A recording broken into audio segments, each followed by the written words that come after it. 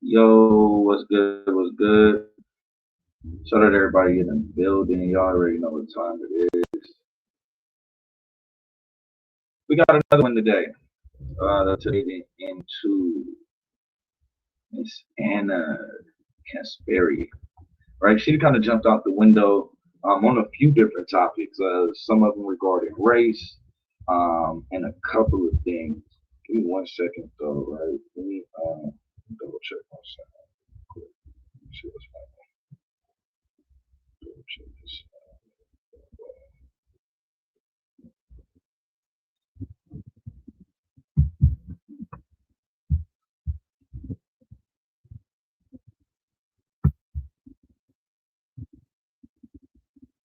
Let's see. Mic check. What's good, pandemic? Not digging in. So let me see what's going on. Mic check.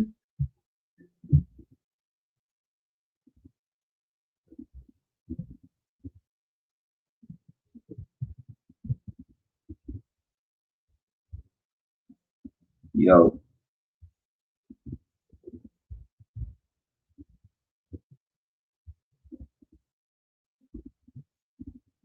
I'm not sure I made it here.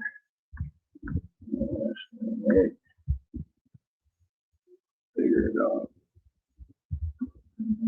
Figure it out. I'm gonna though while we get the intro. Alright, but anyway, to this. What's good? Shout out to Honey in the building. Appreciate you. I'm gonna get the volume and whatever situation just a second. I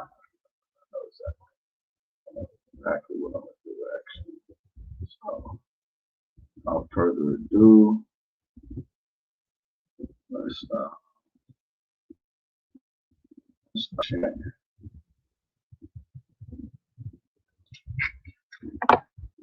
We talk about slow motion, slow motion.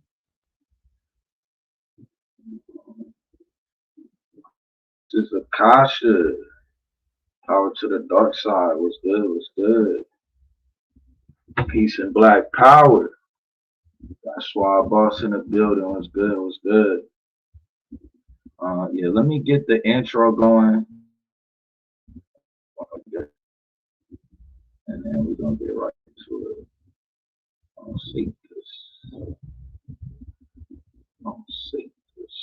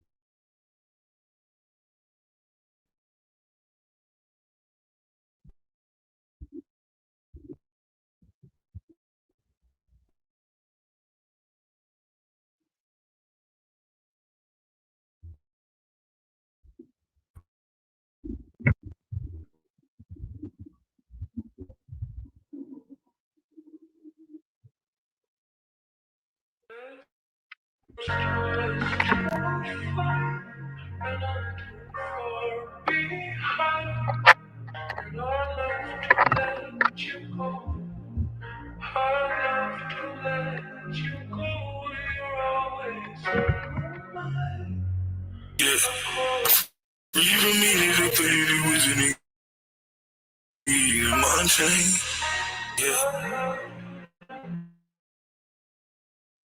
Needed to get you working a bridge with my chain. How about I hide in a place so you can come find me?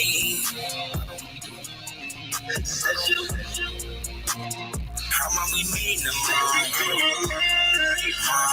How about we meet them? How about I hide in a place so you can come find me? I'm only meeting the mind. I'm only meeting the. How about we pray hide and seek? I free you from me just when you get these whips and you putting on my chain. When you get a good grip, that rest you get splitting. I'm feeling it dripping on my face. You get on your back and you get the staff until I get hit with that highway. The way that you soak and how I control it. Moses is my name. At the spot, the flow of the water don't stop. Like Moses is my name. He was throwing it back, I gave it a smack, and I felt the splash like the tide came. And put it in motion. I surfed the ocean and pray for the tide change. Climbing on top of me now like a clock, I swear everything's stopping the time change. How about I hide in a place so you can come find me? I'm only meeting the mind.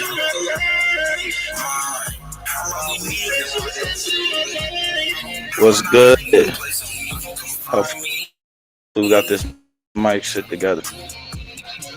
Bradley building a building.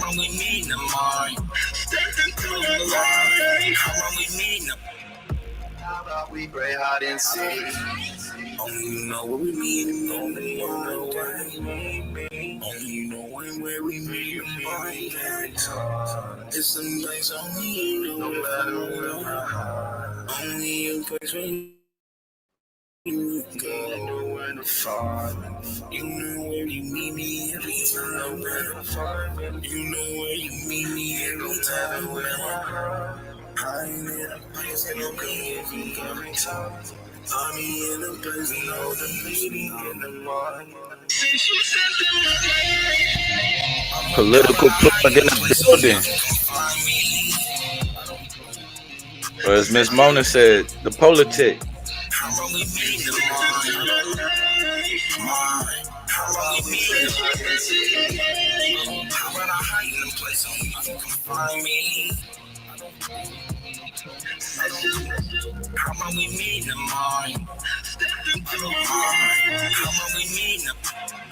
How about we pray hide and seek?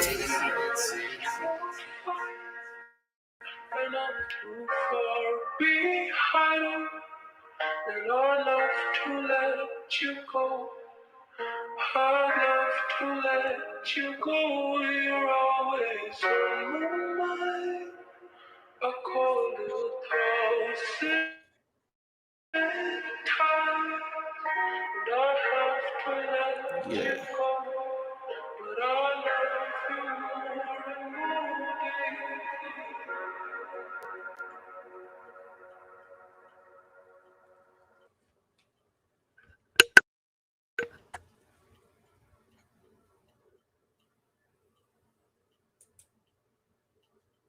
All right, here we go. Here we go. I think I got everything good as far as with the sound, so we should be good. Let me see. Yeah, hell yeah, hell yeah. Yeah, I don't know what that was a second ago. Yeah, we good to go. We good to go. So yeah, man, shout out to everybody in the building. Y'all already to the dark side. Yeah, we're gonna get into Anna Kasparian and lost her goddamn mind. And let me see. Why it sound like I'm kind of dragging. But yeah, she done lost her mind. We finna get into it without further ado.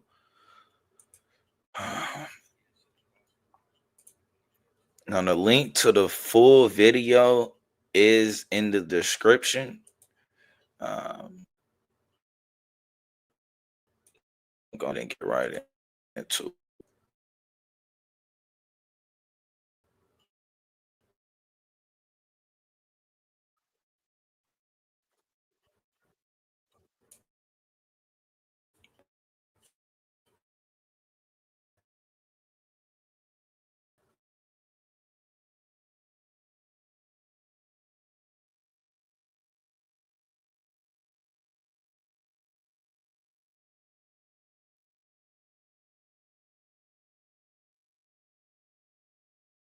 Soldiers. We're alienating. Welcome back to the tea. I'm your host, Miriam Francois.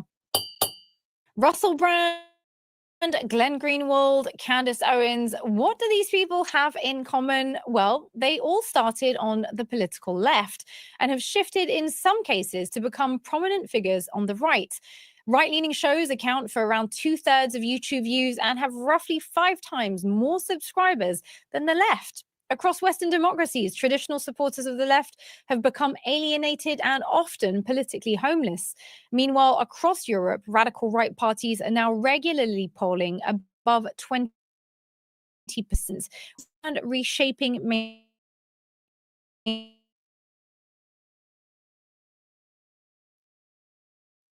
mainstream politics.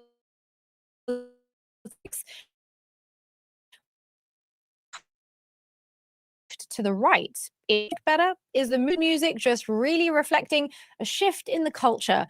And despite the success of New York Mayor Mamdani and a few notable exceptions, has the left just failed to provide an aspirational vision to buy into? What remains today of the traditional left's focus on worker rights, anti-elitism, and universal social protection? Some feel that identity politics and moral signaling have displaced the material struggles that once animated the leftist struggle. The result has been a political formation that's the liberal center it once claimed to challenge, the so-called liberal elite.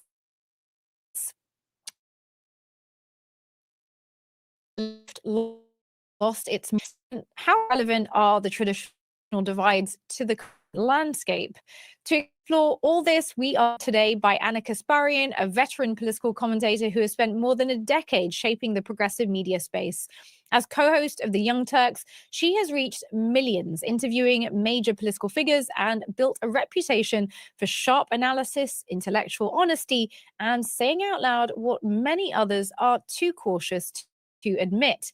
In recent years, she has become one of the left's most outspoken internal critics, unafraid to challenge the orthodoxies of her own side, which is exactly why we need to have her here in this conversation. Anna, welcome to the show.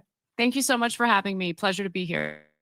Thanks for being here. In September 2024, you launched your Substack, Unaligned, and you wrote, "I've changed. I'm done pretending that I have." In many ways, your most prominent voices for politics change and online.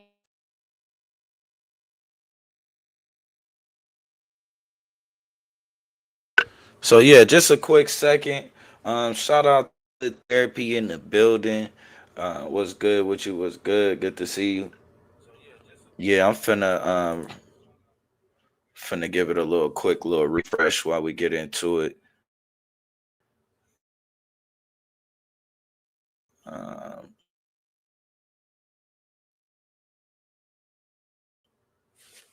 look together. Platform, your team are traveling in one place, flights, hotels, cars, while staying within budget.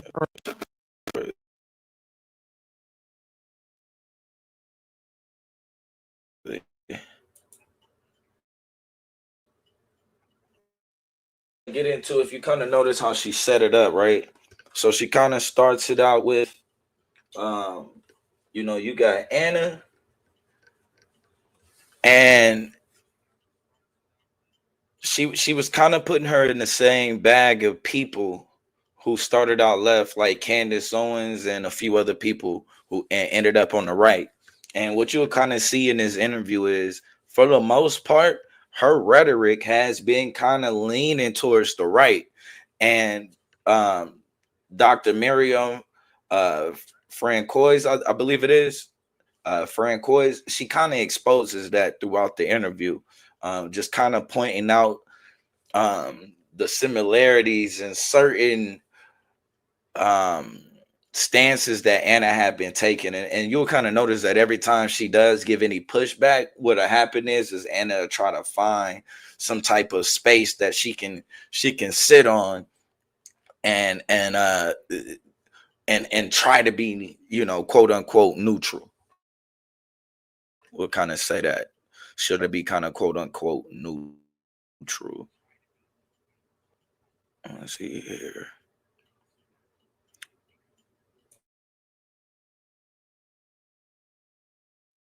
All right, we should be good. Thanks for being here. So in September 2024, you launched your Substack on a line and you wrote, "Changed. I'm done pretending that I haven't." This was in many ways your declaration of independence from the left, if I may, after being one of its most prominent voices. Take us through when you began to change and what inevitably made you decide to yourself the left.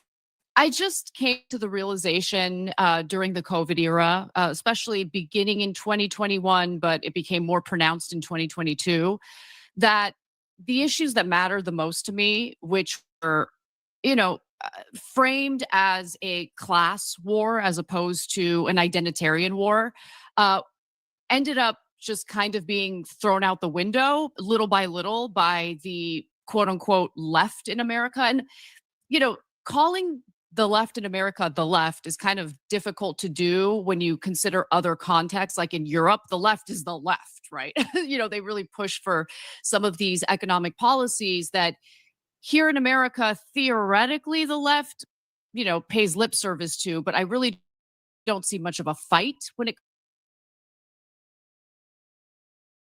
to the this big explosion 2016 Democratic wasn't the fact it was hyper focused on identitarian. It was was able to speak to the very real American, and he didn't talk about it in a partisan way. He would bring people in with the way that he would communicate about these policies, and he was tremendously effective. However, the establishment Democrats ensured that he had no chance at winning the Democratic primary because they had already anointed Hillary Clinton as the candidate for the Democratic Party. So what I realized later, years later, actually, during the COVID era, was I was modeling myself after Bernie, right? I had fallen the ideas as something that's deeply fractured, based race, based, and more importantly, there was this growing culture among those who self-identify as left, where with the other side, right? Like you don't do that, you don't plan.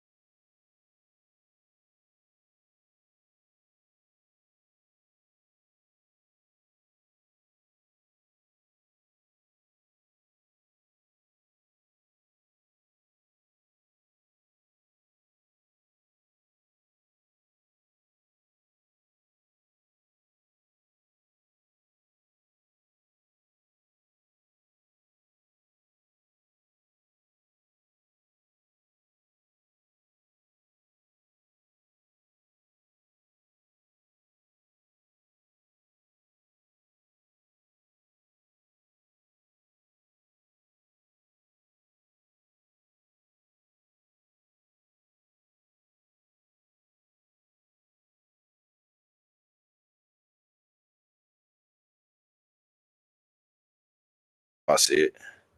My fault. That's my struggling. But yeah, so like we gotta admit though, right? So yeah, she did try to sneak in under the disguise of, like she was really rocking with Bernie Sanders, and because she rocked with Bernie Sanders, and Bernie Sanders usually talks about classism in a lot of ways, and that's one of the things that she mainly wants to deal with. She felt like she could use that as an opportunity as well to kind of she feels like it should always overshadow racism, and that the real issue that we have going on isn't the racism issue, it's really the classism, and that And that what happens is that all of us get to complaining about all of this shit. And our complaining about our own individual issues distracts from the overall issue that the elites are stealing our paycheck money. Which, like I said, we'll see. I'm gonna let them continue on.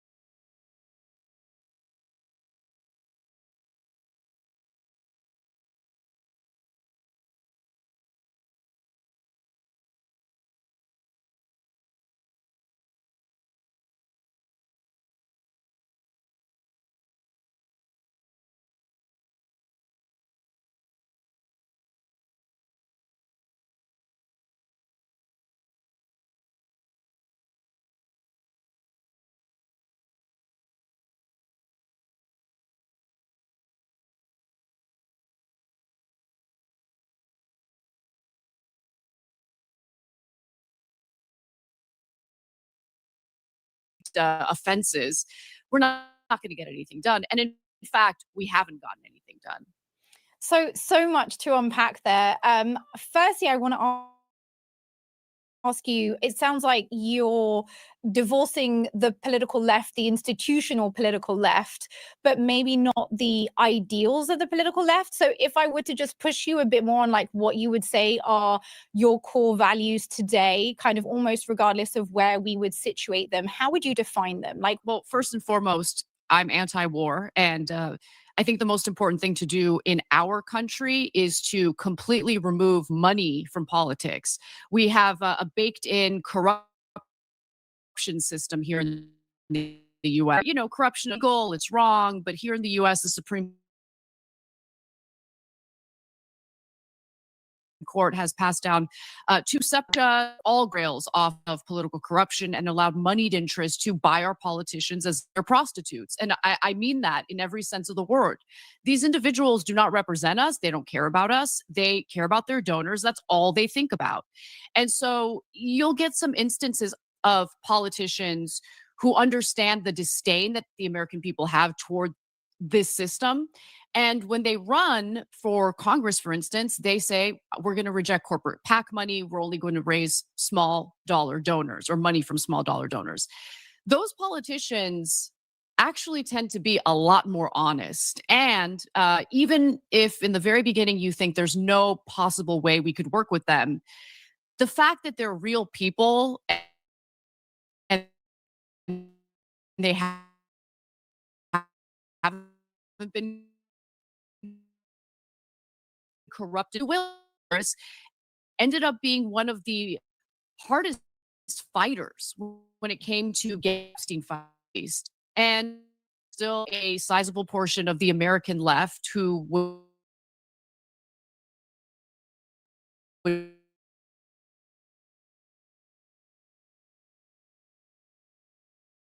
be very disgusted with me for giving her the credit that I'm giving back against the very man that she had been such a fighter for. And that's, of course, the president, President Donald Trump.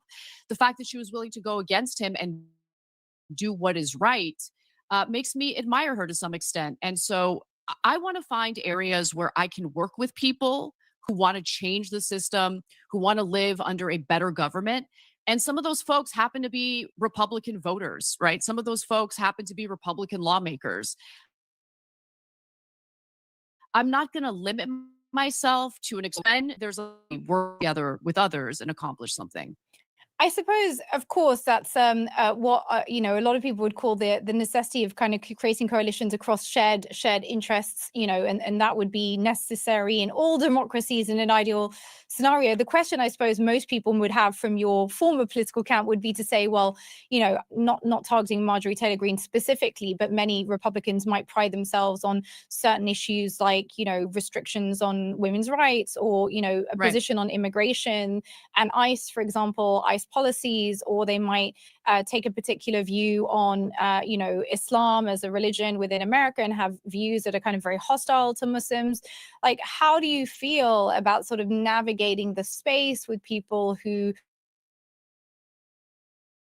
maybe in some policies that could reduce your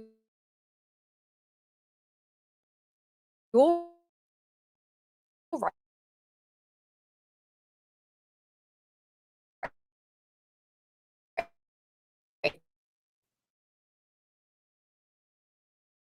And I would like my detractors to watch that show and tell me whether they think I was weak in pushing back against right wing policies that I don't agree with, that I think are actually damaging to our society, that I think take rights away from people.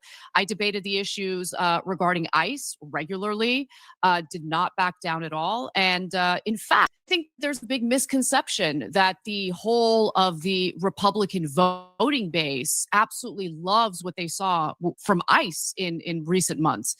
A lot of them don't. A lot of them are not in favor of their cities or their towns being terrorized with, militarized federal agents who shoot and kill American citizens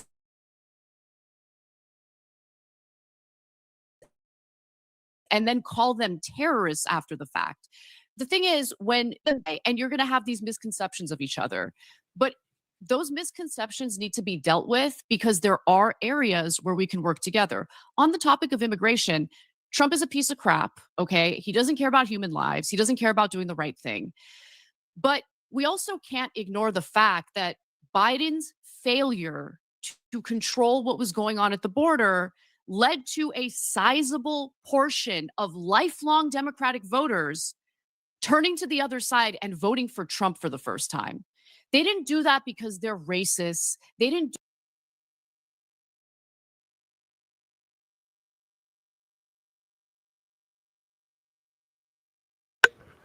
And this is just kind of where it gets a little bit iffy for me, right? Because on one end, right, you want me to believe that the people who voted to get these people the fuck out of their cities all of a sudden feels bad, right? Because notice,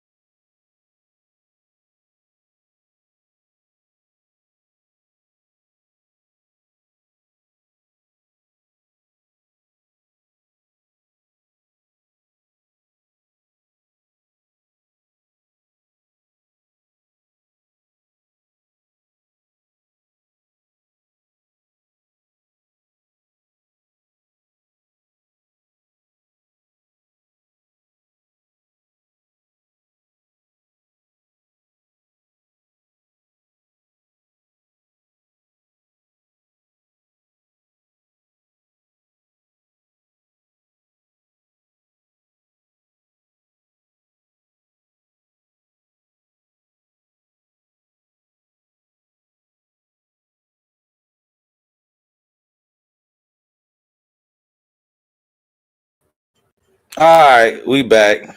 We back. We back.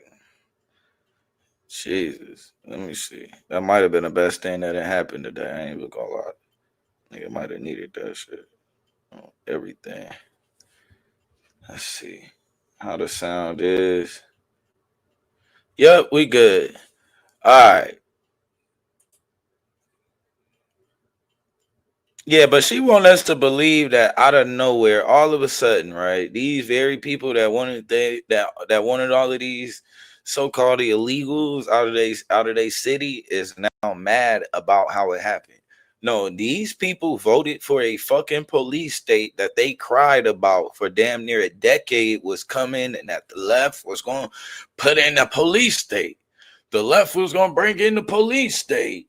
They was gonna put troops on U.S. soil. First thing they do is vote in a nigga that put troops on U.S. soil. Now you want me to believe that they crying about it? Nah, they can shut they bitch asses up. I'm just gonna be real. She's gonna be 100 about it. They go ahead and shut the fuck up. Ain't no need to cry about some shit that you been begging for.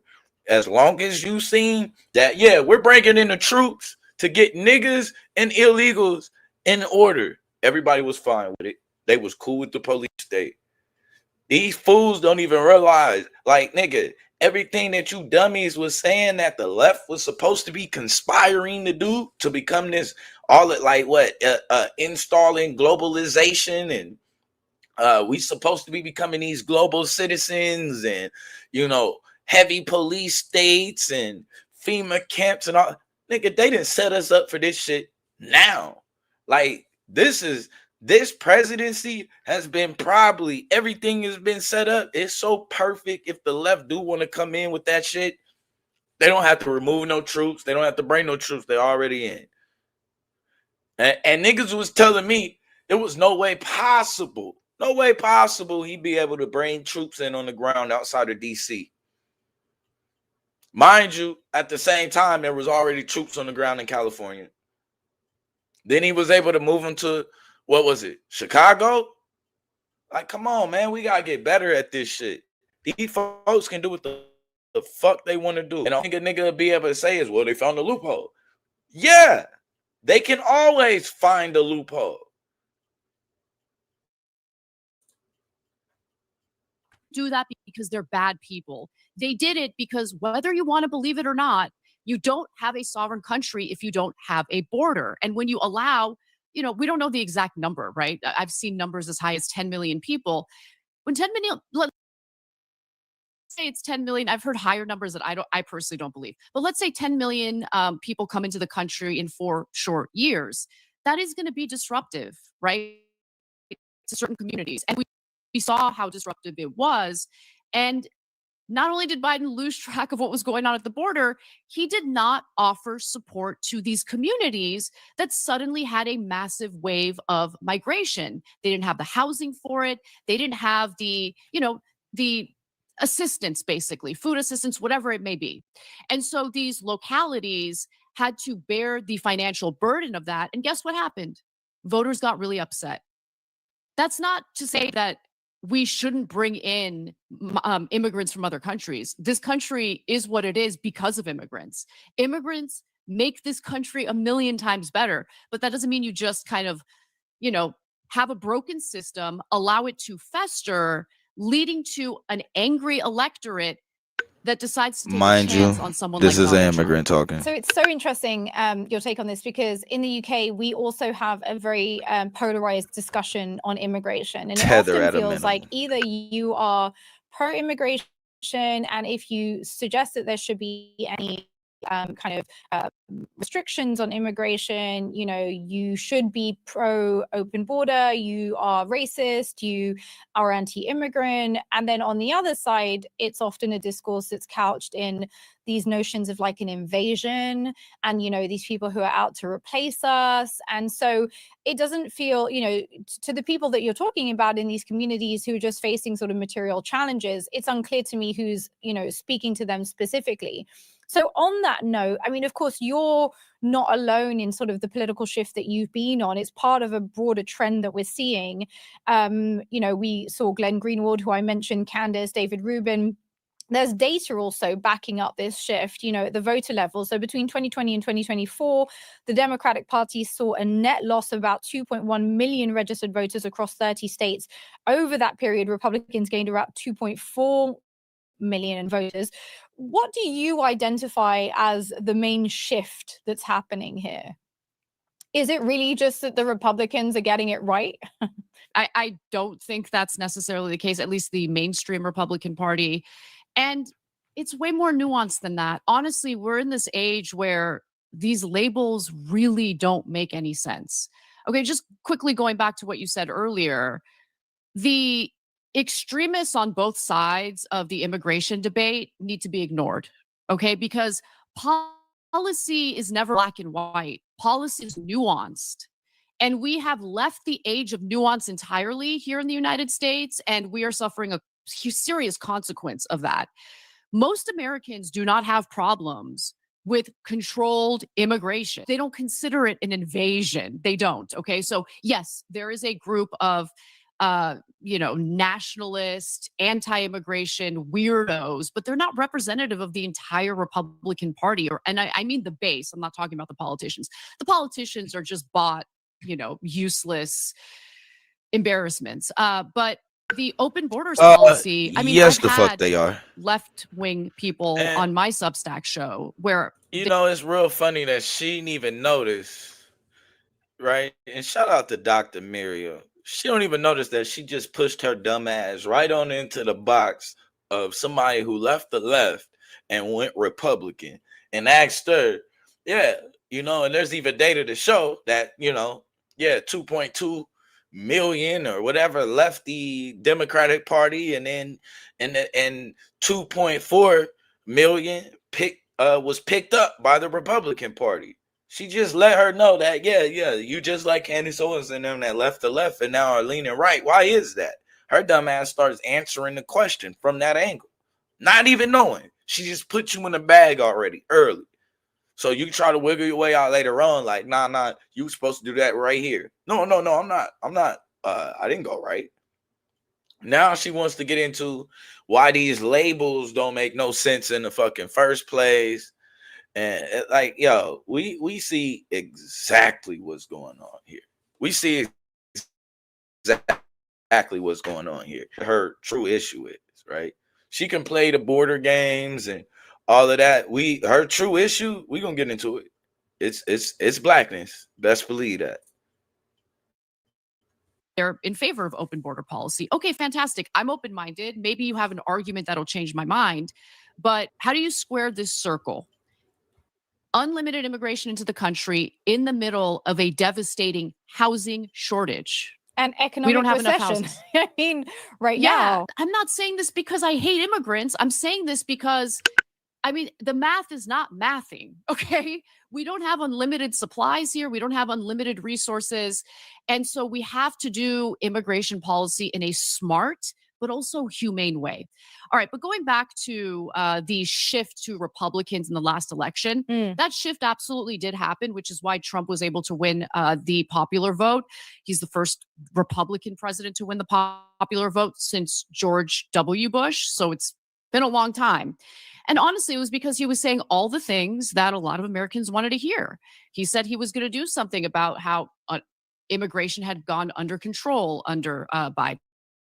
He kept talking about how he was going to use tariffs to reindustrialize the United States, which I do think a lot of Americans desperately want. They want to be able to manufacture and produce products here domestically. Which is technically a protectionist left-wing policy, we should point out. Yes.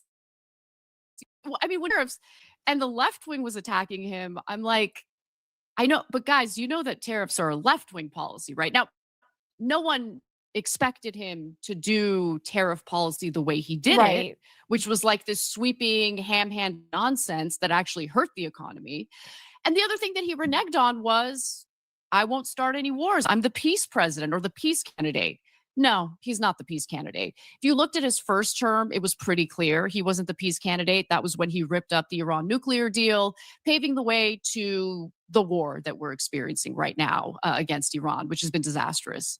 Right. And you mentioned the war. I mean, the genocide in Gaza has exposed, I think, fractures across the political spectrum, because I think, interestingly, I think we wouldn't be where we are in terms of the public discourse on Gaza were it not for some of the voices on the right. And I know that's also a controversial thing to say. But it's true. It's totally true. What was it about the left's position on Gaza that you took issue with, if any, and what do you think the right are getting right about the Gaza and Israel situation? If you got hit driving by this, because if you were in this a car dumbass shit, accident Miss in the Anna, last year, right after you could this be owed goddamn commercial. large Please cash tell me back. the Even if difference between is going to treat driving, all you Israel have to do- and how the right is going to treat Israel. I Please. had a problem with the left's reaction and response to Gaza at all. I mean, I'm talking about ordinary people. So if you want to ask me about the politicians, that's a little bit of a different story. And media figures. Bernie On the Sanders. right, okay. So Bernie Sanders might be a good example. Bernie Sanders was very slow to call the genocide a genocide. That bothered me. He regurgitated the line about how Israel has the right to defend itself over and over again after October 7th. And this is, months into Israel evacuating Palestinians and then bombing them in the areas they were evacuated to. And I was very disappointed in that and disgusted in that. I just didn't, I couldn't believe it. But at the same time, I also know, considering what his family went through in the Holocaust, there's certain intergenerational trauma that comes along with that. Then you have other politicians who had an opportunity to cut military aid to Israel after it had become abundantly clear that they were engaging in a mass slaughter campaign and had displaced pretty much every single Palestinian in Gaza. And, when Marjorie Taylor Greene offered an amendment on a bill that would have allowed $500 million in cuts to defensive military aid to Israel, you had first of all, you had multiple progressive Democrats, people like Rashida Tlaib, Ilhan Omar, voting in favor of that amendment. And I commend them wholeheartedly for doing it. That was the right thing to do. Alexandria Ocasio-Cortez voted no, and I don't understand why. Why would you vote no on that? And then when I called her out, she pretended like she didn't do that and then called me untalented. So, it's just, I need politicians, all of them. I didn't sign up to work for you. And what I mean by that is this feeling among politicians. So we're just gonna be real. So her real issue is that, according to her, right? Basically, her issue is that one side was supposedly going to cut funds to Israel, and the other side, like, you can stop with the cap. There is no side that it was going to stop funding Israel's military. They're not going to cut the funding. There's nobody on either side. We can go ahead and move on to your next dumbass point, Anna. Why did you really lead the left? Please. I don't even know why we playing these games. There's not going to be anybody who comes in and is going to cut funding to anything that got to do with Israel. Go ahead and throw that off the back. Like, you go and toss that out the back door. That's trash. So you're fucking stunting right now. That wasn't going to happen. That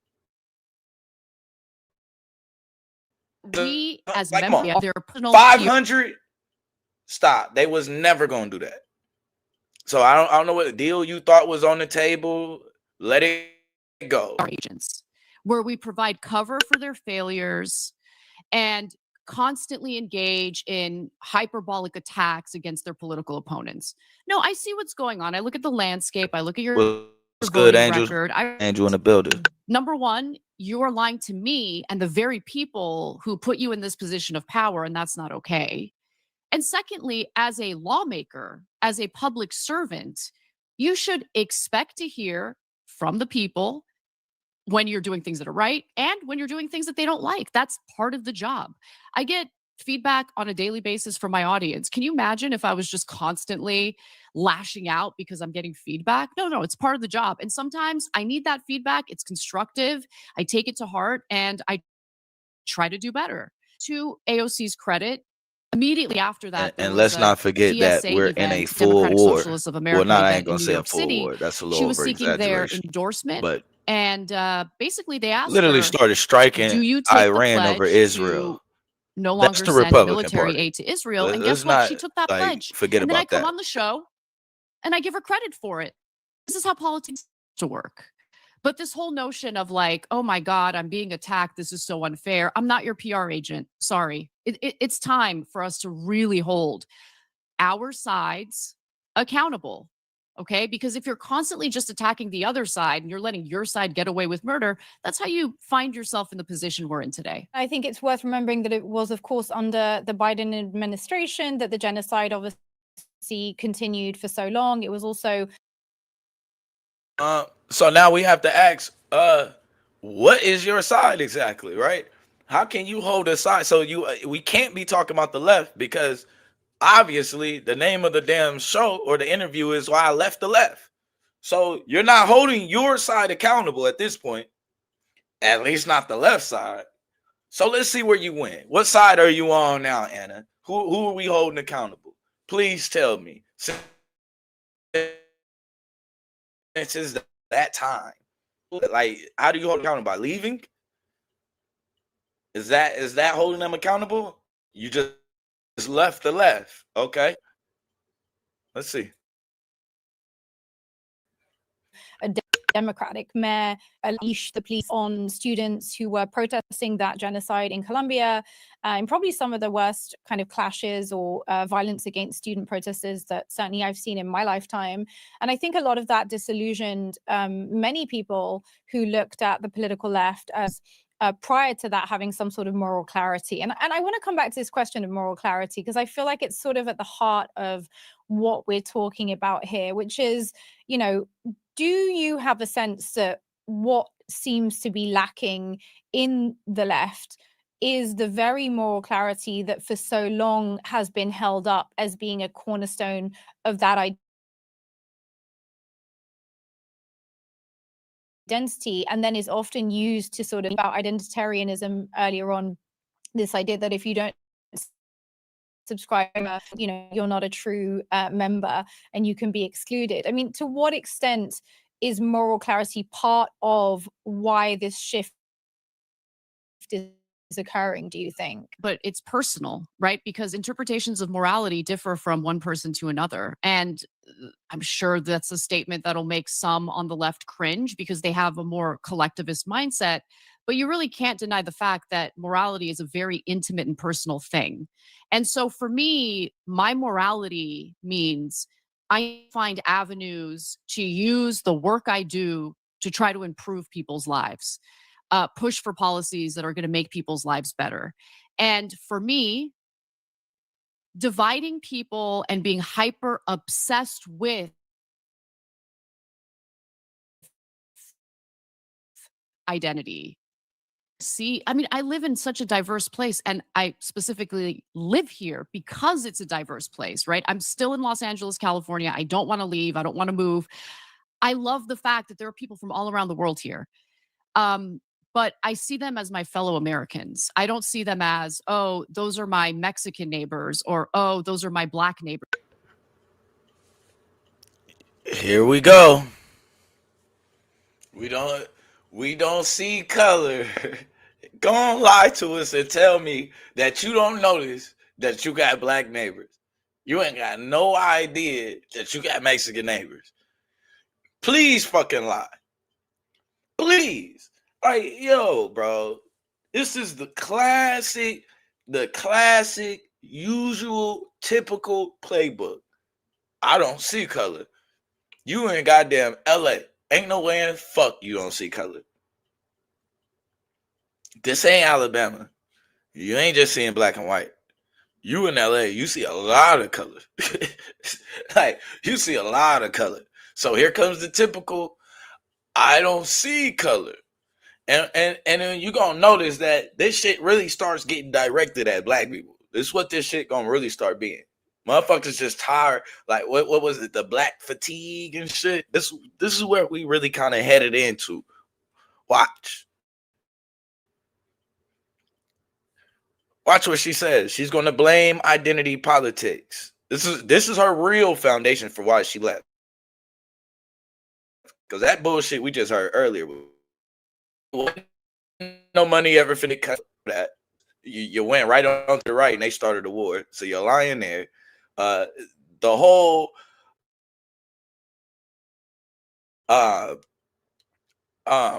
immigration ordeal, and I'm I'm this overly concerned with the border and all of that. You're capping, because let's be real. The Democratic Party, one thing that they damn sure was doing was taking out some damn. They was damn sure deporting immigrants. So I don't know what we doing with that one. So you cap it on that. But now we getting into the real meat and potatoes of this whole meal. That's what we getting into. We ain't just talking about anybody's identity. We're gonna be real. There's only one identity that starts to aggravate people when we talking about it. Because if we start talking about other people's identity, they'd be fine. You start talking about black people's identity and what their issues are, as far as intersectionality, that's when people start getting real aggravated and irritated, and they don't want to hear about that shit. And now you need to just start getting over shit and pulling yourself up by bootstraps that you don't have. We're gonna go with that. But let's go interrupt and let's let her cook. No, those are my neighbors. Those are my fellow Americans. And I just started to feel that it was becoming increasingly immoral, that all the conversations that were being had on the left in America, shout out to the down a little bit lately, which I'm happy about. But certainly in the COVID era, all of the conversations were about how different we are from one another because of our identity. And then it would go to, like, I guess, ordering different groups based on where they land on this like hierarchical system, like who's the most oppressed. And it's just, it didn't lead to anything positive. It just led to anger. I think it led to more racism. We have to get to a place where we recognize the wrongdoings of the past while also seeing everyone as our fellow Americans. Otherwise, the disrespect, I don't know if y'all just caught that, but she disrespected intersectionality and tried to diminish it into oppression Olympics. That's what she just tried to do. Not the fact that depending on what you are, who you are, and your physical abilities or disabilities, that can affect how you are affected in society and how you are viewed and what advantages or disadvantages. You just gonna turn it into, well, what happened was not intersectionality. There's a whole term. She just tried to downplay it into what? Oh, it was just the Olympics that was going on. But on the other end, right, when it was talking about immigration, she was willing to quiet down the extreme left and quiet down the extreme right and have the conversation, right? From a neutral standpoint, from a standpoint with nuance. You know, there was nuance in the immigration argument, but now we talking about racial identity politics. There's no nuance for that. It's only the extreme. It's only the extremes, and it ain't even an extreme left or right. It's just one extreme for her, and that extreme irritated her. But you'll see. Look at her face. We're doomed. Like, we're never going to get it done. An August 2023 discussion on your show, The Young Turks, you said, I'm done with the identitarian garbage. It's a giant distraction, denouncing essentially the identity politics you're referring to here. What exactly do you think it's a distraction from? It's a distraction from what this should be about. This is a class war, period, end of story. So look at the elite getting reelected again and again, no problem, no challenge, no nothing. In the meantime, the powerless, okay, are fighting each other. Just so you know, black people, your issues are a distraction. That's what I'm saying. That's what I'm saying. I have a lot more in common with a black worker than I do with like an Armenian executive at like a big company. You get what I'm saying? And I suppose that's what the goal in its essence of what we call identity politics No, the today fuck was you meant don't. to be, right? Which was to No, highlight we the ways in which no no. distinction forms of No. There's no guarantee to that. There's no guarantee to that. I'd have to hear his stance first and his policies or his political stance before I could just jump out that window. I have nothing in common. Nothing in fucking common. Nothing. We ain't gonna pretend to play that game. And I get what you're trying to do, and I get the point you're trying to make. Yeah, we got more in common with Port. You're not on, like, let's stop playing that. You've been very privileged living in LA. Come on. You didn't live in Compton. You didn't live in South Central. You've been in a pretty nice area in LA. Let's be real. So to even pretend like you ain't gonna notice when you get black neighbor, oh, you gonna fucking notice.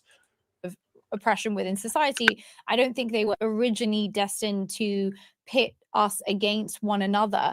How do you think that occurred?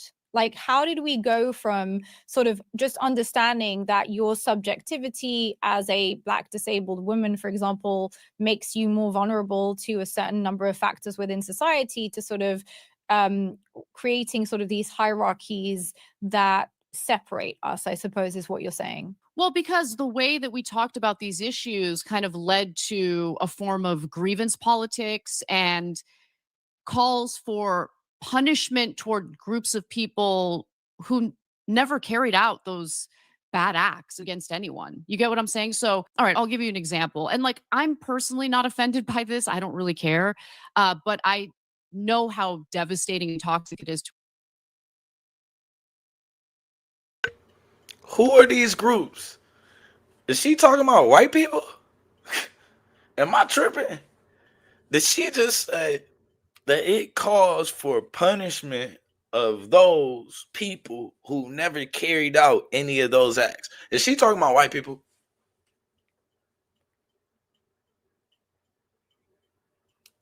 I want to know what acts are she talking about. She only talking about slavery?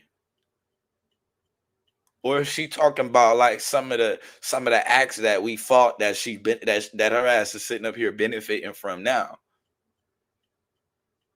Like, what acts are you referring to that they didn't do exactly? Like, you think all of the people from the Civil Rights Act are dead or something?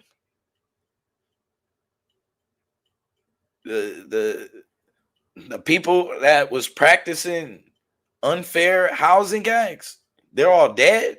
They're gone. Who the fuck are you talking about, Anna? Are you saying that nobody exists now that's guilty? Like, what are you saying? Or are you saying only the particular, like, let's say the people who put Japanese people in concentration camps? Are you saying only the people who physically lay hands on these people would be responsible? Or even the people that stood by and watched and thought it was okay? Therefore, Americans had to pay taxes towards their reparation. Like, I'm trying to figure out what exactly are you fucking talking about right now. But let's see. To a society. So, for instance, after the George Floyd protests happened and everything, you know, there was this culture of people openly saying some pretty horrific things about, you know, people with light skin.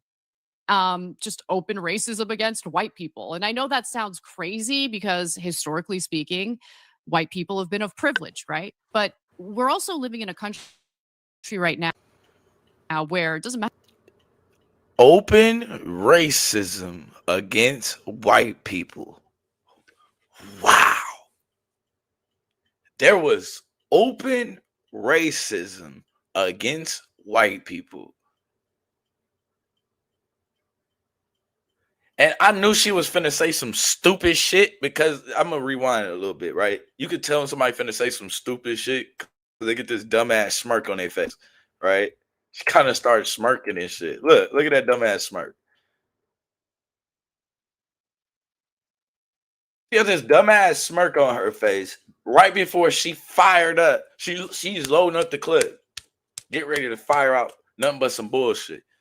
Man, when the fuck was it open season for racism against white people? What the hell are these? Like, here we go again. And she wanted to say light skin because for some reason she's having trouble identifying herself as a white woman, even though she's a white woman. I don't know what's going on right there. Like, lady, you're not light skinned, you're a white woman. Like, and then you jump right on into it. It was, let's just say it was open season racism on white people. Anybody know like how many congressional seats did they lose? How many Senate spots did they lose? How many jobs did we keep them from getting? Let's say from the time of George Floyd until now. How many neighborhoods did we not allow for them to buy a home in or rent an apartment in? Like this open season. Yeah, you're right. Though you're right in y'all. Right, that's it. Does make sense. Open season on people she don't even fucking see, or white people the only people that she see. That's the issue, because she didn't see color, but now she sees white people though, and their struggles. That's funny. Because the way that we talked about these issues kind of led to a form of grievance politics and calls for punishment toward groups of people who never carried out those bad acts against anyone. You get what I'm saying? So, all right, I'll give you an example. And like, I'm personally not offended by this. I don't really care. But I know how devastating and toxic it is to a society. So, for instance, after the George Floyd protests happened and everything, Oh, you're there was offended this by it? culture of That's why people you fucking mentioned openly it. saying Quit some playing. pretty horrific things about, you know, people with light skin. Just open racism against white people. And I know that sounds right, but we're also living in a country right now where it doesn't matter if you're white, if you are a working class person, you're screwed.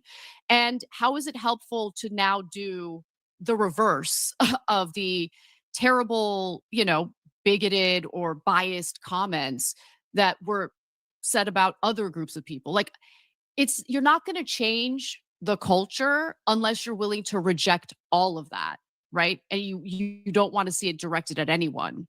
I even saw it directed at Asians during the affirmative action fights, because there were a group of Asians who challenged affirmative action all the way to the Supreme Court. And so all of a sudden you have a minority group in the United States that people on the left were saying some pretty horrific things about, because of the fact that they're Asian. Oh, Asians think so highly of themselves. They think they're white. And this, how is that conversation helpful? It's not. I suppose, of course, and I hear you on that. But I suppose some other people might say, but within that working class, yes, the working class are screwed, but actually, You just died. How in the hell would you say it happened because they were Asian? You just fucking lied. You just said it happened. You just literally said it happened because they were going against affirmative action. And it's crazy because it's only a small group. We ain't talking about Lao. We ain't talking about the Cambodian. We ain't talking about the Filipinos. It's a small group of these Asians who don't give a fuck about the other ones. We just gonna be real. Small group.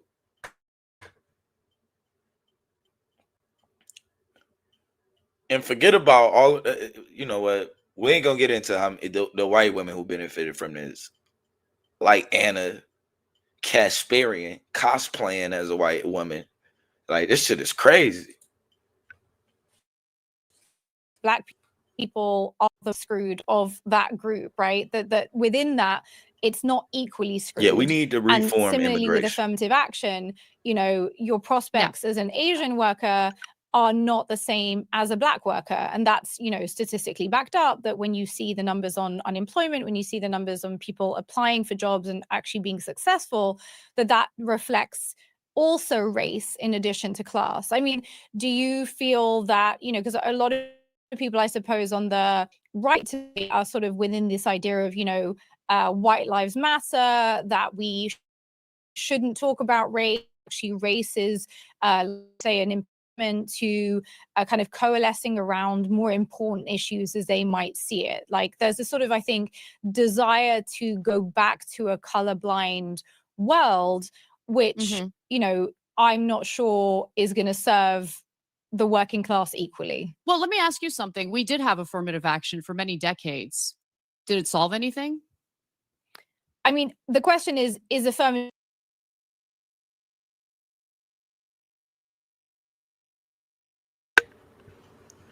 She just thought she dropped a bar with that. We had affirmative action for decades, but did it solve anything?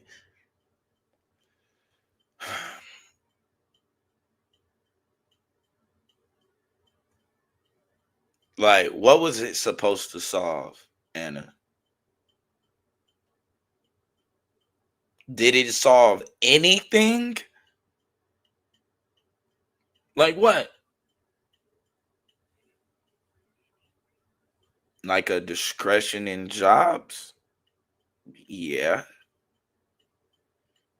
To the point where white women benefited a lot from that. So I'm lost.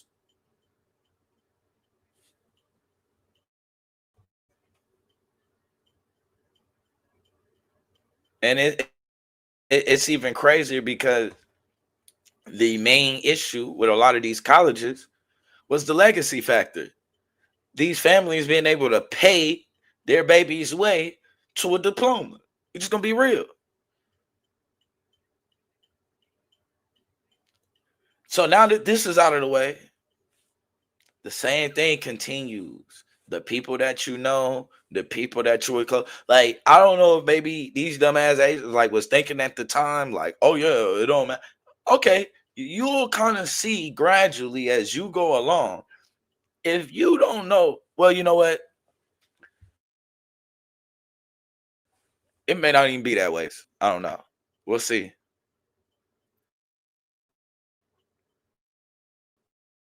But it's who you know. It's who you know, not what. That's what gets you in the door. You know, who you know, not what you know. I give an example of this, right? I had a tryout for a basketball team one time, right? And I came in out of shape. And I mean, I come in terribly out of shape, right, for the tryout. And the other person that was there outplayed me that day. He was in shape. He outplayed me. Had a great time. The coach though of the varsity team already knew me. So he comes in right before they get ready to make cuts. I know my name finna get called for the cut. He whispers something in the coach ear. Boom. Coach picked me over the other dude I know should have took my place. Now, what did I do? I went crazy that same night. Like literally, I was so grateful. I was running suicides that whole night. Like literally, I ain't like soon as that practice was over, went straight home. It was like it's a little basketball court, like right across the street. I'm just over there running suicides like crazy, like trying to get back in shape. But the point of the story is that what got me that position and a chance to even, did I necessarily deserve the position based off of how I performed that day? No, I didn't.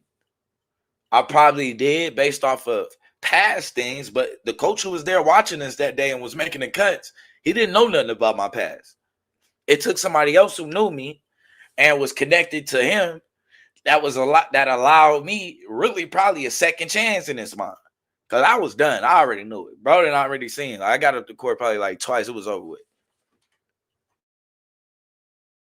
So a lot of what we talking about, who you know, and there's certain circles you just kind of on the outside of the judge circles.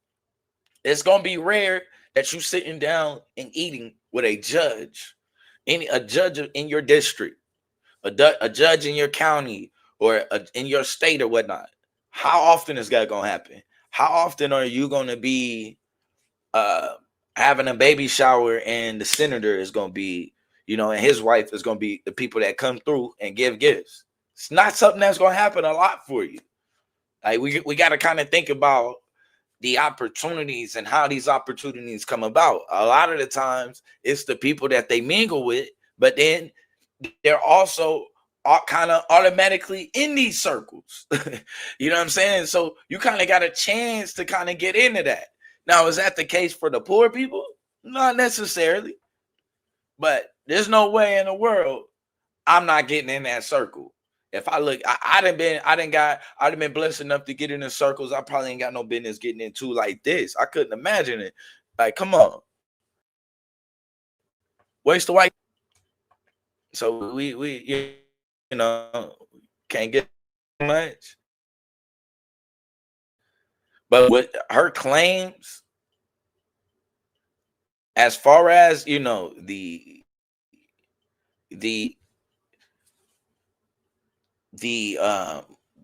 is it being an open season to practice racism on white people. This is that's a clear lie, and it's really an insensitive statement. And I don't we really need to change the immigration policies. I'm just gonna be real, because we talk a lot about FBA, but we need to know exactly who the fuck is FWA and who the hell is not, because these folks be talking just as goddamn greasy. Like, yo, you're not even a foundational white American. How the fuck are you even in the conversation? Like, you're just saying dumb shit.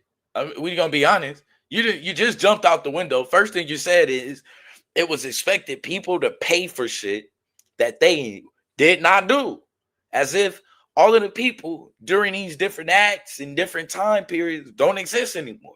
You lied there. So we know automatically you only talking about one thing. Just like when we was talking about you don't see color, you was really only talking about one color you don't see. Black people. It's gonna be real. And we getting ready to get into some more of her feelings about that as well. But let me go ahead and let her get into it. Action, the solution to racism, right, in society. I think that's what the question is here. To racism, right, in society. The question is decades. Did it solve anything? I mean, the question is affirmative action the solution? Which, I'm not sure is going to serve the working class equally. Well, let me ask you something. We did have affirmative action for many decades. Did it solve anything?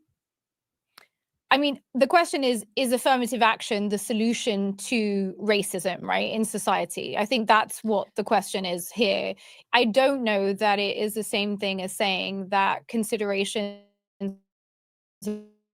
of the ways in which race intersects with class moved from our considerations. Well, I never said that, right? But what I do have a problem with is the way that suddenly the left used identitarianism and the differences in race, the differences and all of these things that are immutable and we can't change. And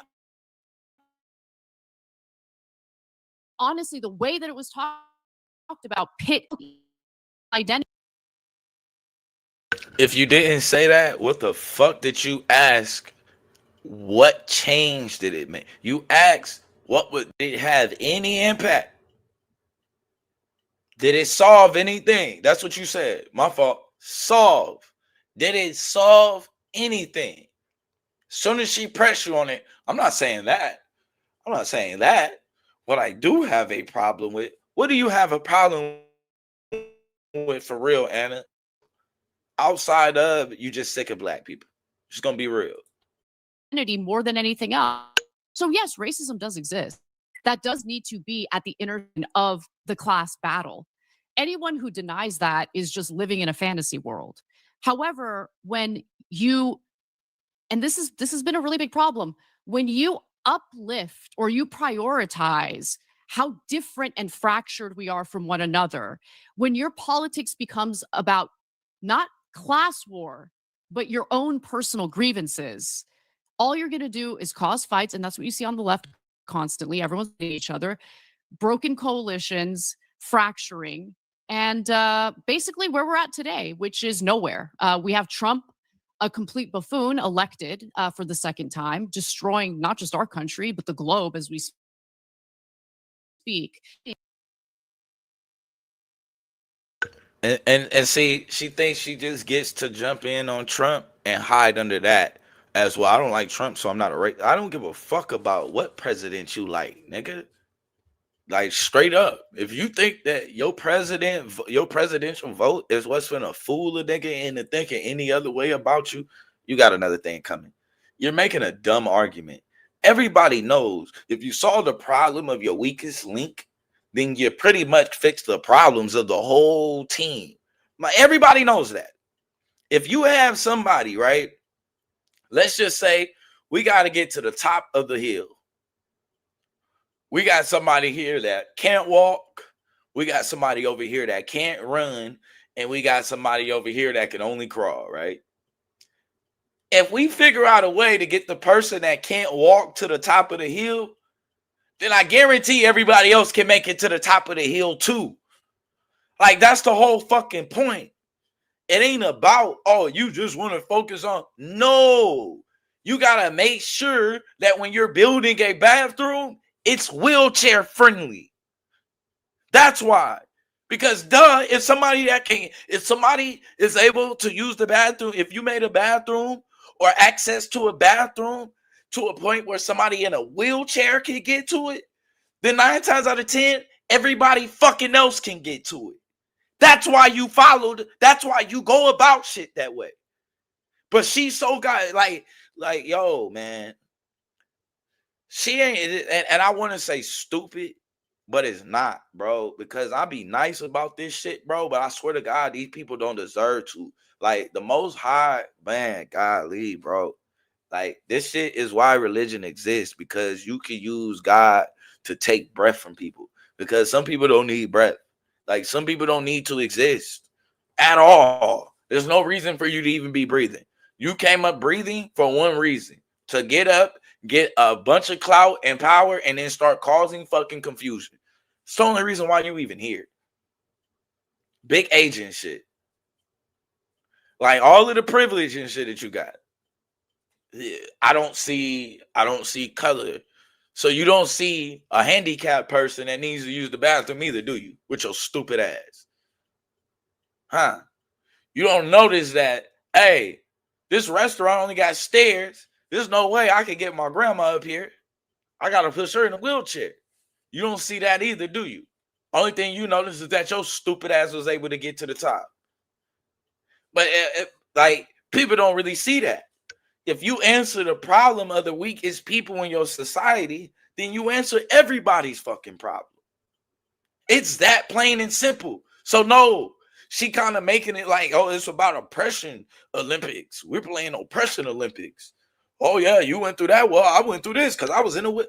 No, the point is making sure that everybody has representation, everybody's issues are heard, and that we are really, literally, and legitimately trying to solve everybody's issues the best way that we can. And the easiest way is going to be to that is to look at who's at the bottom of the issues. That's what you want to look at. Who's at the bottom of the issues? W.E.B. Du Bois even stated, you saw the problems of the black. If you saw the black women problems, you saw the issues of the world. Right? Very simple. I'll let y'all sit on that and think to yourself, why would that be the case? But let's continue. The left in the lead up to the 2024 election. Guys, this immigration issue is really hurting the Democrats. They got to take it seriously. I got attacked.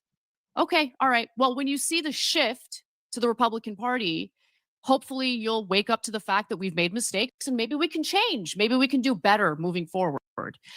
We'll see. But don't you see some of that identitarianism on the right as well? Because I feel like there's a victimhood in the white identity narrative as well that we see today. This like, oh, woe us, we have been neglected for so long, we're now the oppressed group, we're the real minority, we're going to be replaced. I mean, I personally see echoes of that in a lot of the right-wing discourse. It's just like a different side of the coin, but it happens to be the one that holds power. So to me, it feels much more dangerous, right? One is kind of who are disenfranchised, playing our society, whether they're doing that in terms that you agree with or not. But the other is literally cementing that power institutionally along the basis of race. I mean, didn't the Trump administration just get rid of a whole bunch of Black and brown senior military officials recently who were up for promotion? Wasn't this a thing? They got rid of a bunch of military officials that probably raised some red flags about what Pete Hegseth wants to do in the Middle East. Definitely. There's no question. Yeah. So you don't think race was a part of that? You don't think that is a problem. Yeah. That is a problem. That is a problem. I honestly don't want to spend my entire life and career harping on race. Okay, that's where I'm at. I'm in a diverse country. Everyone needs to be treated with equality and respect. But at the end of the day, what pits us against each other the most are the elite, are those who steal money from every single one of our paychecks and funnel it to a foreign country so they can do atrocities, so they can expand their borders. Yes, I'm talking about Israel.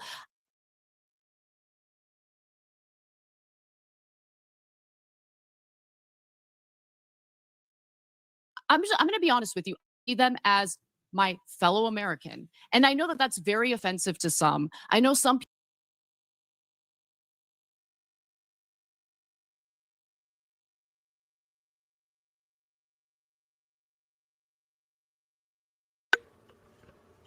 Yeah, so like we getting into it, as you can see, she doesn't. I mean, you can kind of see where this is headed. We don't see race.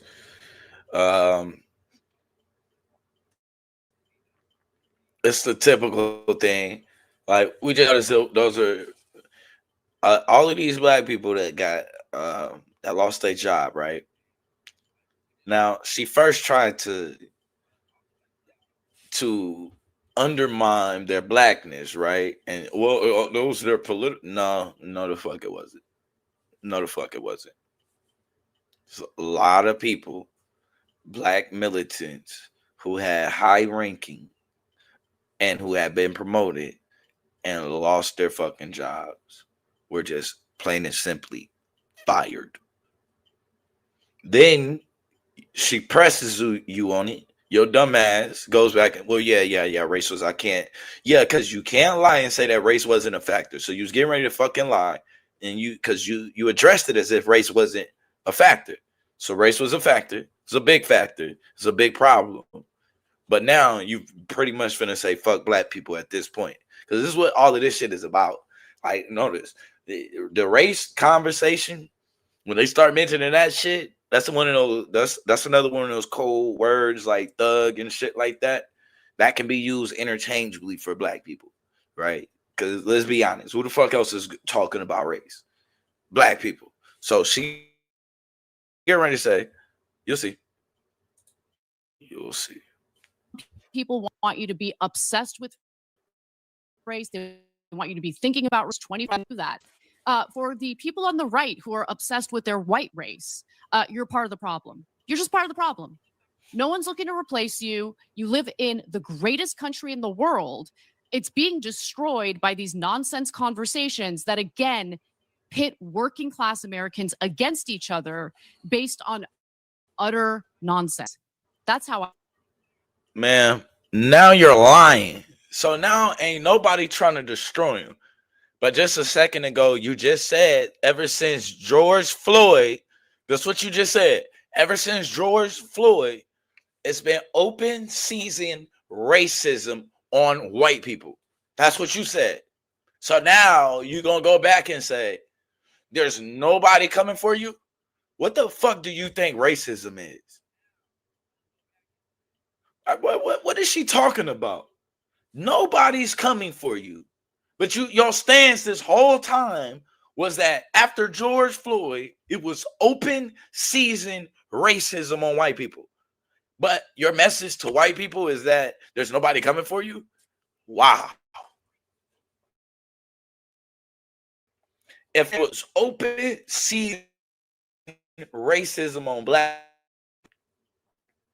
and then next minute, a little bit after, like, ain't nobody, you ain't, but you think that would sound? How loony that would sound? Niggas would be very concerned. Like, nigga, open season. You know what that mean?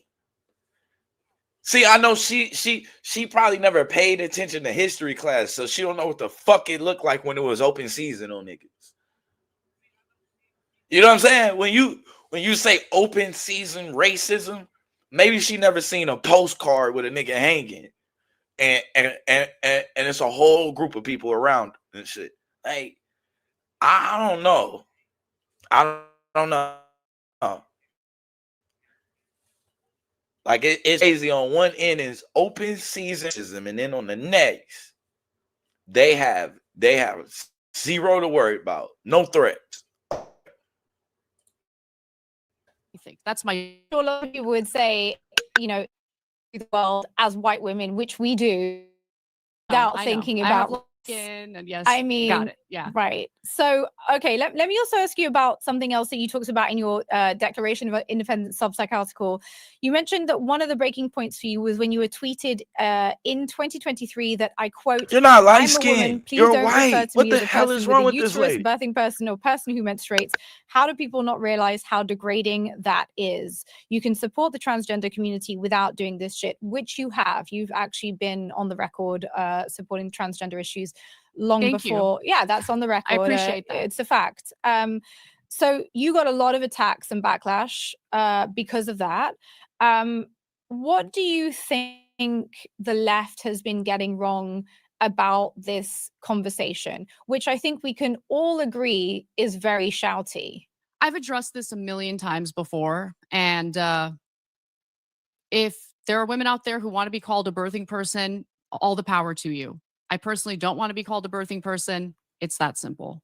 But what's the left getting wrong about the way we talk about transgender issues? Because Miriam, they're not interested. They're not interested in learning about what they're getting wrong. They think that they're right. They insist that they're right. And despite the millions of times I've tried to have this conversation and explain it, they just automatically think I'm a TERF when I'm not at all. I don't know what to say about it at this point. But what's a better way that you think this conversation should be happening? Because presumably you might also a healthy, balanced conversation on some of these issues that is nuanced, that is not hateful, that is able to talk about complex issues without either falling into like blind obedience to something or like the somehow. First off, women, like biological women, because they matter too. That's all I'm saying. So I don't have a problem with the inclusion of trans women in, in women's sports, for instance. But is it going to be fair, right? Like, how do the women feel about it? Okay, how do biological women feel about a transgender woman, undressing with them in a locker room, especially if they've been a victim of rape? Okay, like, I know that these are really difficult and uncomfortable conversations to have, but the conversation has been so one-sided where it only matters what transgender people think or feel, but everyone else, if you raise a concern, if you have a problem with any of it, regardless of how minuscule it is, well, then you're an enemy and you must be purged. Okay, like, that is the way that they treat it. And in the end, I believe the last poll that I can remember on the issue of trans women in sports showed that like 82% of Americans are against it. I don't think the number was that high at first, but it became that high. And I think it's because of the way that the topic was discussed. I think it's because of the, honestly, like, authoritarianism that you see among some of the activists on this issue, where they'll immediately demonize you for something as simple as, I don't want to be called a birthing person. Right. And so, interestingly, also some of the nuance of the conversation is lost. I remember seeing a Brazilian MMA fighter who had transitioned, and she would refuse to fight in women's leagues because she transitioned as an adult. So she was like, I'm not going to fight women. Like, I fought men my whole life. I'm not going to now fight women. It doesn't make sense.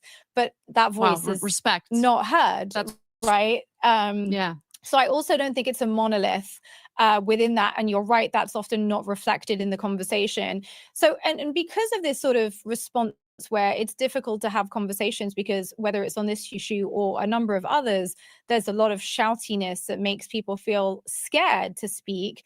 That has sort of weirdly now positioned the right as the defenders of free speech. And I wanted to ask you what you think about that. Like, do you think that that is where we are? Because again, weirdly, I think most people who identify as leftist think of themselves as supporting free speech, but whether it's on the genocide in Gaza and the restrictions we've seen brought in by various governments, including left-wing governments, including the government that I runs the country I'm in right now, on reporting on the trial of the Fulton 24, the Palestine Action activists, the press is not allowed to talk about that case. They've been told they're not even allowed to talk about the motive, why they did what they did in a court, even though that's what we saw in the protests we mentioned earlier. Like, it was Democrats that shut down the student protests. We've seen, a lot of the repression coming from governments we would have thought of as allies, as leftists. So is the right the defender of free speech? Like, I'm very confused about this. Hey, I'm Daniel, one of the founders of Ridge. Now, most wallets are falling up tough to the necks and in your back pocket. So we set out to create something better. After years of trial and error and perfecting the design, we launched the Ridge wallet. Hey, what's up, Kickstarter? My name's Daniel. This is my dad, Paul, and we're here to introduce the Ridge. That was 12 years ago. Since then, a lot has changed. This is the Ridge Power Bank. It's MagSafe compatible, snaps on instantly, and works seamlessly in the Apple ecosystem. Ridge is built to last a lifetime. It's made from high quality materials and is perfect. They're not join our community. It is more than just a YouTube show. It's a space to foster meaningful change together at a time of violent turbulence and dizzying change. Becoming a patron means you get exclusive content and the chance to shape the show.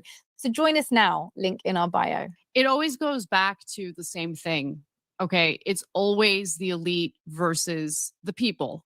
Because who has the power to censor? It's the elite, right? It's the owners of these platforms. It's the politicians. And so ordinary people complaining about speech, that's one thing. And you're allowed to complain about someone's speech. But the power brokers, the individuals with the actual ability to engage in the censorship are the elite. This is why I say, regardless of where you land on the political spectrum, everything in society today, every problem that we have should be seen through the lens of a class war. It's that simple. For you, is that why it's important now to sort of try and move away from partisan politics towards kind of cross-political dialogue? And how's that been going? But this shit is crazy. Because for her to pretend like that classism isn't based off of race, like, it starts with black people being at the fucking bottom. Like, how do you get around it?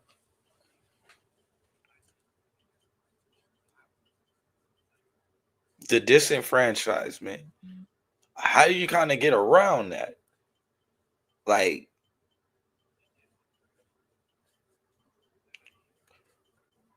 you literally said that you have more, like, that's just like earlier she started with, she would have more in common, right, with a working class black man that she would with a corporate working Armenian.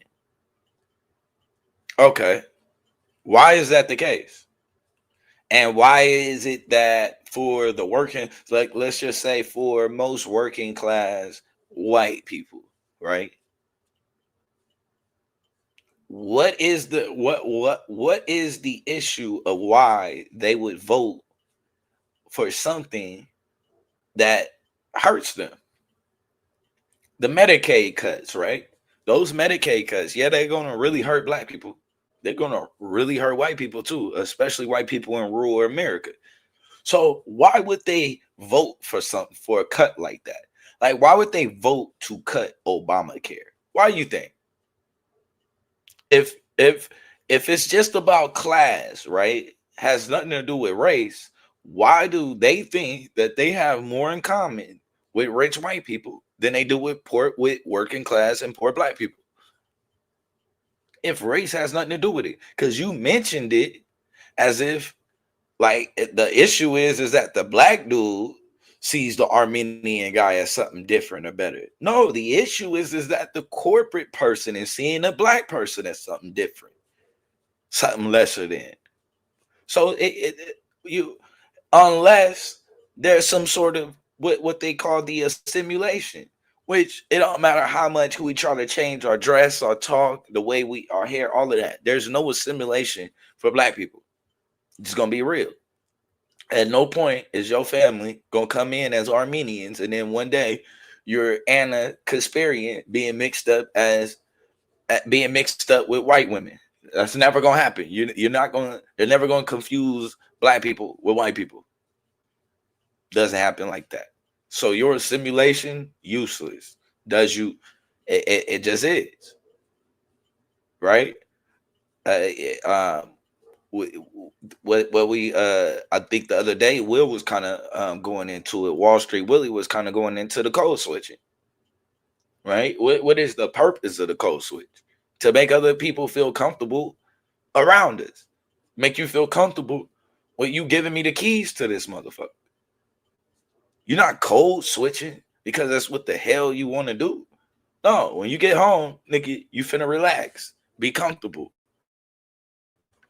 But until then, they gotta be comfortable around you. Otherwise, you can cause yourself submit in your real deal everyday life.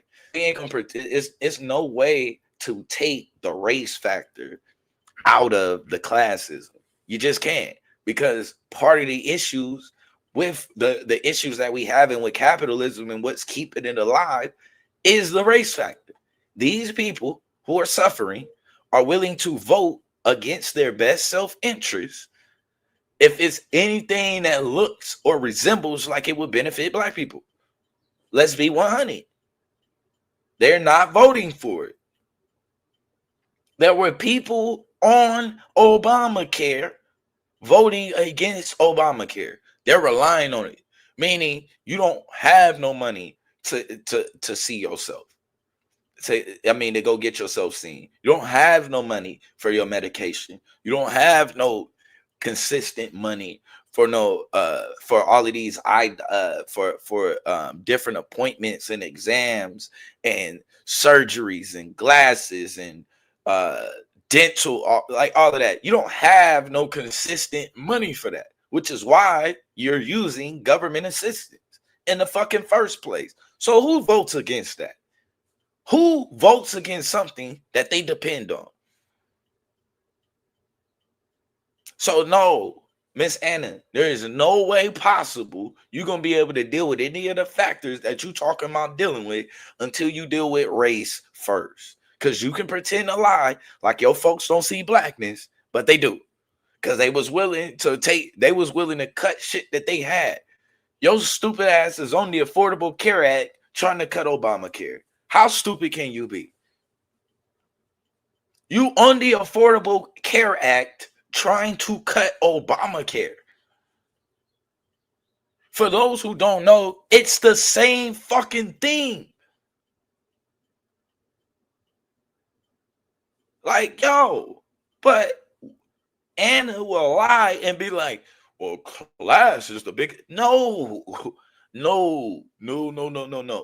These people were okay with troops being on the ground in America on U.S. They were okay with troops being on the ground on U.S. soil because they were getting black people in order. Yeah. Yeah. It's a major factor, aka crime. Yeah. Yeah, when you talking about crime in the inner city, you talking about black people. Just gonna be honest. Just be real. So you were okay with sending troops on the ground as long as you felt like they were going to get black people in order. That's voting against your own self best interest. Because guess what? Your bitch ass cried about a police state for damn near a decade. Obama was bringing a police state. Soon as your boy get in office, you allow this nigga to put troops on the ground in America, on American soil. As long as they going into the black community, hey, we got to clean it up. We got to clean it up. But guess what? They're on the soil now. So you think they're not going to be paying your stupid ass a visit? You don't think that they're going to be paying? Like, that's what they don't even get. They get to use us, right, as the face for bringing in some shit that's finna disrupt everybody's life. We've been in the police state. Like, the police state ain't shit new to us. Walking down the street, I literally had a 1.5 mile walk to my homeboy house. I got pulled over 3 times walking to his house. Twice by the same cop. The third time, the same cop who pulled me over the first fucking two times, he walked up on the third one. I'm like, hey, bro, tell them, bro, you just ran my name twice. He got like, he don't even know me or no shit. They got me next to a nigga I don't know. Never seen this nigga a day in my life. Just got me walking, pulling me over next to this nigga. Like, yo, you cannot deal with like these are things, and that's just like I said, man. We've been going through that. You know, they didn't have no name for it out there. There wasn't no stop and frisk. You know what I'm saying? They don't call it that in California. 2 is a gang, and that's enough for them to search you, run your name, do whatever they want. And really, they can do it with 1, but 2 is a gang, 2 or more. You know what I mean? Shout out, it's 444 out this way, so shout out to y'all for that. But the point is that there is no way possible that you have this conversation of classism in America, which is without race. You just can't. You just can't. And the benefit of being able to be viewed or seen as a white woman in America is why you able to stand so strong and firmly on that. Because had they not seen you as an assimilated part of this society, your ass would be crying too. We just gonna be real. You'd be crying too. And the worst part is we ain't even crying. But you know, anything said is a complaint. Anything said is crying. Every aggravates them and gets on their last nerves. But you know, shout out to those who don't see color, I guess.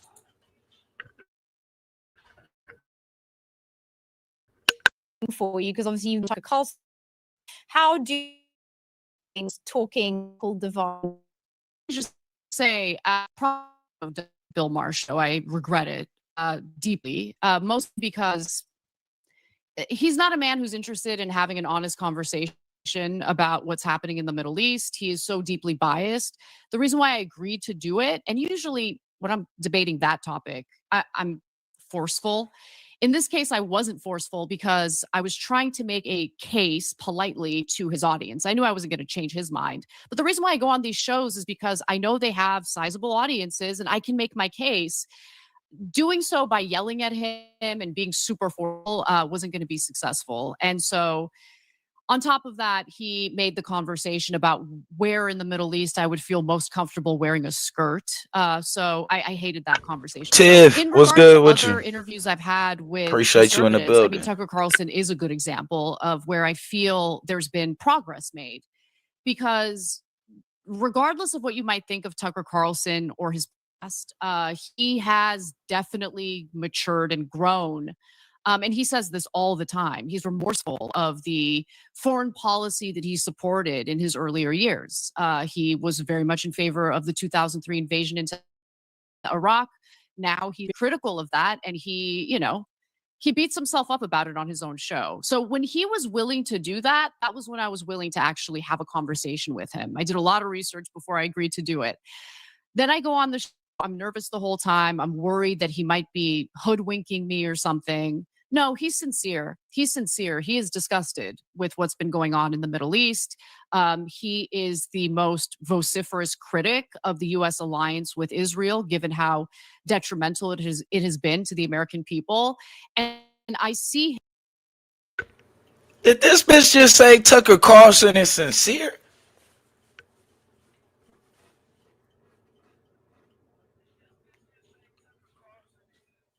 Am I? Nah, bro. I know goddamn well she ain't just say that shit. Nah, hold on. We ain't. She not talking about Tucker Carlson. Let me rewind it a little bit. My fault, y'all. Zoned out. I think I zoned out a little bit. I had to. Ain't no way we talking about no Tucker Carlson right now.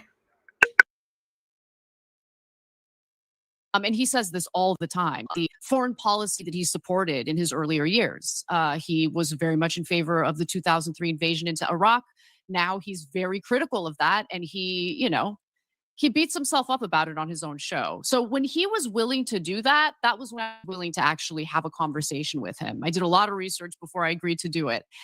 Then I go on the show. I'm nervous the whole time. I'm worried that he might be hoodwinking me or something. No, he's sincere. He's sincere. He is disgusted with what's been.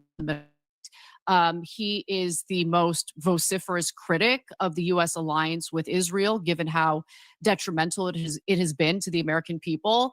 And I see him as an ally on that issue in particular.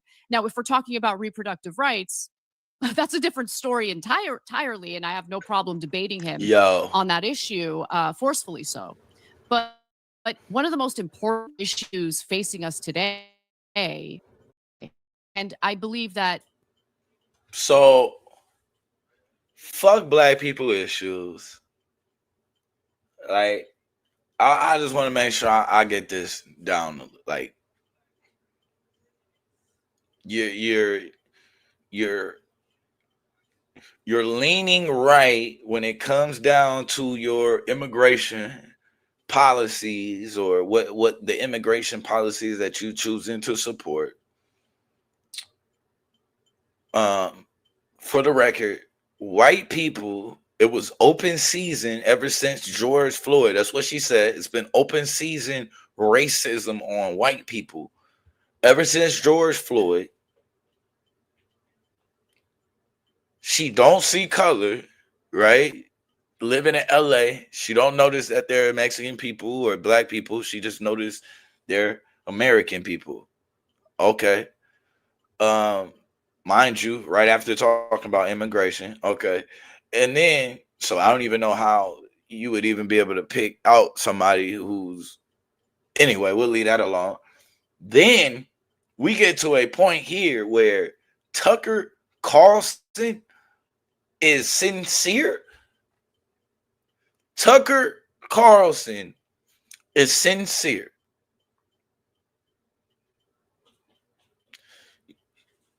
You leaving the left. I just want to make sure we're very clear. You've left the left, right? Because white people have been victimized by open season racism from black people who always try to push color. But Tucker Carlson is sincere. I don't even know what I'm supposed to do with that at that point. Like, what do I, Tucker Carlson? We got to go into that? Is that something I need to, like, we got to go into a few streams or something? Like, the fuck is going on with Anna? Does she still have a job at TYT? Like, yo, the contract got to be voided at this point. You this. I did my research. You did what research on Tucker Carlson exactly? He's changing his stances on what? Because the only person that's changed is Tucker Carlson said, "Hey man, Trump just got to clean a few things." But hey, one of the I don't know. most important things we can, as long as that's supposed to mean she's not racist. Israel. No more. We don't have to go to war with them, but no more money, no more so-called alliance. We have enabled Israel to carry out, modern Nazi policies of ethnic cleansing, mass slaughter, land theft, border expansion. It's unacceptable, and we're the ones enabling it. Why is it the most important issue to your mind? It's the most important issue to my mind because take a look at everything we've lost.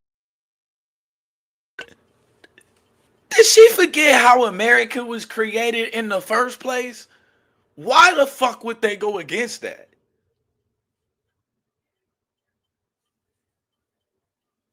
Like, yeah, moving people off of their land, mass displacement, mass expansion. It's pretty much how this country was developed. So I'm trying to figure out, why would they be sympathetic for that happening again to somebody else? You're not even sympathetic about it happening here to this country. Because remember, you said, hey, the people who were part of it, they don't even exist no more. The people they were trying to punish for that don't even exist no more. Even though we can go through the policies that exist with the people who exist today. Like, goddamn, we literally, like, just think about this, right? You know how fucking out of touch and out of tune you got to be with American history to say that the people who were doing this don't exist anymore? After we literally got a picture of Jerry Jones, literally being there what was it? The segregating the bathrooms. The nigga was a part of fucking Jim Crow.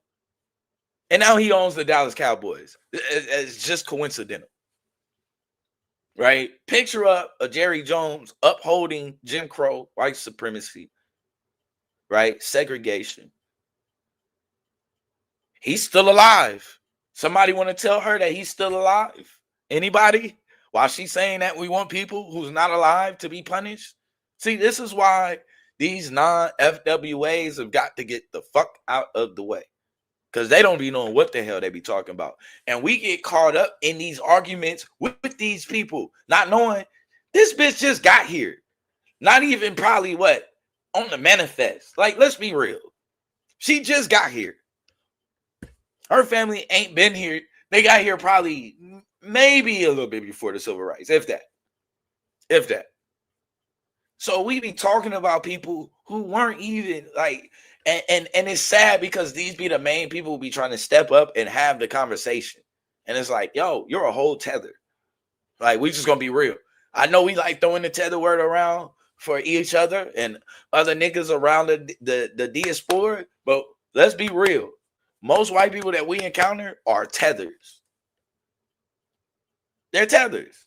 So you end up talking about American history with a tether, yo. It's already bad.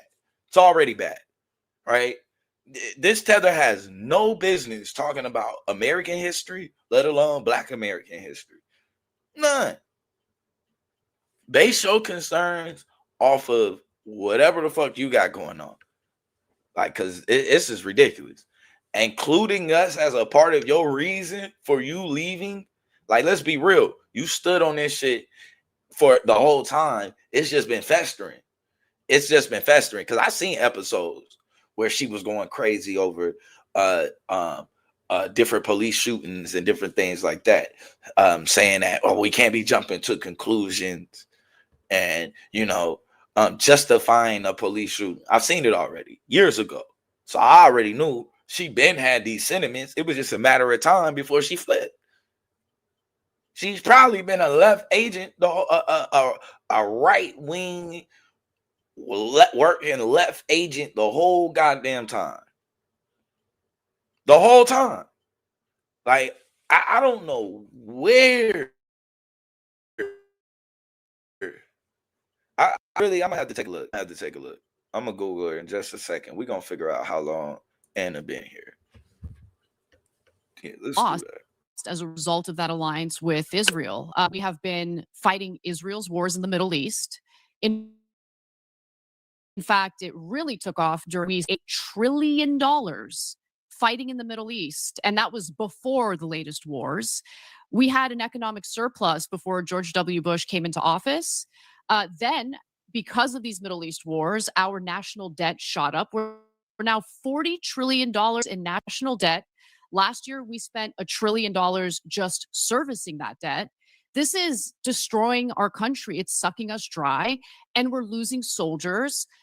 We are creating hostility toward the United States. Hostility is justified all the damage that we have enabled and took part in. We're alienating ourselves from our allies. All of this is being done for our ally. This is not an ally, but it's all being done for Israel. We are basically killing our own country to help Israel expand their empire. So I see it as one of the most important issues. The second most important issue is getting money out of politics. And if I can work with people on the right who are like-minded on those issues to actually do something about these very real systemic problems, I'm going to do it. Because to me, loyalty or devotion to a political side is not important. What's important is actually getting something done. I'm a makeup artist who level foundation. That's I created what the foundation. Just gliding onto my skin. It's not heavy. It's like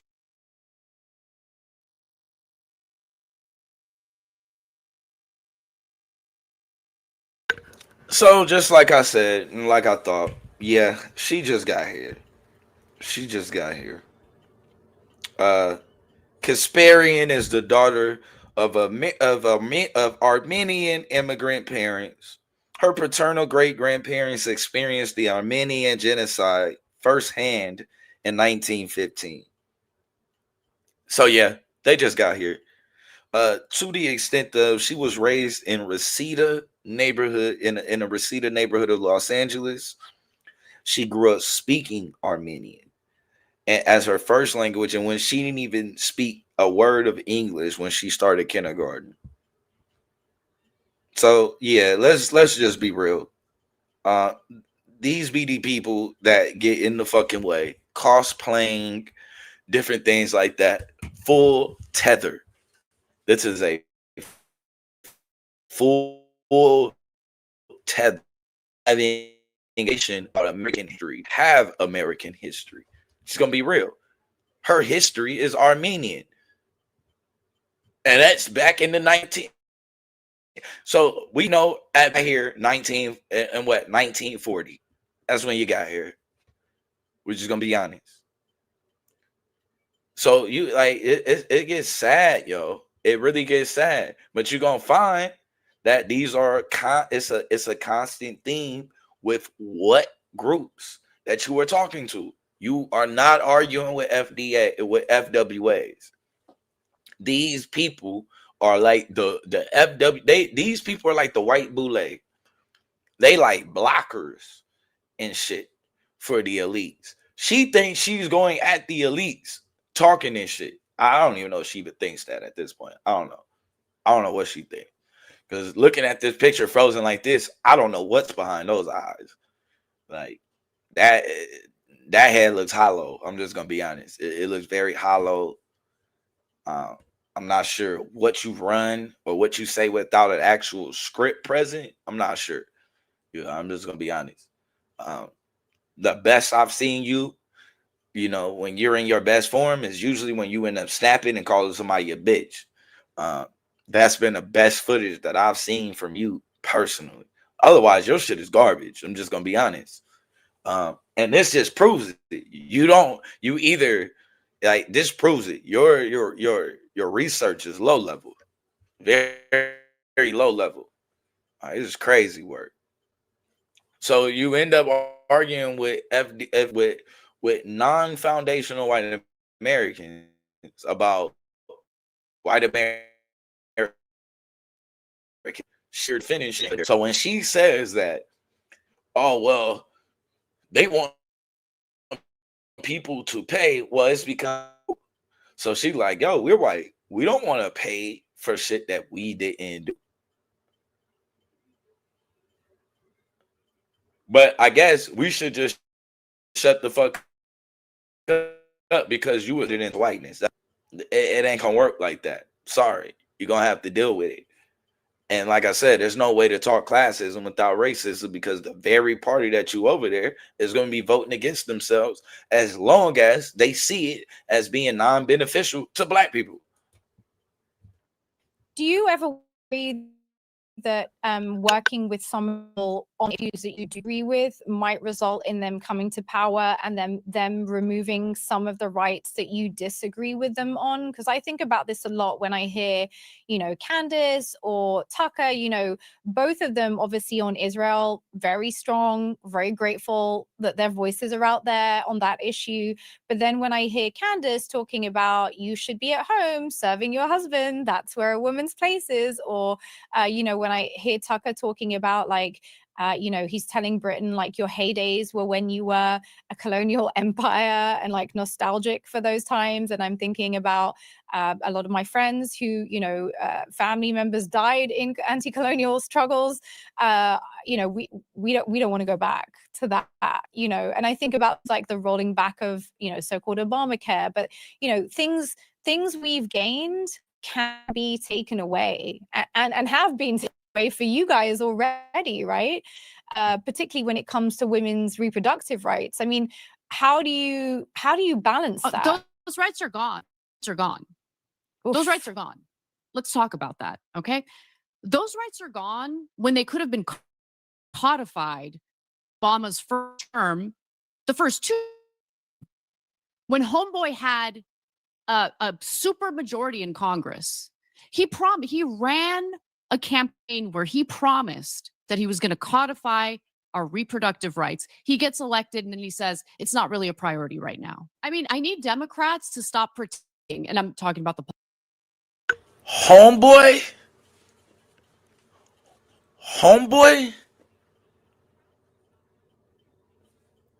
Like, you see what the fuck I mean?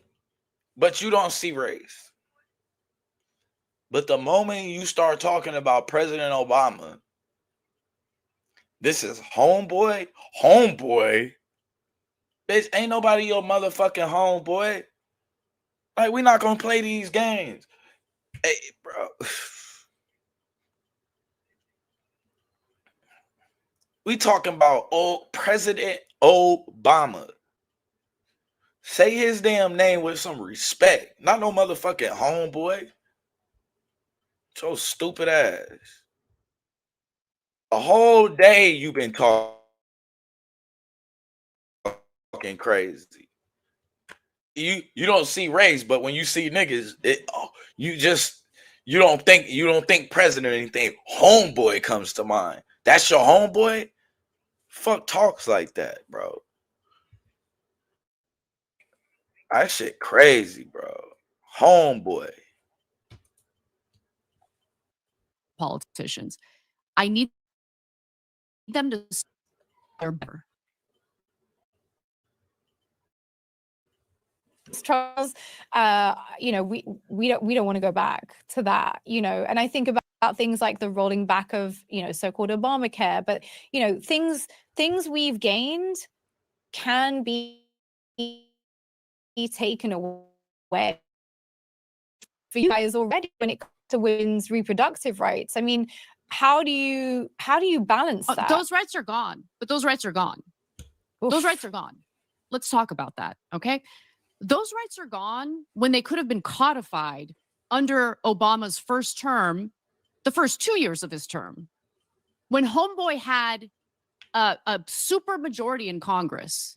He ran a campaign where he promised that he was going to codify our reproductive rights. And then he says, it's not really a priority right now. I mean, I need Democrats to stop pretending. I'm talking about the politicians.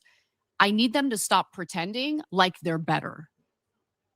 I want them to stop pretending like they're actually interested in representing the American people or even their base. They are interested in representing their own ambitions. That is what they're interested in. What Obama did in abandoning reproductive rights in his first term shouldn't be forgotten. And in regard to Tucker Carlson and Candace, I mean, do you think he's going to be president one day? I'm not worried about Candace Owens at all. I think Tucker might run. Not becoming president. I think influencing public opinion in such a way that people follow them on one issue and end up galvanizing politically on that one issue, but then that support then translates. You should be worried about Candace Owens because she's stupid. That's gonna be real. Wider, very socially conservative value. She not standing 2 seconds in front of Candace Owens. I put my money on it. I put my money on it right now. Go and set up the debate. If you that bold, hit that link on Candace Owens' channel. I want to see how smart you is then. I guarantee you get boxed out. I guarantee it.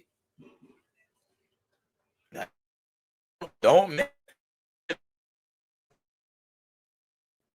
and your is get emotional and call her a bitch. We're gonna be real. We know how you get in debates. You can't debate. You're emotionally challenged.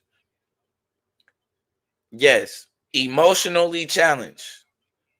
It would be a matter of time before you end up crashing out on Candace Owens. No question about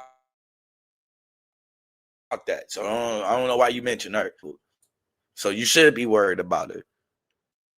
Carlson obviously talks about the Bible guide policy, something you wouldn't be happy with, like a lot of women wouldn't be happy with. So that's what I mean. It's like I completely hear you on Democrats have no leg to stand on in terms of the, you know, what they could have done and didn't do.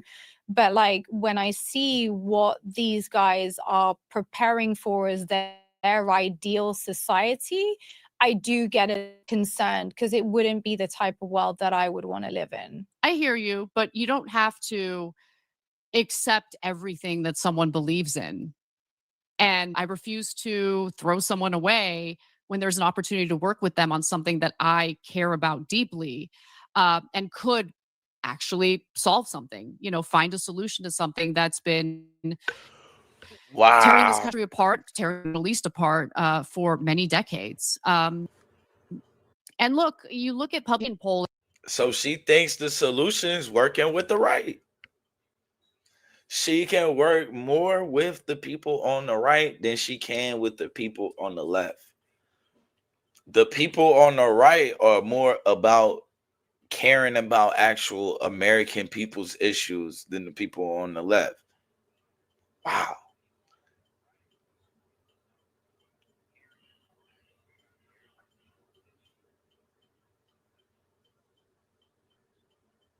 I mean, all right, man. I don't know. Here we go. Shout out. And most Americans, vast majority of Americans, want abortion legal in the first trimester. The numbers start dropping off a little bit once you get into the second trimester. But I really don't think that someone who is pro-choice is going to hear Tucker Carlson's stance on Israel and the Middle East and think, okay, well, he's right on Israel and the Middle East, so suddenly I'm anti-choice. I don't think it really works that way. We're seeing a huge surge in, like, you know, we could call it like a Christian revivalism, right, in American politics. And I think that's what I'm alluding to. That's cap. And that's cap because the people that you typically get your news from, it's a reason why you do, because you trust them. So yeah, if you trust them on Israel, you're 9 times out of 10 are going to trust them on his reproductive policies. If you trust him on the reproductive policies, you're probably going to trust him on his immigration policy or what he thinks should be implemented as immigration policy. So yeah, that's a fucking lie. That's not how the news works. It's a reason why Tucker Carlson is a fucking household name. There's a reason why. He's built trust with his fan base over time for bringing them the news. Those people trust him, like, from all aspects of them thoughts and the way that he thinks and his policies or policies that he feels like should get support and should get look or visibility or whatnot. So nah, we're not gonna play those games. Like, if you're inviting people over to Tucker Carlson, you're taking a chance that they are going to start trusting Tucker Carlson, especially after you just said the nigga is sincere. Like, damn, did she forget she just said the nigga is really sincere? So if he's sincere, why ain't he sincere about the other subjects? Like, yo, man, I forgot she even said that shit. I'm having a conversation like she didn't even just say that shit. She did just call the nigga sincere. Is a kind of after doing the extensive entrenching research. of a I codification watch when they of say the that Christian shit. religion as I did a extensive guideline research. for the majority Gotta of get in this American face. people's lives. Maybe you have some examples you can give me, because I haven't seen much of that That extensive research with means she politicians per Googled some se, but I shit. am seeing a Looked at a few revival videos of, on YouTube. you know, Christianity in the United States. But it's a little different from what I experienced, at least in the beginning of my career, like in the early 2000s, when it was very much baked into this like judgmental Westboro Baptist Church type feel.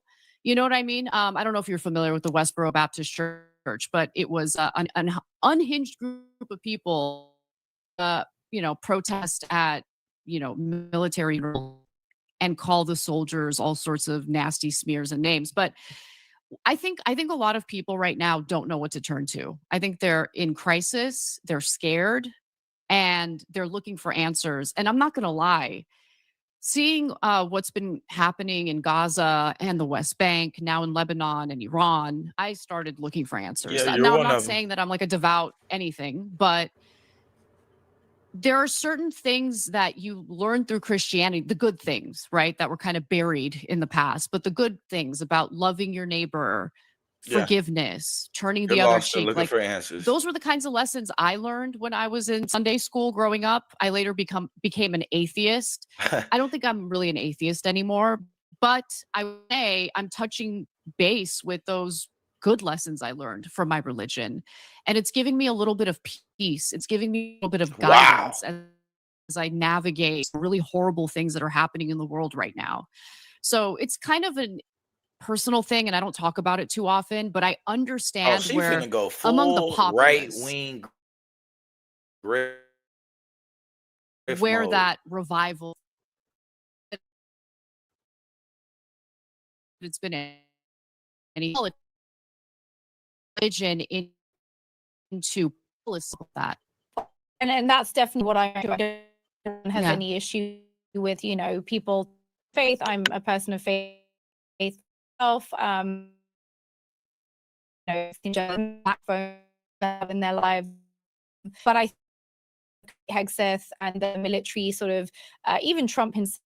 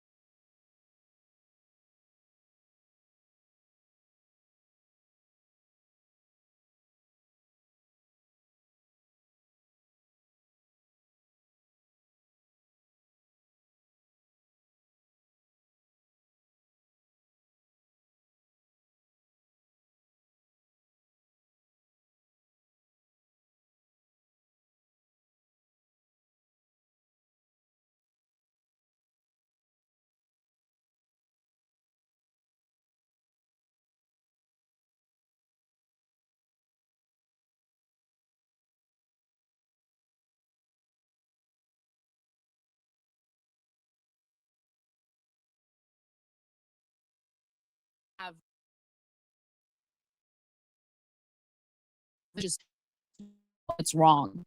So I have no ill will toward people of faith at all. However, we live in a free country. I will fight like hell to make sure that people are able to practice their religious liberty. I think that's actually one of the most things in our country. But you don't get to use your religion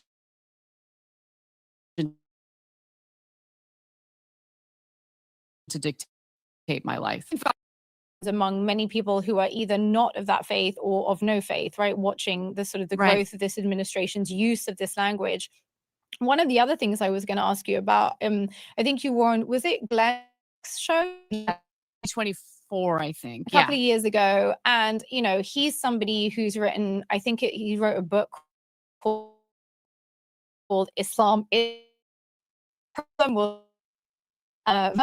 reckon on the Republican right often use Islamophobia as, for me, a political distraction, but certainly are often couching a lot of the language around the problem facing America being Muslims, being Islam. Like, how do you, again, like coexist with people who are also pushing a narrative that is really harmful, right? We are seeing attacks on Muslims, we're seeing attacks on mosques, we're seeing people living increasingly in fear. I think it's impossible to distinguish the growth in the normalization of Islamophobia from the normalization of genocide against people perceived to be Muslim, even though, as we know, Palestinians are not all Muslims. Many of them are also Christians, and there'll probably be some atheists in there too. But yes, that's to my point. Well, let me just explain how Glenn Beck presented himself when that interview went down. So he presented himself as someone who, for all the mistakes that he previously, goading his audience to support the war in Iraq and all of that stuff. And so having this conversation with a man who I'm like, okay, I mean, look, I believe in redemption. I believe that people can change and grow and evolve, right? Like I knew that I still didn't agree with him on a whole host of things, but did he give me any impression that he is Islamophobic or big? But today, Beck is a full-blown charlatan and also a little bit mentally unstable. So he, presented himself that way prior to the election. And then what has he been commenting about now? I mean, he's been salivating over killing Muslims in Iran. Didn't seem to have much of a problem with what was going down in Gaza. What's been going down in the West Bank. He seems to buy into this, weird death cult version of evangelical Christianity that the end times, that believes to mass slaughter innocent civilians in order to do what? So the so-called chosen people will remain in that land, and the second coming of Christ, they will be judged and they'll all be killed. Like, that's what the freaking ideology is. So those people are charlatans. And, recognize it. I'm done. I'm done with Glenn Beck. I had that one conversation with him, and I won't be talking again. Understood. Right, that you could be wearing that dress in a number of countries in the Middle East. Could you wear, Anna? Well, before Beirut was being bombed by the Israelis, Beirut's a good example. Turkey, everywhere in Turkey, I could wear a dress like that. Turkey shares a border with Armenia. I know Armenia isn't considered Middle East, but I think it is. I mean, there's still a Middle East. Jordan. Jordan. Where there's, but wanted me to say, because he's a bigot who thinks all these Muslim majority countries, practice Sharia law or something. He expected me to say Tel Aviv. I wouldn't step foot in Israel if my life depended on it, and I mean that literally. Okay, I wouldn't consciously, willingly, like my money, unfortunately, gets sent to that country against my own will. I'm a huge supporter of the BDS movement. I do my best to avoid any and all Israeli-made and Israeli-associated products. I would do nothing to support that country, including visiting it. And by the way, I wouldn't feel safe in Israel. Keeping it real. Yeah. As somebody who has been, I concur. Also, many golf places. Yeah, I'm gonna go ahead and end it here, man, because like I said, well, I'm not gonna end it um quite yet. I'll give everybody a chance. The link is in the description. I mean, it's in the chat. Let me redrop the link real quick. Let me see here. Yeah, if you don't see the link, what you'll have to do is hit the little settings and change the chat settings from like all to like top messages or some crazy shit. You should see the link though. But there's a link in there. Yeah, a bunch of dumbass reasons. If you look at even the reasons that she even stating, right? Those are all reasons why you wouldn't even be okay with the United States government.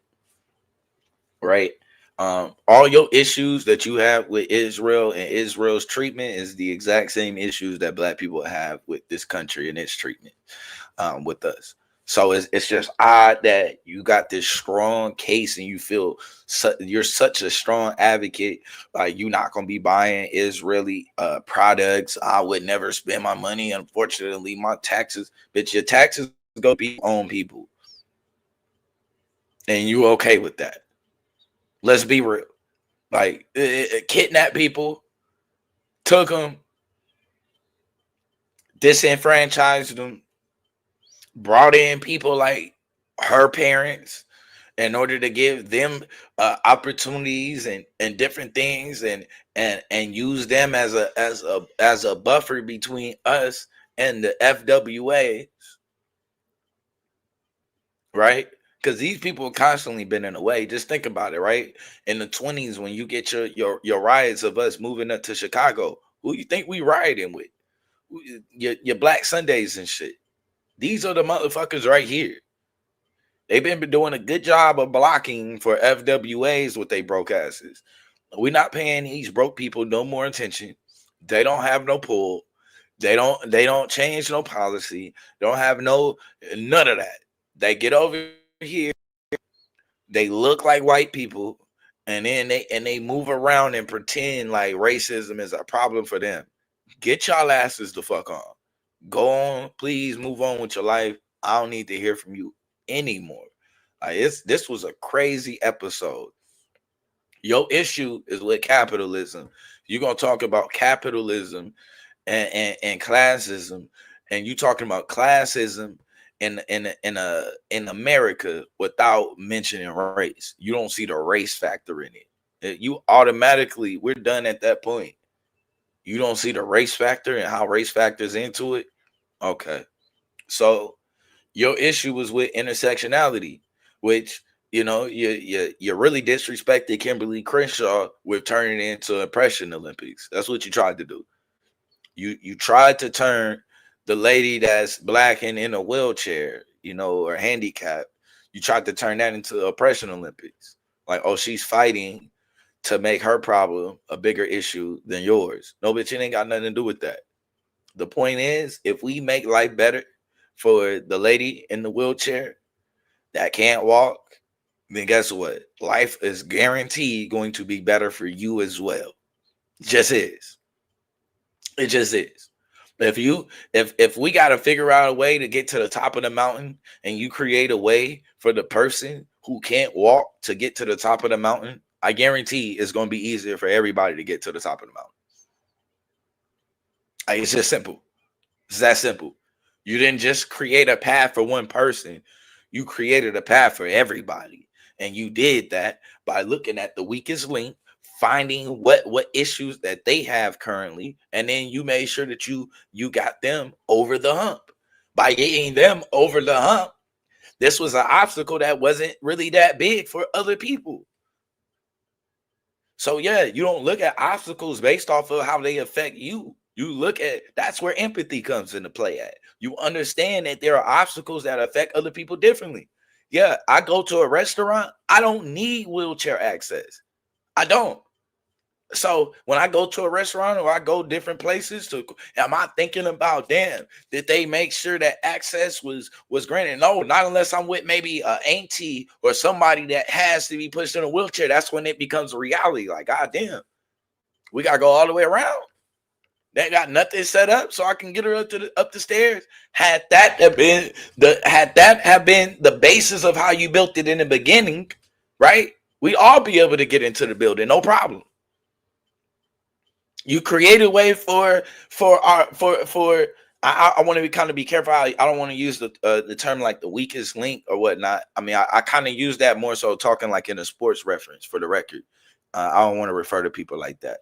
You know, it's not about, you know what I mean, a weakness or whatnot. But in general, people with, you know, if you can solve the issues though of people who have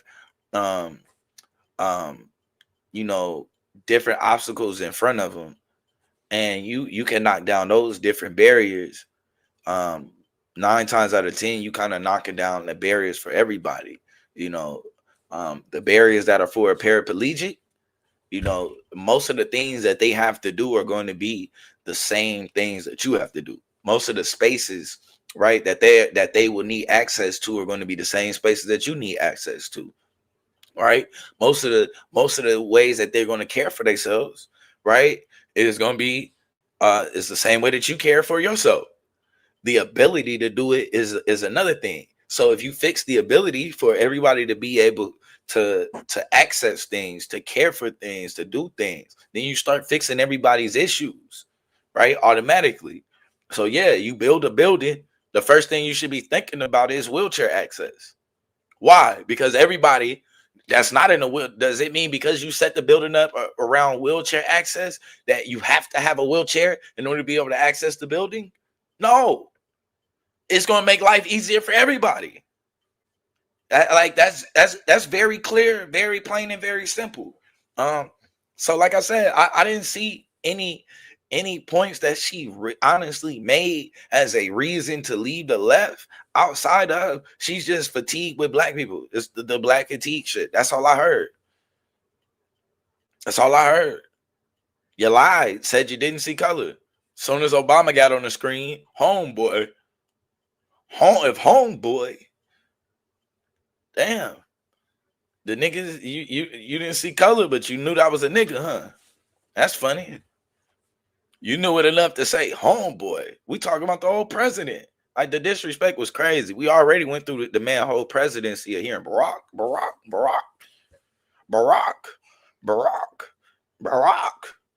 I got so sick of hearing that shit. Like, god damn, we talking about President Obama, the president. It's crazy. So, you know, allowing people to hide behind certain shit, not gonna be able to happen. She thinks she gonna get on and be like, oh yeah, fuck Trump, and that's gonna throw all the other shit that she said off. No, bitch, you can say fuck Trump to the cows come home. But remember where you started at. Before you said fuck Trump, you agreed with him that it was open season on racism on white people. That's where you started at. So I don't know how you trying to land that plane back over here on our, no, you don't land that plane back here on our side. That shit is on your side. On everything I love.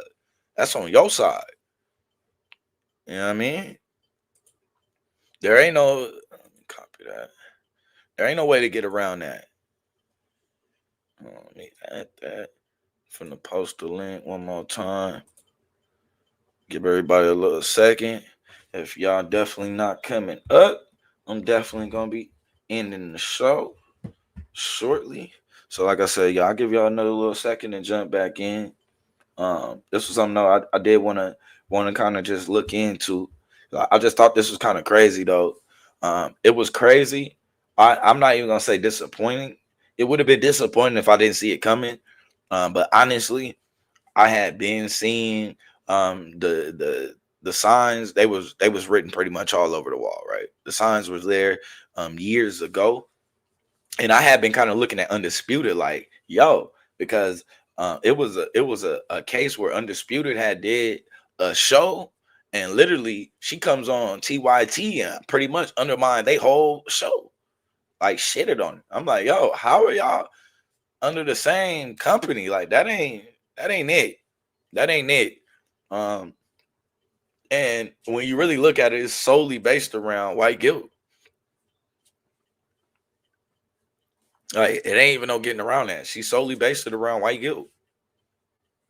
Like, yeah, white people are under attack. and this and that. Yeah, she tried to land with, they don't have nothing to worry about, but you can't tell white people they don't have nothing to worry about after you just said it's open season for racism on them ever since George Floyd. So it comes down to that George Floyd incident and the Black Lives Matter, all of that. She irritated with that. It's all lives matter for Anna. It's all lives Anna. You know what I'm saying? Anna, all lives matter, whatever y'all want to call her. You know what I mean? That's what kind of time she on for real. Um, so it's interesting. You gotta watch people when they explain identity politics, because a lot of times what they'll do, they'll start talking about oppression Olympics, and that's not the case. It's not the case, right? Being aware of everybody's differences and understanding how those differences position you in society is very important towards conquering the the discrepancies that go on, like simple and plain. um we like a lot of people don't realize, but yeah, we've been in societies where you don't have to see color unless you out of place. Like, you didn't have to see color as long as you went to the right bathroom. They didn't have to see color. You know what I mean? As long as you went to the school that you were supposed to go to, they didn't have to see color. They don't see color until your ass start sitting in places you ain't supposed to be. You start trying to come around the front to get your food. Nigga, yeah, we see color now. We very much see color. But as long as they able to lock you out, yeah, of course they ain't gonna see no color. Yeah, we want to lock you out of all of the opportunities that we getting ready to build off of or build our society off of. So yeah, we didn't see no color. We only seen white. That's all we seen. So when they built this white middle class, yeah, that's all they seen. They didn't lock us out of these different loans that they were giving these different communities in order to upkeep they homes. They did that because the only color they seen was white. So therefore we took our L during that time. But she, like I said, man, she made a bunch of key mistakes, saying that, we wanted people who had nothing to do with anything to suffer. That was just dumb. Like I said, we could see Jerry Jones literally being a part of it. What's good, Swab? Black Power. Black Power was good, God. Power to the dark side, man. Shout out to you. No, man. You already know, man. Holding it down on my side of town. Oh, Can you hear me? Mic check. Hold on, Mic that check. ain't you. It's me. Oh, Go okay. ahead, bro. Hold on, I gotta figure out. I forgot my Mic shit. is mic check. Mic check. It's the boy Swab. I'm on with the mob. Let me see. You think I? Mic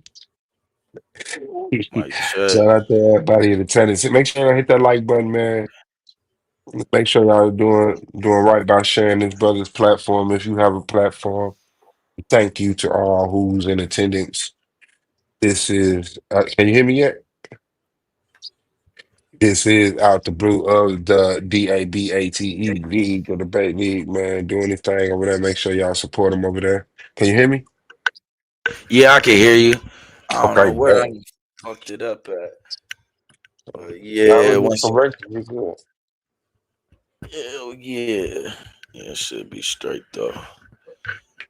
Yeah, man. What you think about that crazy ass shit she was on? Man, I'm so I write off a lot of that stuff, bro, and I'm just not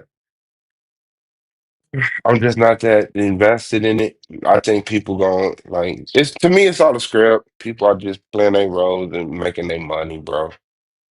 So yeah, you you Nah, definitely that's can a have an fact. opinion on it, but it's just the trickle down effect of hey, I have an opinion too, you know. And I think sometimes that keep us from actually making the moves that we need to. The fact that stating our opinion to a very controlled group of people so easily stops us from making the moves we necessarily need to make to get the attention that we need. You know, like after we get our stuff out and it don't go viral, don't even make it the world star because world stars are paid for a platform. So like we kind of leave it alone. But I really wish we could be having this discussion at the goddamn Washington Monument. Saying like, yeah, nah, somewhere on our own land, galvanizing our people. Like, because to me, we've seen these roles before. It's just different actors. And I can understand the importance of participating in the social alignment or structure of what you actually experiencing, but it's like shit. Bad can it get for a nigga before? Like white people are holding white people accountable for black people. Like, well, Jesus Christ, leave them alone. like, so it's like, we not even like causing enough ruckus for people to be like, okay, well, we see, like they're doing a move, they're doing a Black Wall Street thing again. Um, you know, yeah, bro, it's a privilege to be able to talk about it, and I just I do encourage the discussions. I encourage the panels, you know what I'm saying? Because we definitely need to do that. We definitely need to hit the link and just see where the conversation organically goes so that it can be recorded and other people do have access to it because that's how channels are built and that's how conversations are spread. And even though the likelihood is that some other bigger channel is gonna snatch whatever was interesting about what we said and then throw it up there like without even giving us even credit or stuff like that. Yeah, but it definitely is what it is, man. But yeah, I do enjoy the fucking conversation. It's just the opportunity for the conversation. But I don't know, maybe some of the people who's actually like that information and hit the panel and actually break something down. Mhm.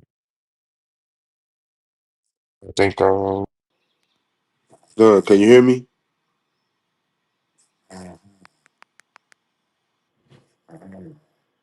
I don't think I can hear you now. Damn. Shout out to stream, y'all. It's the boy Swabo.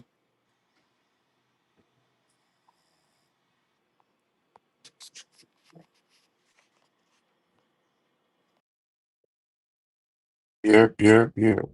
Hold on, I'm gonna jump back in. Hold on, let me refresh.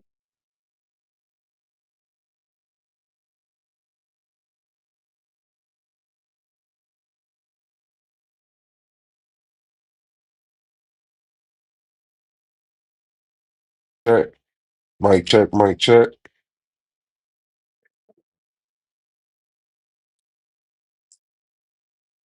Can you hear me? That's crazy.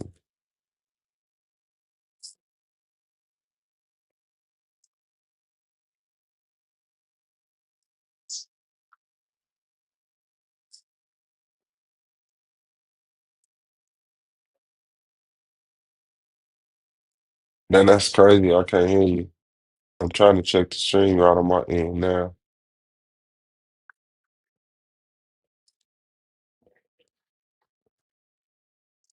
That's crazy. You can hear me on the stream, y'all. I can't hear you. Are you jumped out?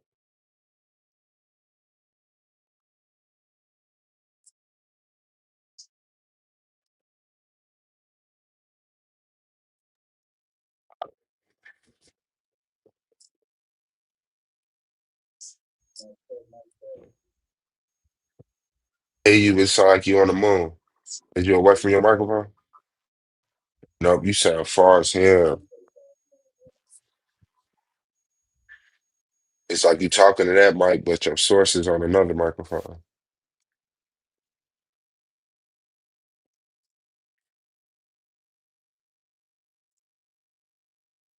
This is starting. Hold on. I'm tripping. Are you good? Yeah, my dumb ass, bro.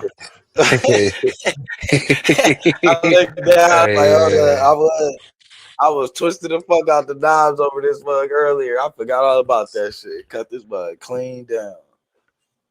And that's Tripping. all right. Yeah, man. Shout out to you though.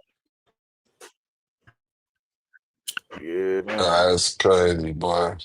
Hey, hey, shout out to the Young But Turk, yeah, man. yeah. Gotta shout out to Young Turks for real, bro. That is funny though. It's just funny hearing her make all of the typical arguments. And as Miriam was calling her out, she was like trying to back off of that shit. Like, nah, that's not what I'm saying. Like, yeah, that's exactly what the fuck you said. We heard you clearly. Yeah. Like, you ain't made an argument that was new yet. We heard all of them arguments before. We've seen this movie before. We've read this book. The audition for It's, this it's, script, it's motherfucker. the fuck, like, Yeah. like you was right the whole time. I don't know, and that's what was. I kind of seen it some years ago. I was like, damn. For you to be doing a lot of news, you got a right in you. like, I don't know how you taking this left stance with like it's a lot of right. And me personally, I don't really give a damn what side. Like honestly, I don't care if it's Yeah. left or right. I'm gonna call you out though on the hypocrisy in the middle of what you're doing. It's But is what's like don't use defined me as as left an and right? excuse. Is it like refined over time? Does like left and right mean the same thing it meant 10 years ago? Well, yeah, kind of. Which she kind of tried to make that point, but what it is like most of like it ain't really many left people that you really come across. Like Domo is left. It's like he probably extreme left. Uh, consciously probably extreme left. You'll see some people that are left, but for the most part, most of the people that we vote in that's supposed to be Democratic, they right wing Democrats. So it's like they still right, bro. You know what I'm saying? Like, yeah, they got maybe a left point of view or like a little bit, but they're really still right. So it's still all the right side getting like like was a right wing Democrat. So it's like, yeah, on one end, it sounds like it's liberal or whatnot, but it's not left at all, bro. Like for real. Outside of what side of the wing he's supposed to be on. That shit sound to me like when the prosecuting attorney becomes a defense attorney. Mm-hmm. Like, motherfucker, He you was on just the doing left the side job. of the right. You been lock niggas up for this, and I hear you is freeing niggas for this shit. Like, you do this shit Yeah, for the bread, man. Who's ever getting funded, yeah, that's where the fuck you going to. When that budget come through for right wingers, motherfuckers like, yeah, well, no, I've grown and like, nah, man. But shout out to him, dog. yeah. I mean, because like the only Excuse person me, you could shit. probably say would be a legitimate left at this point that we like know of like that is probably Bernie, and they ain't never finna let Bernie get nowhere close. They ain't fucking with Bernie Bernie at all. Sanders. Hell yeah. They ain't Yeah. finna fuck with Bernie Sanders to stay. It's like they sabotage that nigga every time. I don't even think he tried this last time. I think he knew it was over with.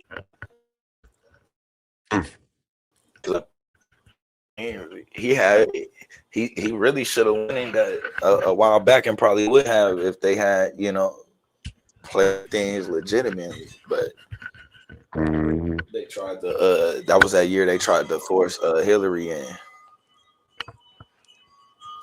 So they forced her in, booted him out, and then I don't know. They had like a big ass hearing over it, but bro like backed off. He didn't want nothing to do with it. It's like they can have that shit. So almost like the Al Gore situation when Al Gore had won, and but they announced Bush won, and then Al Gore just backed off. Like y'all can have that shit. That was a wild time, bro. You remember that shit, bro? The recount. How many times Yeah. they was recounting that shit? Yeah, I saw that shit. Remember that shit? Everybody just loved this. Yeah, as a kid, I remember that shit, bro. That's I was like wild. Florida, right? Did you say that? Yeah, yeah, yeah. I think that was Florida. Yeah, It because was I like think Gore supposedly I won it. George Bush brother was senator or governor or some shit.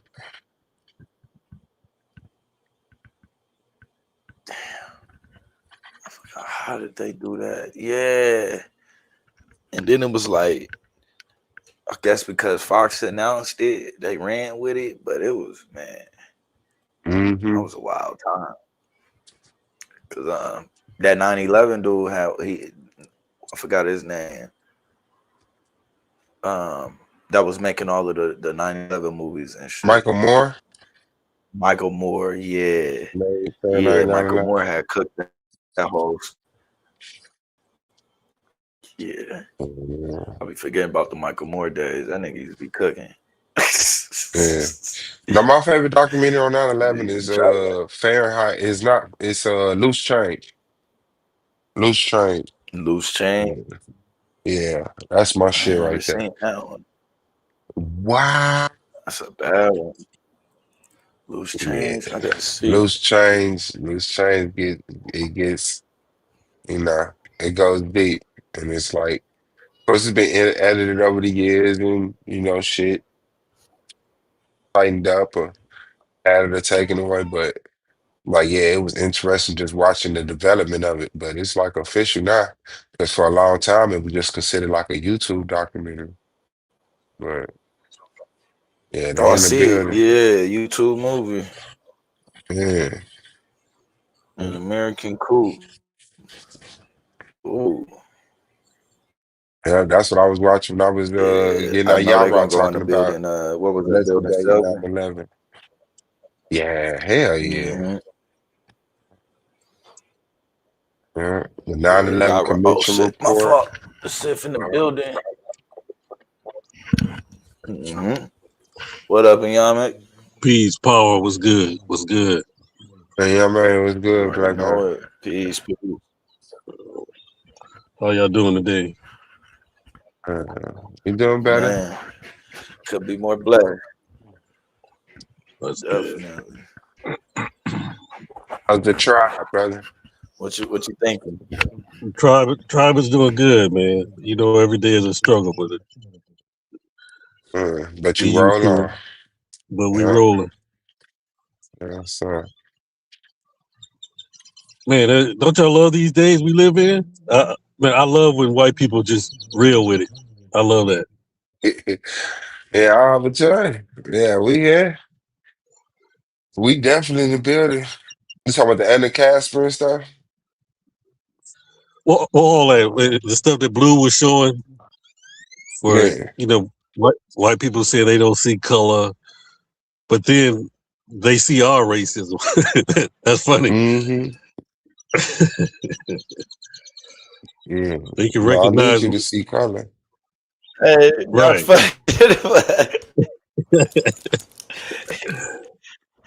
Like, yo, open season, like that was a heavy word to use. Like, what the fuck does that even? Like, do you know what open season racism would look like, yo? Like, I don't even want to even imagine that shit. Yo, she said open season, talk about tweets and shit. Like, the only thing she could be talking about is like tweets and comments online. Like, you ain't Or talking Chud about the no open Builder. season like outside. Right. Or Chud the fucking Yeah. Builder. Right. What you talking about?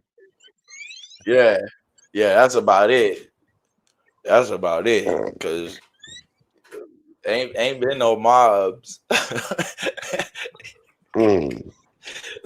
But even the fact that they are with their redlining, they attacking the 14th Amendment, man, they ass is out right now. Yeah. No, that's a fact. Yeah, my home state, Louisiana, in the middle, it was in the middle of an election, they trying to change the red line. I mean, change the lines to favor more Republicans.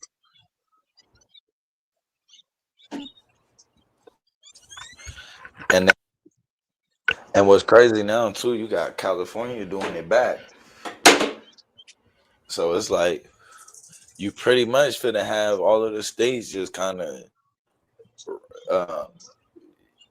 almost counteracting each other with that shit. So it's like, yeah, it ain't no mix.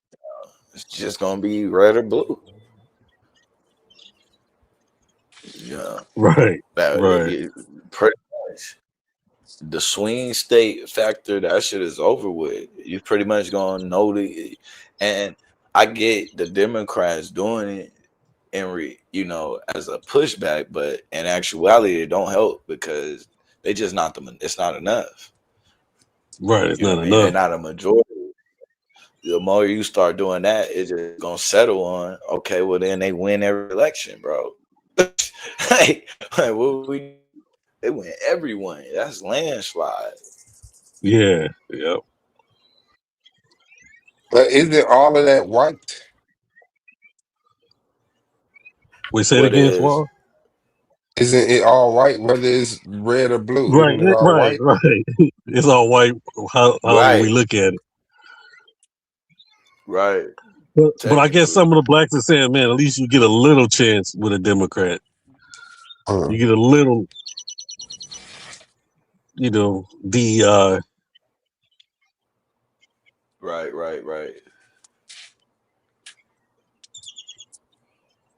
Yeah, But man, it's I'm a little something. I'm laughing at, not laughing, but how fast things switched from we was in a post-racist society to now white nationalism is at the top of the conversation. Yeah, I've definitely been hearing that post-racial society shit. And we the racists. That's the wild part. Right. Because we stand on blackness, we're keeping the racism going.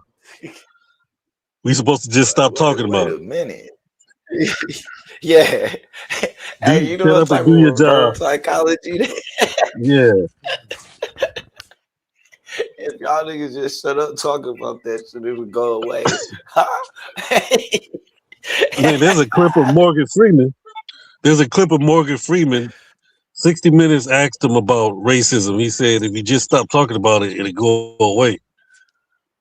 I'm like, dude, are you that naive? Ain't no way, bro. Like that shit has gotta be. Come on. You could. It's a lot of shit we could just stop about. It ain't gonna go no. It's just not. Right. Like that. That's wild. Work. If you just stop talking about it, it's like, bro, it's no like it's a progression without us. You know what I mean?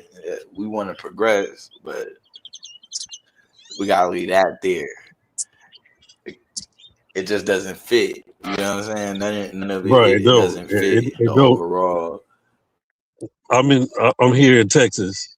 Mm-hmm. So in Texas, we got the Latinos coming in, and you got different sects of them. You have the Indians here now in a large population. And then you have the East Asians here. And they all deal with their own kind. White people deal with their own kind, but black people, we're the only ones supposed to see through color. The only one not supposed to recognize color or talk about color. Because, man, the Latinos, they stick together. They stick together. They might not like each other, but they still stick together. What I see on a job, bidding jobs, working these jobs, the Indians are definitely racist. Now, they pretend like they're not. They pretend like they're for peace and I forget the word that they always use. Oh, being polite. Like politeness is an Indian way. Being polite. But they just as racist as anybody else. They just do it politely. Mm-hmm.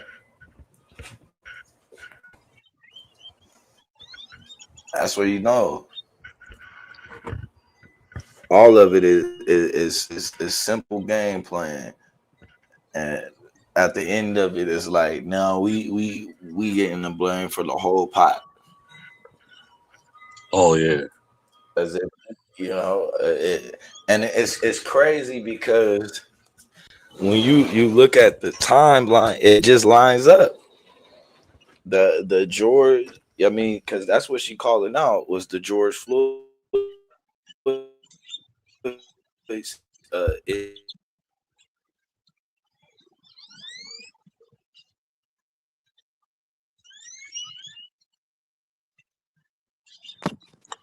I think you're breaking up, bro. Yeah, you froze up a little bit, Blue.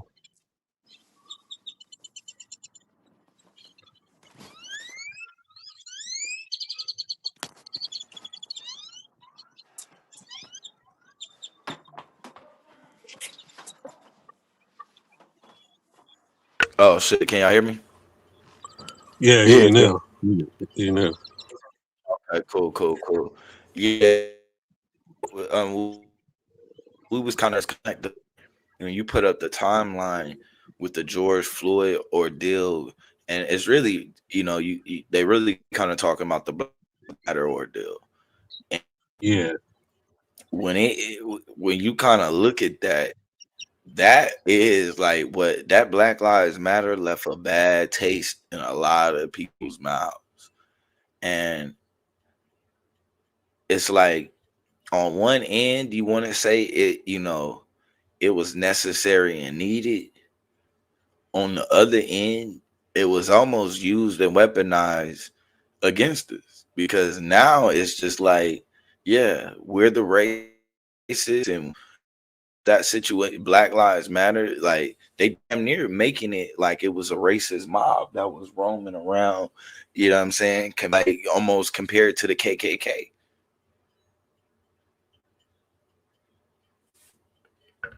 So I think the George Floyd was a nice little excuse.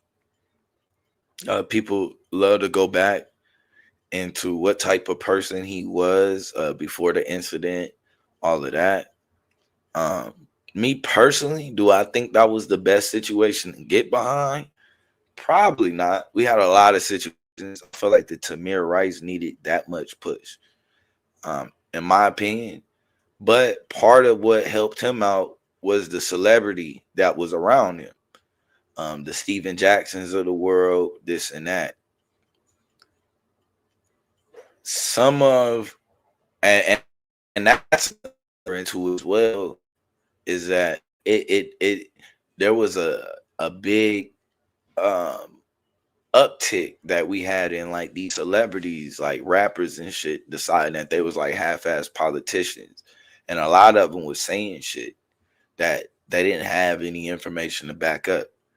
And a lot of what, like during that Black Lives Matter movement, there were a lot of things that was able to be used as an excuse for them to, reverse game on us.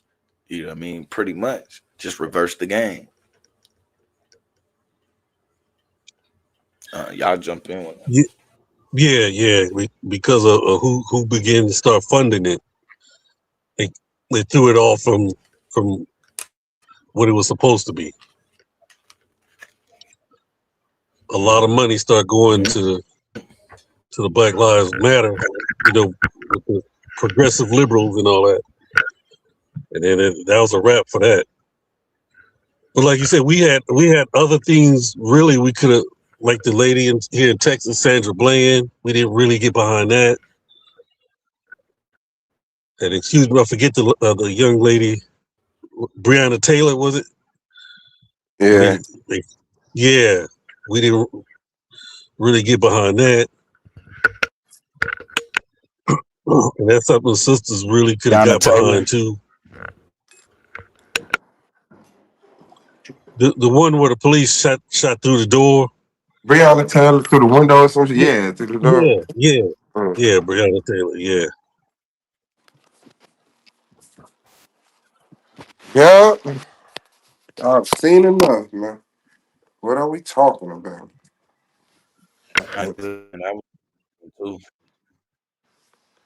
Man, And my concern is, it seems like we Yeah, becoming that too Breonna Taylor was political though. definitely a wild one as well. Oh, yeah, that was wild.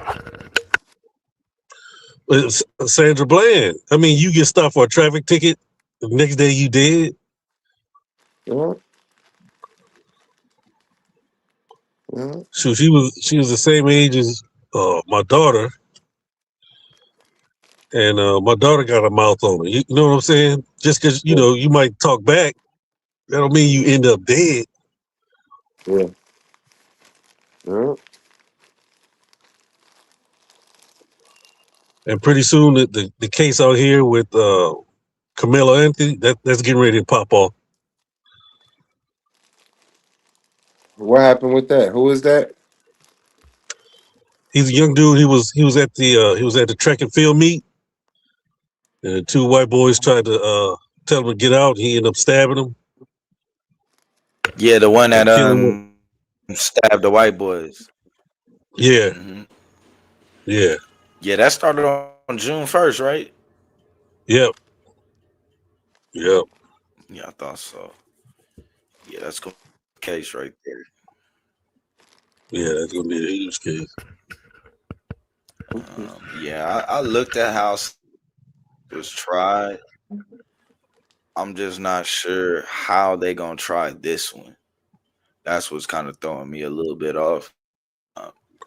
By it being after, technically, because I think they met up at a park. I don't even think they was on actually like school grounds.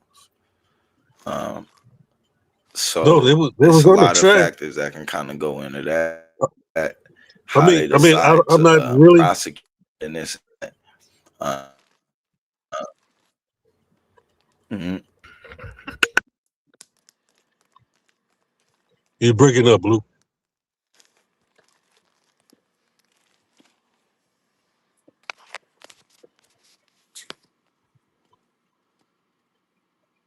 Oh, my fault. That's me. Go ahead. I'm gonna refresh real quick. Let me see what's going All on. right. But what I heard from the case, they was on a racetrack. They was already on a racetrack, and it started raining, and he ran underneath the tent of the other school. So they was on the same property. They was on school property. He ran under the opposite team tent to get from out of the rain, and they jumped on his Yeah. trail. Yeah. Saying you don't belong in here. Hell nah. And he was a small dude, so he was probably like 160. You know that, junior in high school, and these two dudes, like 220, 6'1", 6'2", is two brothers, about 220. So that I guess he felt intimidated, and they were going to pull him out. And they keep saying he had a knife, but he had, those little Swiss Army knives. Mm-hmm. He had that. Oh, that's what that was. Oh Yeah. man, yeah. Yeah. Okay, he ain't pull out. Yeah. Yeah. Yeah, y'all let him get y'all with that, bro. A Swiss Army knife. That's crazy. Yeah, that's wild word. Yeah, they ain't had no business, but that was another example too of an issue that we have with white people in general. Is how they see themselves and view themselves. They don't view themselves as like bystanders. You know what I'm saying? Like typically we view ourselves like bystanders. Like when you see something wrong, right? You know automatically you should go get somebody whose job that is to take care of it. White people feel like it is their job. You know what I'm saying? It's my job to make sure that you're in your right seat. Even though nobody paid you to do this shit, nobody fucking owes you. You know what I mean? And the worst part is when they're doing and when they get into that mode, other people, otherwise they get on code around them and allow this motherfucker to like, bro, this nigga wasn't the sheriff. This nigga wasn't an usher. He wasn't none of that.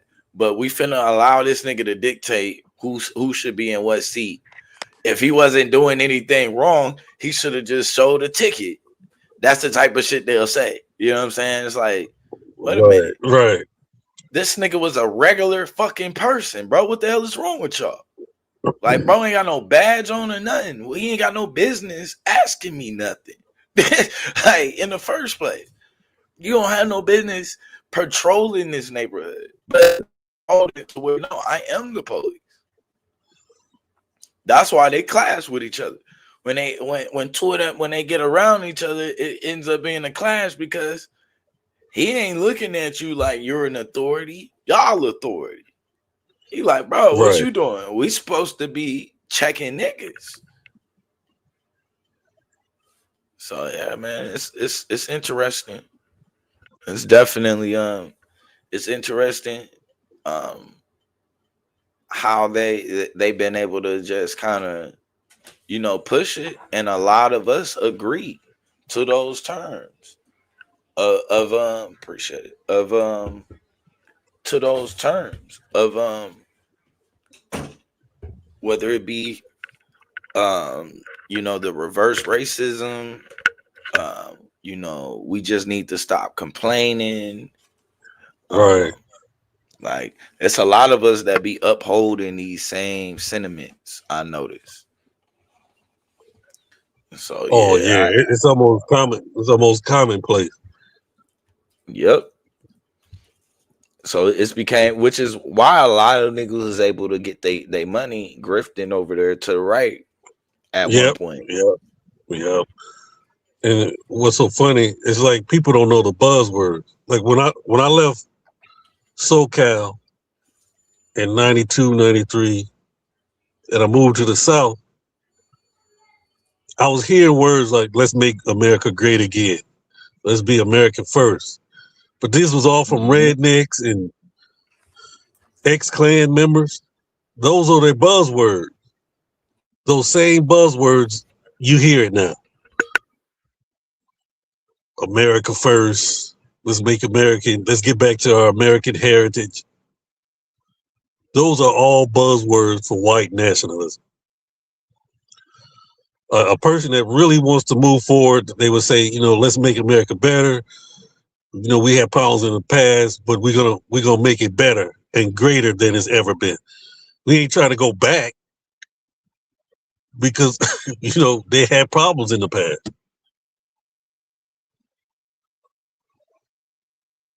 Right. And I mean, we know better. You know, ain't no way. Like, part of the reason why we even buy into it is because of our constant look. We're constantly looking forward. You know what I'm saying? As we're not trying to go backward. Like, we ain't never agreed to that part of the civil right. All of that is us putting our energy into a society and a system that was pushing forward. So any ideology about looking backwards, we definitely gonna jump off that train every time.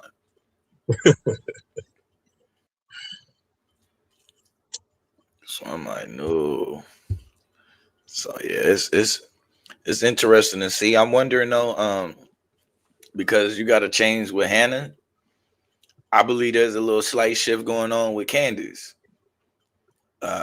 So I'm wondering if that's a little, if we might be having a little trade off, which I think I'd rather have Candace got a bigger mouth than me, stronger, more aggravating. She can't be trusted no more. Gonna get it. She can't be trusted though.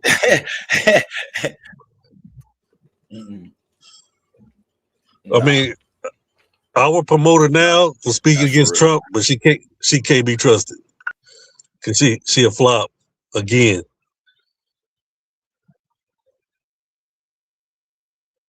Yeah, I could see it. There's still definitely, like, I didn't agree with Anna's Tucker Carlson connection. I'm uncomfortable with Candace Owens' Tucker Carlson connection. I do think though that the more that they attack her blackness, I do think that the more they kind of force in her hand. Like it's only because Yeah, she's not yeah, dumb. Like I don't think she's that dumb. So it's like it's a matter of time before that becomes her content. Like yeah, and if she starts doing content like that, that's some shit. That's gonna be some strong shit for real. yeah, yeah. She getting pretty close because that last thing they did was pretty strong. Yeah, with her picture. Yeah, yeah. Yeah, yeah. That shit was wild. I think they've been on And her then about. Mm-hmm. that Officer Tatum, when that dude Fuentes said we don't want no more coons in the conservative movement. You know, if he had any blackness, he should have realized that's how they see you. Yep. They see you as a coon, and they will use you as a coon. You ain't fooling nobody. But to try to pretend like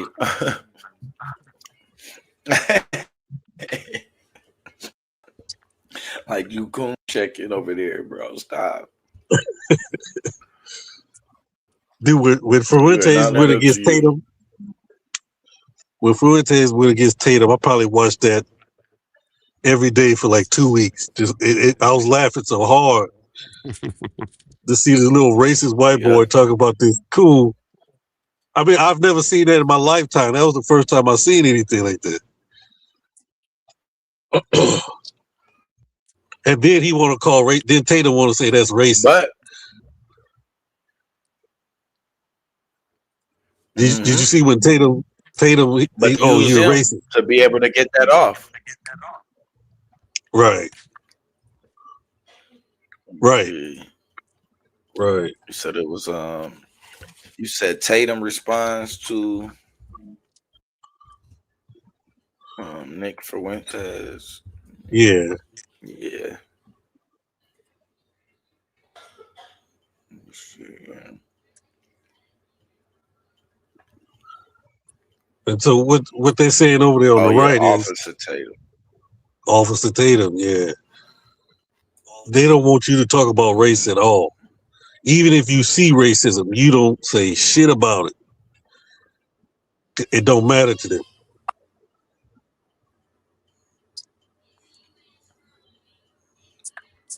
Which one is it? The hold on, let me share screen. See if we can see it. Mic check, mic check. Am I good? Yeah. Yep. Yep. I can hear you. Let me see.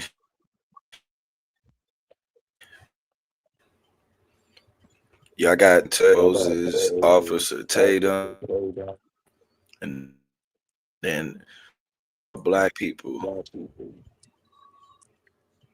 Let me see.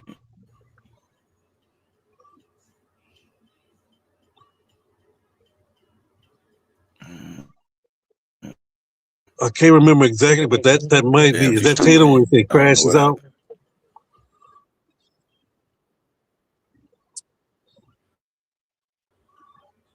Oh, crashes. Let me see. I think so.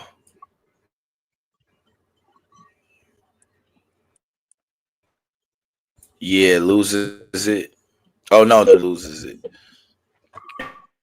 and calls him a nigger.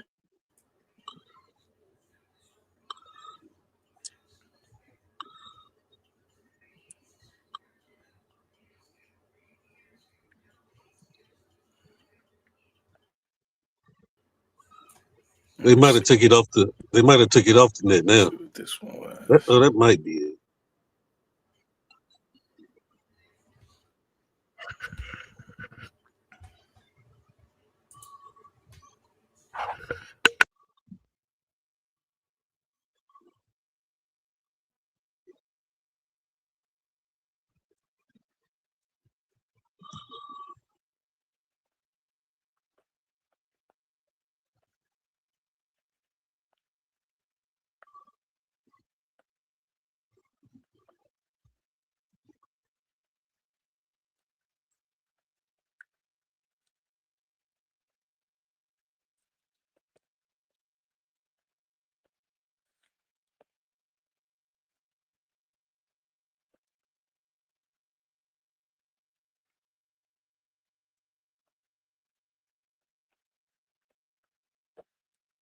But guess who? Fuentes.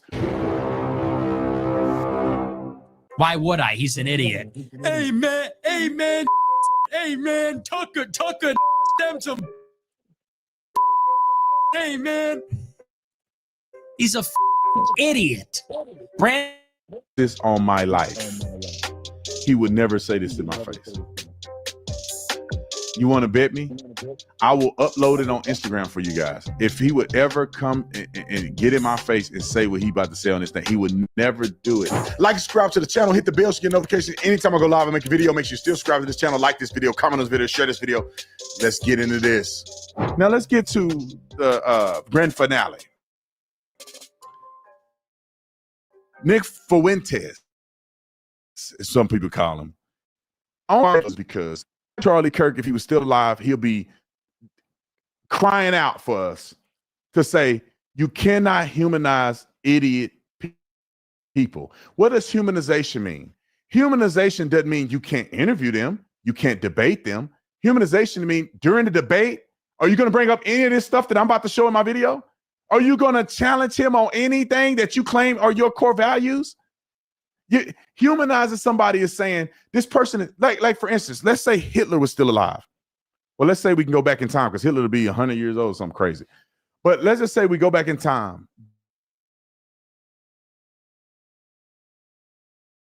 During that time period, Hitler did all these atrocities and all of interview Hitler or something. And then would be like, I'm gonna let them just say all this stuff, and I'm not gonna push back on what he's doing to the Jews. Stalin's mass murdering of so many people. I mean, Stalin actually killed more Jews than Hitler did. And you're not getting, it's like interviewing Stalin and not bringing any of that up. That's humanizing people, or normalizing, not humanizing, but normalizing people. People keep telling me, Brandon, you should debate Nick Fuentes. It's like, I'm not a wussy like Tucker Carlson, all these other people. You come on my show, bro, I'm gonna get in your rear end. Pause. I'm gonna get on your case. Nick told me to say that. It's his generation that did the pause. I'm gonna get on your case, bro. You're not finna sit across from me, all that junk you were talking online about me being stupid out there, and I'm not gonna say nothing about that. The crazy things you said about my friend Charlie Kirk, I'm not gonna confront you on that, bro. The stuff you said about Erica that was disgusting, I'm not going to confront you on that. Running your mouth using the N-word. I don't believe. Let's pull these clips up, bro. First clip of the day is what this fool said about me. Tell me that you will hear somebody like Charlie Kirk talk like this. Just roll the clip. That's your Robert question? sent $21. There's this guy called Officer Tatum, a.k.a. Officer Talmud. You should watch his 30 minutes crash to Nick Fuentes ex Tucker Carlson interview. Lol, and his comments are filled with Zios who despise you. Why would I? Hold on a second. I put this on my life. He would never say this to my face. You want to bet me? I will upload it on Instagram for you guys. If he would ever come and get in my face and say what he about to say on this thing, he would never do it. He would come when he approached me, which he never would. He would be trying to be my friend and be nice to me, just like all these other fools that I catch in public, and they go, "Great deepness, a little bit for you. You can get it for your family if you love seasoning. You love sport." Know somebody to love to cook, get it for them as a gift in this holiday season. But let's start with the bourbon jalapeno seasoning, insane. I'm gonna go right over here to the bacon smoked sea salt, insane. But the one in the middle is the one my wife cannot live without. I mean, she literally put it on everything she cooked for me, and it's absolutely amazing. So the kahuna, the spice in the middle, the garlic spice in the middle is absolutely insane. All of them are incredibly good. You can get this at TatumStore.com. TatumStore.com, the Spice and Tea Exchange in Prescott, run by conservatives. How do you know, Brandon? Because I know him personally. Get it from there. Also, check out the Steakhouse, the new seasoning that they just dropped. It smells amazing. I haven't put it on my steak yet. I'm gonna put it on this, and I'm gonna come back and let you know. But the smell of it just has to be the best steak seasoning that you can put on a steak, Erica. So go to TatumStore.com, TatumStore.com. Get some of this today. Listen what he say. Hey, Tucker, some. Hey, man. We shouldn't blur it. I want people to hear what he's saying. Brandon Tatum is an idiot. Dumbest person I've ever heard. He should get an education. Officer Tatum should get an education. He should learn how to fucking read. And maybe he got the reading part right. But So, everything else he said is crazy. He said he's the N-word. He said all kind of other stuff in his speech. We were trying to block it so they don't ban us. But that's what he really said. Matter of fact, you know what I'm going to do on one of my other platforms that we don't get canceled on? I'm going to play the raw clip of it. Maybe on my Instagram or something, I'll play the raw clip. Y'all go to my Instagram and find it, a clip of it. And they're acting a fool. But we got a whole bunch of other clips. Let's roll clip 402. And this is just a few clips I have. There's probably 400,000 clips of this fool just being a nut job. And Tucker brings him on, and people don't know this side of him, right? He go on PBD podcast, he go on people's podcasts, and they go, but then people don't know that this is the other stuff he's saying on his own platform. Roll the clip. Hey, I'm a stone cold white nationalist, and I love Hitler. I don't want Indians here, and I'm not a Democrat, okay? And I'm not woke and not liberal. All right.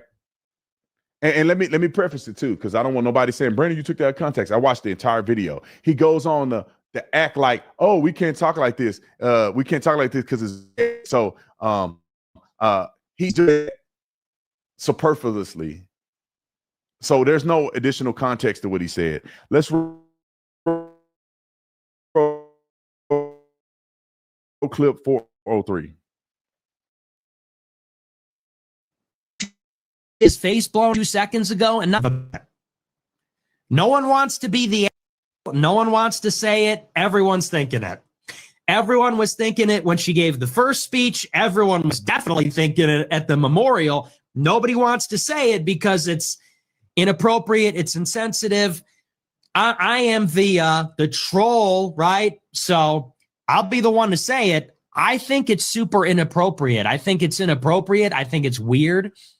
It's bizarre. Something is off there, and I don't like it.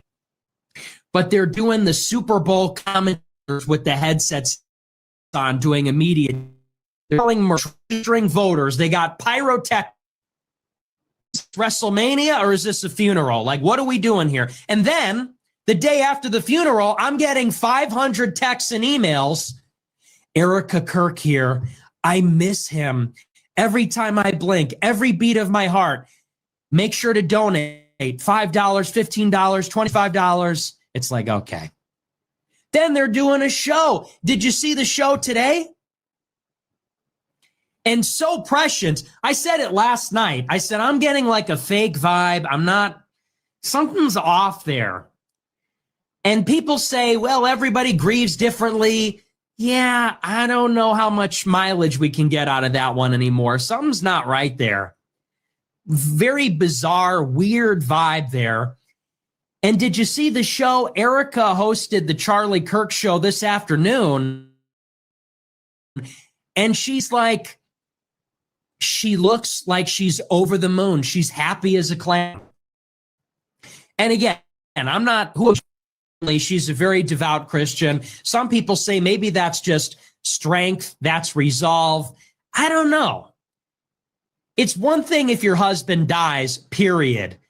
It's another thing if your husband dies at age 31, unexpectedly.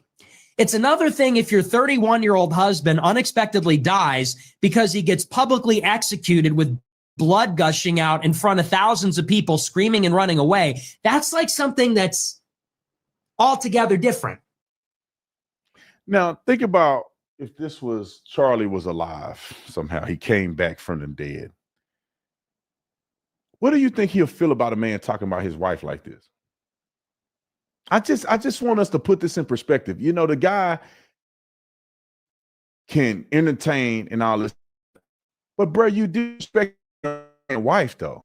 He's asking, you disrespect her, she's grieving the loss of her husband. You out here saying that she's fake, it's weird vibes. What's weird? Yo, this man is caping so hard right now. Yo, this man is caping so hard right now for Charlie Kirk. What's good, Psycho? See Honey back in the building. The link is in the description. The panel is open. I couldn't see the if anybody was in the back. I couldn't see. I was on the video. So if y'all up, let me know. But yeah, man, this nigga is doing some heavy caping for Charlie. More than he even for himself. The nigga just called you nigga about 1,000 times. And you over here. And I ain't gonna lie, bro. I'm kind of with Fuentes on the Erica Kirk situation, man. That shit looks weird. Like it looks weird. I don't know what's going on. What's quite going on with that lady exactly? But I'm not getting the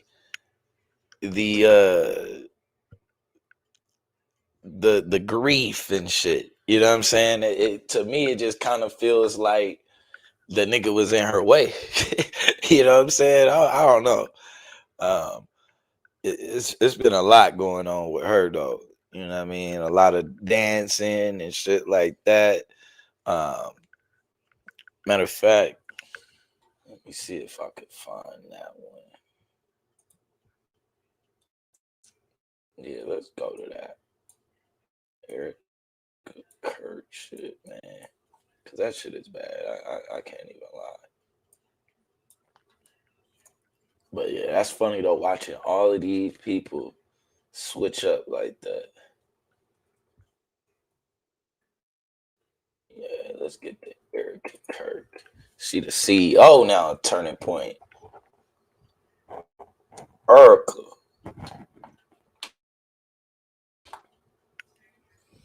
We want that response. I'm trying to get her in all black.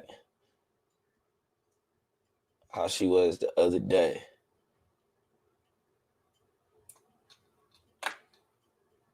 Yeah. Like, I don't know why she thought this was smart, but yeah, we go ahead and cook Erica for the day. We got time. Yo.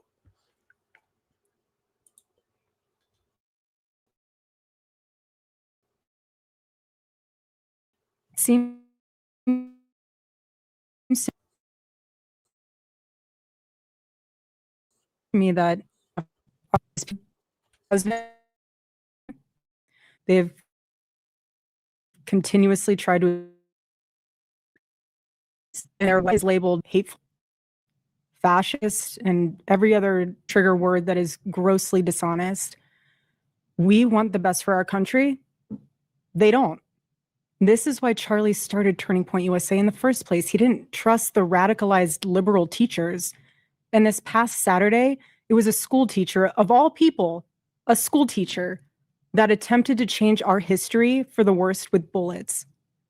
And everyone is asking why I even went to the White House Correspondents' Dinner. And it was because many of the journalists in that room have attempted to dehumanize me. And I wanted some of them to say, why have a conversation? Okay. First off, what the hell is she wearing? All right. I don't know why she's dressed like Cadet Kelly on a covert mission. Or what the fuck is going on here? Like, what is this? What is this? The face expressions are horrible. I mean, Well, of course, this is it's tough right here. being compared to Janet Jackson's Rhythm Nation. So that's what it get me. Man, that's horrible. Or it's like This feels a lot. the remember the enemy agents in Moonwalker? For those Yeah, people who saw yeah. that Michael Jackson. Yeah. This shit bad, bro. That nigga said just like Sonya Blade. That nigga be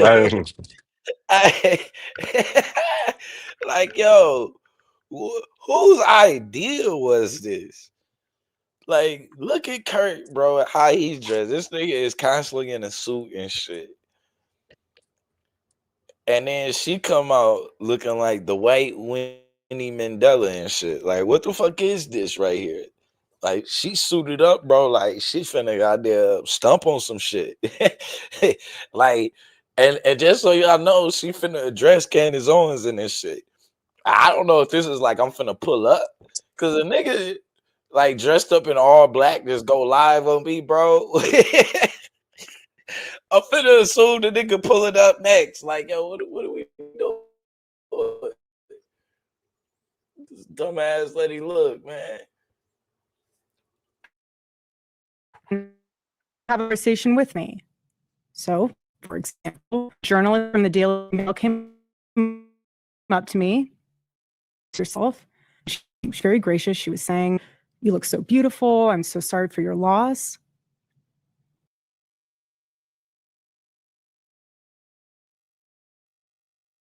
I'm sorry for your loss. Okay.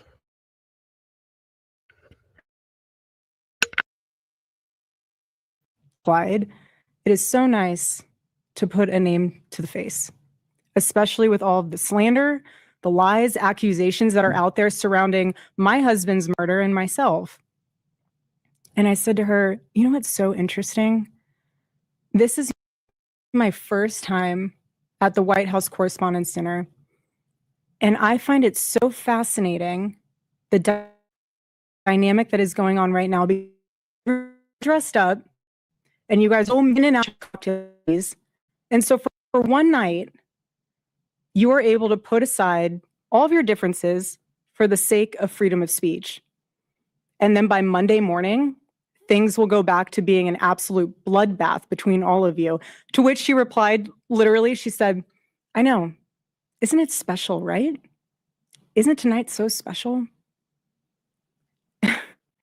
And following that conversation, it was time to take our seats, and we went into the big ballroom where the dinner was. And one of the first things I noticed when I walked into that room was quite literally the proximity of the opposing outlets to one another. So you have one table here that's Politico, and another table here that's Fox, and another table here that's WAPO, and you're all crammed together, elbow to elbow. And to make the night even more of a spectacle, every single 10-person table had 10 bottles of wine. And the president of the White House Correspondents Association, she did a great job of trying to make the evening have that feeling of Americana. You know, we were in a room celebrating freedom of speech despite our differences. U.S. band performed the national anthem so beautifully. And then shortly thereafter, gunshots rang out. Total chaos ensued. You guys have all seen what happened next because there are 1,000 videos of it. So let's discuss that fact for a second. If you were in that room, you had no way of knowing what the status of the shooter was, how many there were, or honestly, really anything. It was just utter chaos. And so during an active shooting, these journalists are using their phones to find moments to capture for clips. They were so concerned about getting a video in a room with an active shooter that they could have accidentally and quite literally filmed them being shot. Many of the people have become so that fighter opportunity of putting themselves into the story, which ironically breaks the #1 rule of journalism. And again, ironically enough, the shooter was a teacher. You have these people who are supposed to be teaching our children the future of this country, and he's so unhinged that he is able to teach children by day and then attempt to murder the president of the United States by day. And in his manifesto, he starts by contextualizing himself by saying, I am a citizen of the United States of America. And while we may have big problems with illegal immigration in this country, I have to tell you, we have an even bigger problem when it comes to the systemic indoctrination and radicalization of our own citizens. This is what got my husband killed. This is what has led to 3 legitimate attempts on President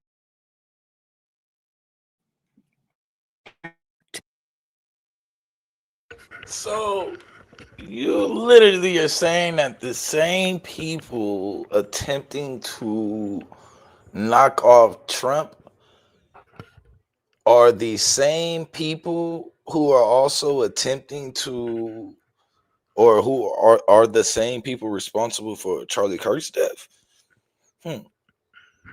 That's funny. I find that funny.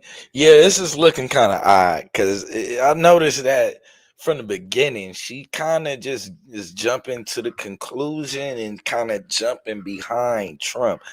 I don't remember Charlie Kirk in his last days ending up on such a high note with Trump like that.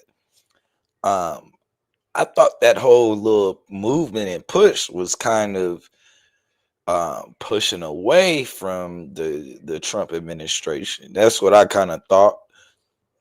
I could be wrong. I could be wrong. That could be what caused the split between maybe the Tucker Carlsons and the Candace Owens of the world. But I do just kind of find it funny though that she's tying those two things, not just those two things, but she's putting them pretty much in the same box. So it's like she's taking over Turning Point and making sure that they stay turned towards Trump. Now I do notice that a lot of that is going on. That's pretty clear. But the shit that got your husband killed was him running his goddamn mouth. We just gonna be 100. He ran his mouth a lot. He said a lot of things.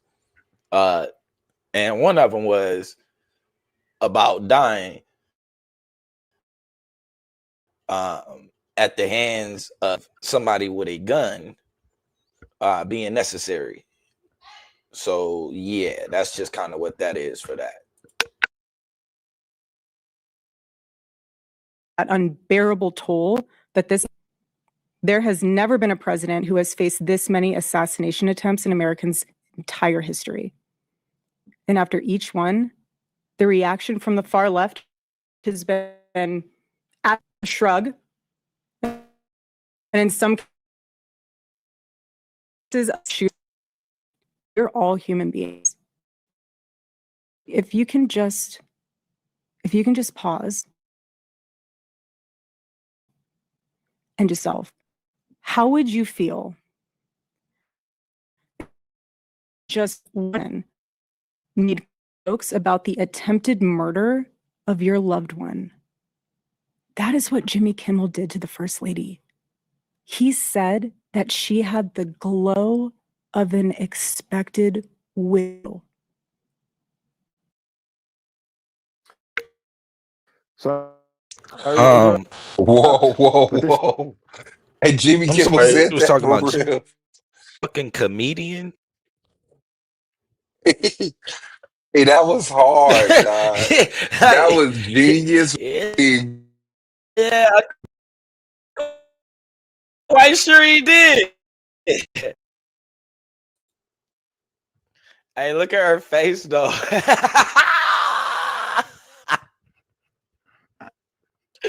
She's so irritated by that shit. Damn.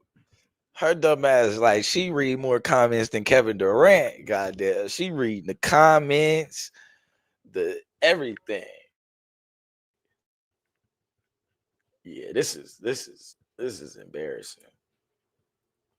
I ain't even gonna lie. I don't know what she's thinking with this shit.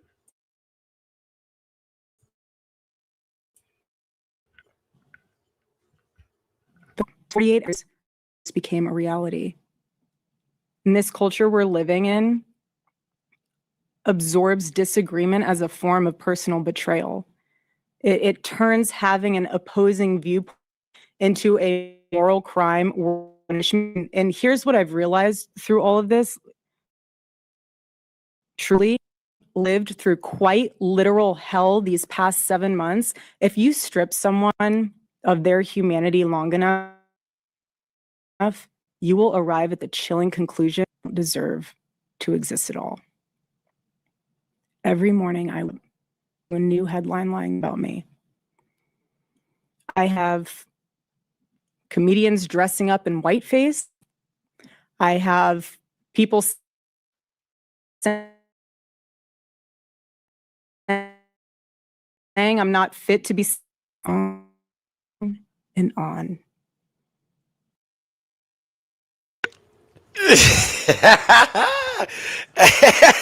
Hey, she talking about two comedians, right? Drewski, Jimmy Kimmel, and Candace Owens. You went live for two comedians, and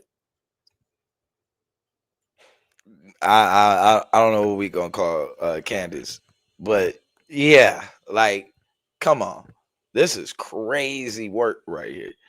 I guess she's like a right independent, right wing independent. I guess I don't know, but the list goes on and on and on. Yeah, there's something wrong with her, like for real. This is main character syndrome right here.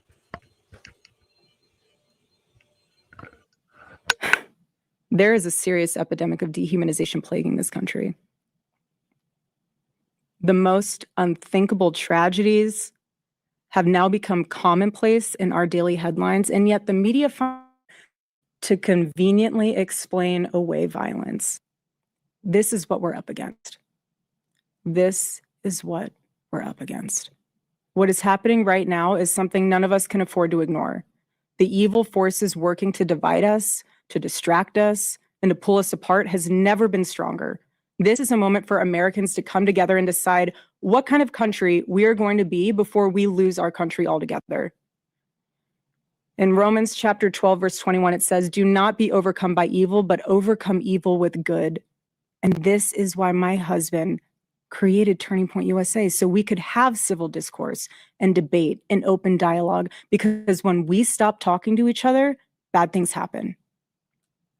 I am choosing to fight for America, for my children, for your children, and for our humanity, because we all need to do our part. And by the grace of God, we will succeed, and America will be what she was always called to be, a shining city on a hill, a light to the world. Let me give you a perfect example of how it's done. My husband at best, and left us the conversation with those who disagree. Buckle up, everybody. Here we go. I'm 52. Yeah, yeah, she gotta be stopped. You know, like she definitely gotta be stopped. That was not it. I mean, I don't know what that was. You came on. She came out like she wanted smoke. She dressed like all black, everything. My nigga said like Sonya Blade, and then start dropping Bible verses. And it is wild talking about how desensitized like we've become to all of these different things. Meanwhile, your husband made nothing but insensitive ass comments about people's deaths, tragedies, and all kind of shit. Like, this is just funny, man. Like, these people, yo, it's just interesting to watch. It really is, and especially you get to see the goalpost move in real time. It's just different. It's just different, you know. Like, yeah, I definitely don't feel bad at all. I'm just gonna be real. I'm with you on that one, Bill. Ain't no need to feel bad. Like, bro made his decision. You know what I'm saying? Like, you're not gonna. It's certain stuff you just can't get away with saying, right?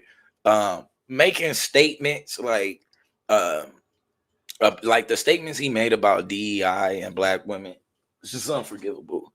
Like, we're just gonna be 100. That's a bullet. That's probably a bullet in the head offense. Yeah, pretty much. Like, in my opinion, we just don't handle our business like we supposed to. So there goes somebody else. And that's the embarrassing part, right? That's the embarrassing part. Somebody else handling this business for us. Nigga was talking crazy.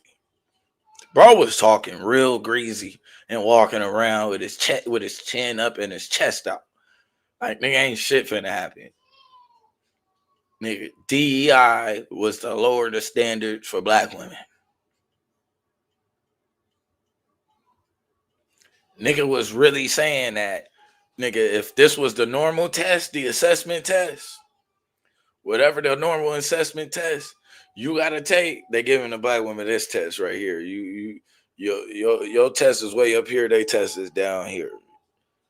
And so if she gets it, and then look, even worse, all she gotta do is get like a 74 on this, and she'll get the job. Like, bro, stop that.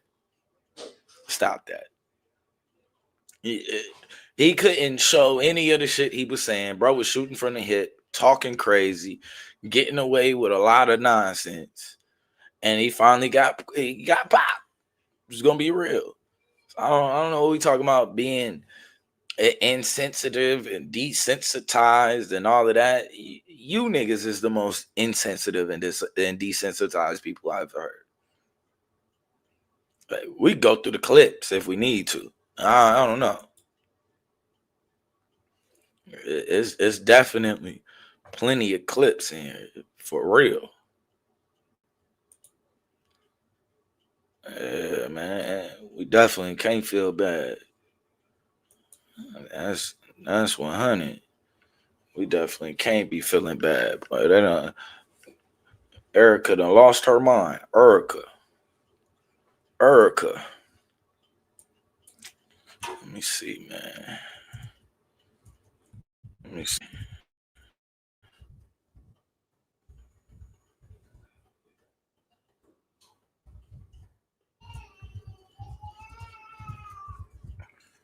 Let's see here if I can find the right clip I'm trying to get.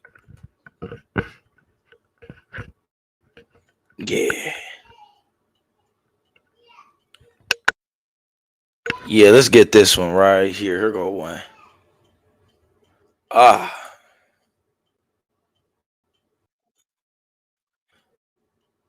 Let's get it. Let's get it. We're not gonna play with this goddamn Martian headed ass cracker right here, bro. The nigga up here looking like Marvin the Martian with his dead ass. Gonna spark up. Anybody else want to roll up one of them Charlie Kirk? I'm finna roll me up a fat Charlie Kirk blunt. Damn, Ben. I'm getting aggravated right a lot.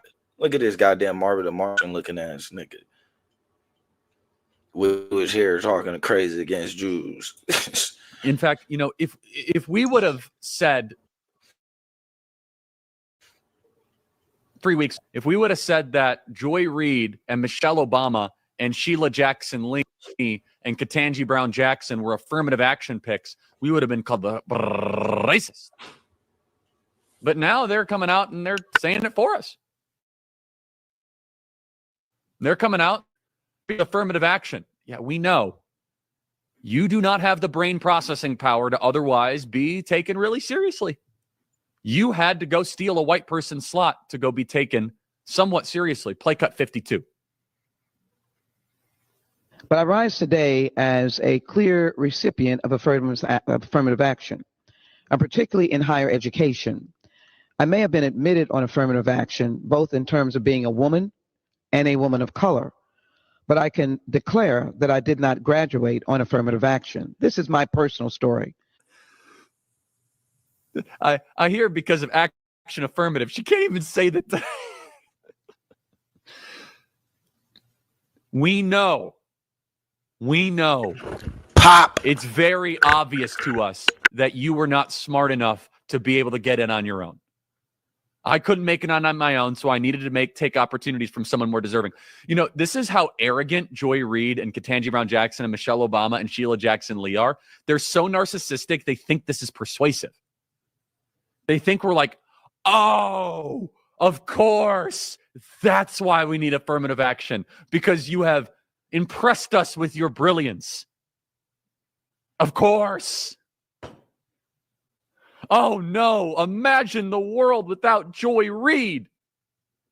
Imagine the world without Sheila Jackson Lee or Michelle Obama or Ketanji Brown Jackson. They think this is persuasive. They think as they kind of now reveal that I'm only here because of anti-white, anti-Asian forced discrimination policies. You know, I gotta ask a real question, right? With a big ass head like that, how did the shooter miss his head and hit him in the neck? Or was he trying to hit this nigga in the neck? Because I don't see how the fuck you missed this nigga head. Like, that's gotta be the hardest part to miss. The shooter couldn't have been a professional. No way. No way. No way you catch this nigga's neck, bro, and you don't catch no. Look at this nigga shit. Cuz got special made motherfucking headsets, bro. The nigga headset fit him like he wearing a hat. My shit is that wide, bro. I got locks in a hat, my nigga. Look at this nigga's head. Cuz got hit in the neck, bro. That is impossible. I'm almost finna be under the conspiracy. This nigga's alive, bro. There's no way. There's no way. But technically, nah, you had to do a neck shot. Because a headshot wouldn't have did it on this nigga, bro. Like, this nigga look like he got a plate in his shit. That shit would have bounced off. You gotta catch this nigga in the neck. Ain't no other way. Ain't no other way, bro. Now I can see it. Bro got a bulletproof forehead. They probably attempted this shit on his nutcase so many times, and he never even felt that shit. The mother was bouncing. You remember in school, they used to have the mechanical pencils, right? We used to take the staples, turn the mechanical pencil into a gun and shit. You be shooting little staples out your mechanical pencil and shit. Be hitting folks all in the head and shit. That's how the bullets hitting this nigga head. They had to hit this nigga in the neck, bro. They had to, which that was hard. Now I'm actually gonna take back what I said. The neck was what they were aiming for. Nigga, that nigga had to have elite premise this. Not a motherfucking a whole lot this nigga's neck. That is wild. I'm gonna put this body on Bob Lee Swagger. That's the only nigga that could have caught a nigga like this in his motherfucking neck with a head that big. It had to be Bob Lee Swagger. Had to be. Ain't no way. We know who did it now. Because remember, the bullets did not match. The bullets didn't match the shooter's gun.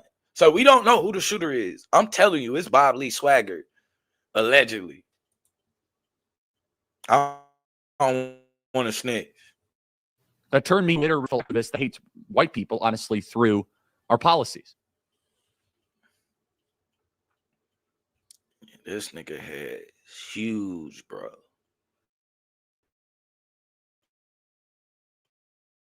I'm glad there's a lot of people. Let me see. That nigga said they took white people's spots, bro. Let me see. We need some. You talked a lot of nonsense. You talked a lot of nonsense.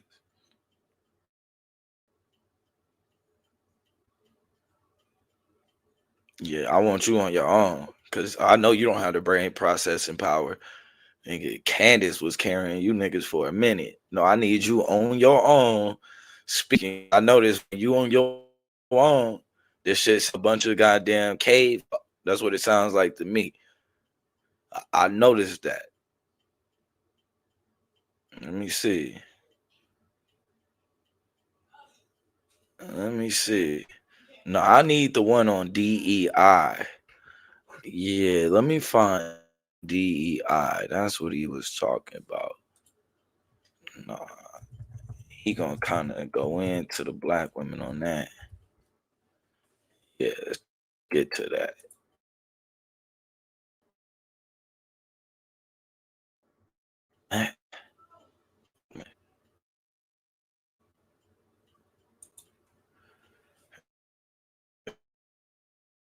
Here we go. God, I don't want to go with the dude. I know this nigga ain't said that shit, so we ain't gonna do that.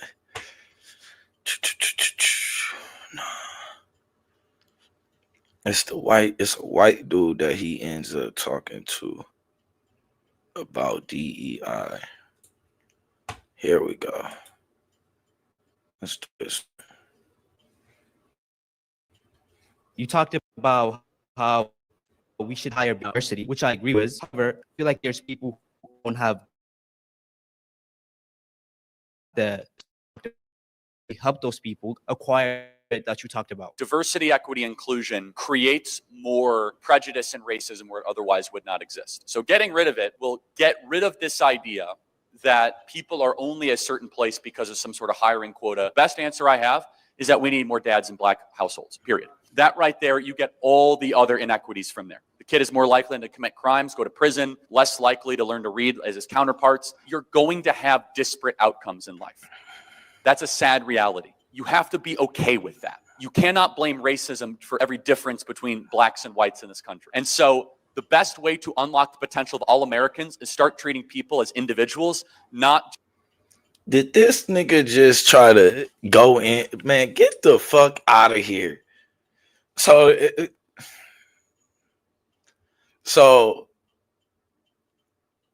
And then he slickly kind of admitted that getting all the Black dads in the house ain't gonna solve the issue. He basically was like, yeah, you just do that first, and then the other shit, you're gonna have some type of inequality. You just got to deal with that. Just because of the way it is. Just bro. members of a treatment based on the melanin content in their skin. You talked about how we. So, and doing that means that you're ending the war on drugs, right? AKA the war on Black people. Are you gonna stop the war on crime? Be a little bit easier to keep some fathers in the home at that point. Maybe we might see a slight uptick. Let's see. Maybe you're okay with changing the way we're police. I don't know. Let's see.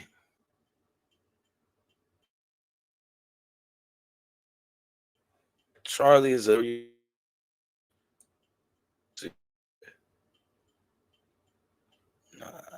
It's one video I'm looking for, and that's crazy. I don't see it on everything. I love that shit finna piss me off.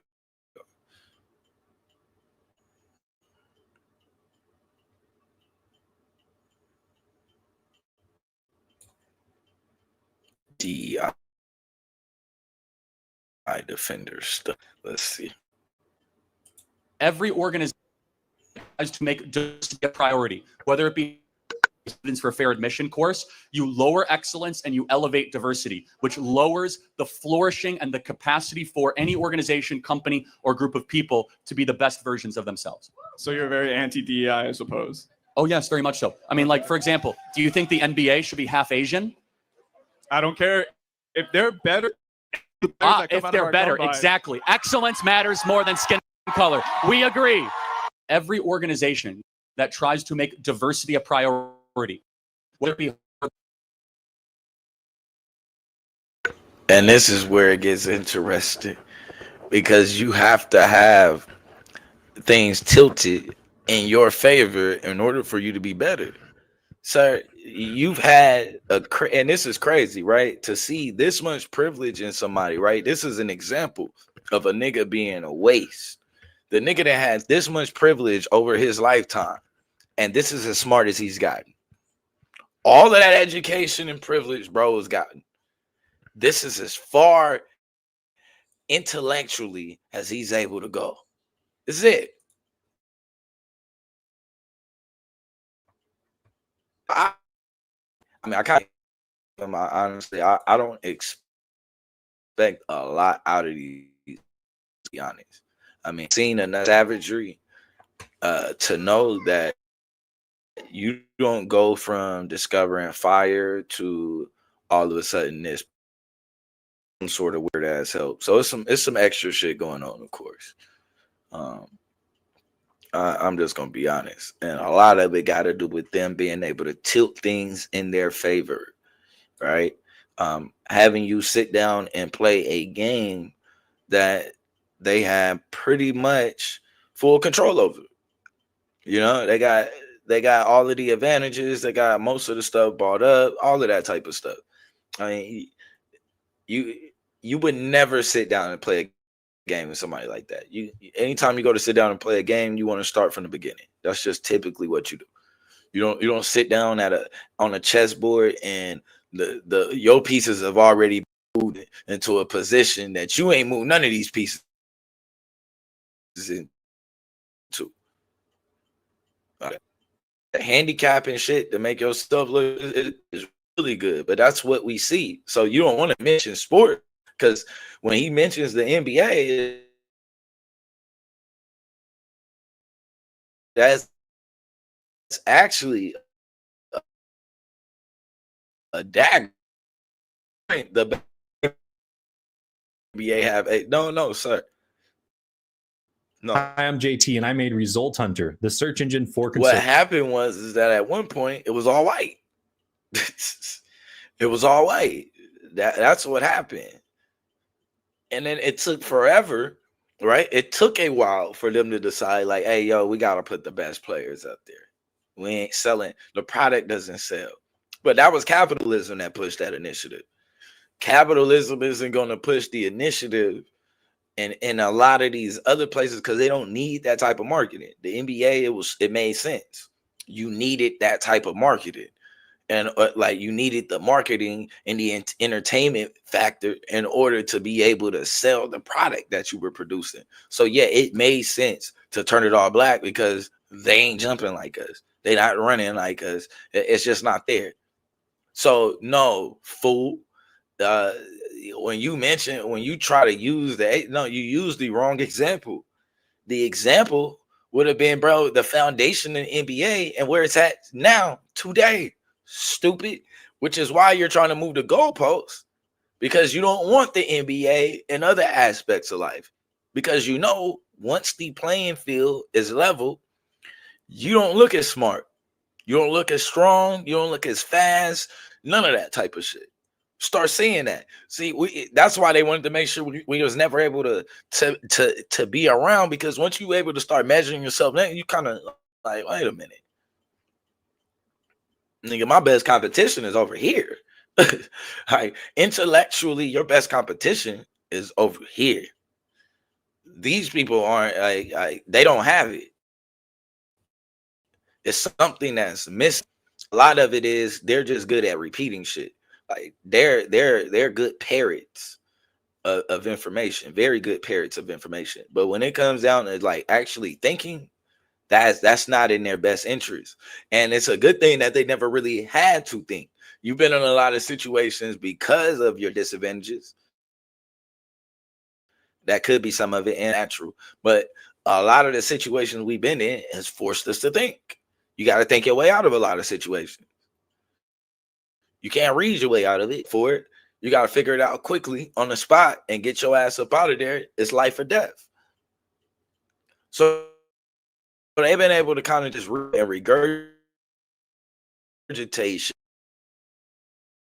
shit. All you have to do is repeat it, right? Like, notice that. That's all that happened with Anna. Every time she repeated what Anna said back to her, Anna tried to hurry up and shift positions. Oh, no. I didn't say that. That's not what I'm saying. Yeah, that's exactly what the fuck you were saying. You were saying white people are victims. You were saying that. Now am I missing something? That's what she was saying. She was saying white people were victims. It's no need nothing was misconstrued out of that or anything. She was saying that black people were racist. Nothing to misconstrue or anything. Who else were you talking about was racist after the George Floyd incident? Who else was being openly racist to white people? And then not only that, you put us and then you try to say we was being racist to Asian people on top of that. Crazy word. Mind you, post-COVID, it was them that was fucking Asian people up. But they go maneuver it now to where, nigga, nah, what really happened was we started attacking Asians for going up against affirmative action. Huh? How? Through tweets? What you talking about? Some tweets? Like, she don't have no real legitimate information. Only thing she got is some emotional people online that left a comment in her section or some shit. That's the only thing that she was responding to. She had no good actual points. And notice that when it came down to immigration, she was literally willing to remove both extremism arguments, right? Both extremist arguments from both sides in order to have a fair dialogue. But when it came down to race, nah, fuck your race. I don't see it. It ain't no issue. We shouldn't be having it. And if you stop talking about it, it'll disappear. That was her point. You know, that was her point. She tried to make that point over and over and over again. And she could play around like it was other factors and this and that, but there was one true factor here. There was only one. Conservatives. Let me just tell you what it does. First of all, big tech right now is run by a bunch of elitist people. The Last Rodeo, Angel Studios' newest family blockbuster starring Neil McDonough, hits theaters May 23rd. Become a premium member and get 2 free tickets to see The Last Rodeo on the big screen.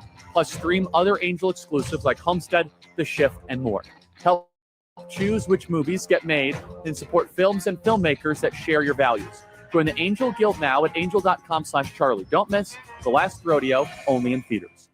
Just for context, I'm open to learning and being informed, but I do believe we have a disagreement when it comes to DEI. It stands for didn't earn it. Essentially that colleges are dropping the bar, but I think they're just opening the door. So for example, There go one of your Vietnamese voters right there. a recent Harvard analysis by Top Economics found that students from the wealthiest 1% of families are 13 times more likely to score in the 1300 plus range for the SAT than students from the poor. And I don't think that's because rich kids are 13 times smarter, but it's because they have access to better schools, private tutors, test prep, everything, right? And according to the University of California, they show that family background accounts for 40% of the variance in SAT/ACT scores among UC applicants. I would also like to mention that the diversity into leaders of casual effect missions at highly selective private colleges. A study shown by the National Bureau of Economic Research that I think that if you think in race, at times I think it's based on wealth. So legacy applicants, children of donors, and recruited athletes were significantly more likely to be admitted than other students with the same academic credentials. Schools like Harvard, legacy students are about 5 to 6 times more likely to be admitted than non-legacy students with similar SAT scores. Roughly 43% of white students admitted to Harvard from 2000 to 2015 fell into one of the 4 categories, right? Legacy athletes, deemed interestless, or children of faculty or staff. 3/4 of these ALDC admits, 75%, would not have been admitted if evaluated only on academic credentials. Yeah, I ain't gonna lie. Yo, My wife's that was favorite thing a I'll fucking do. question. She just herself. That was a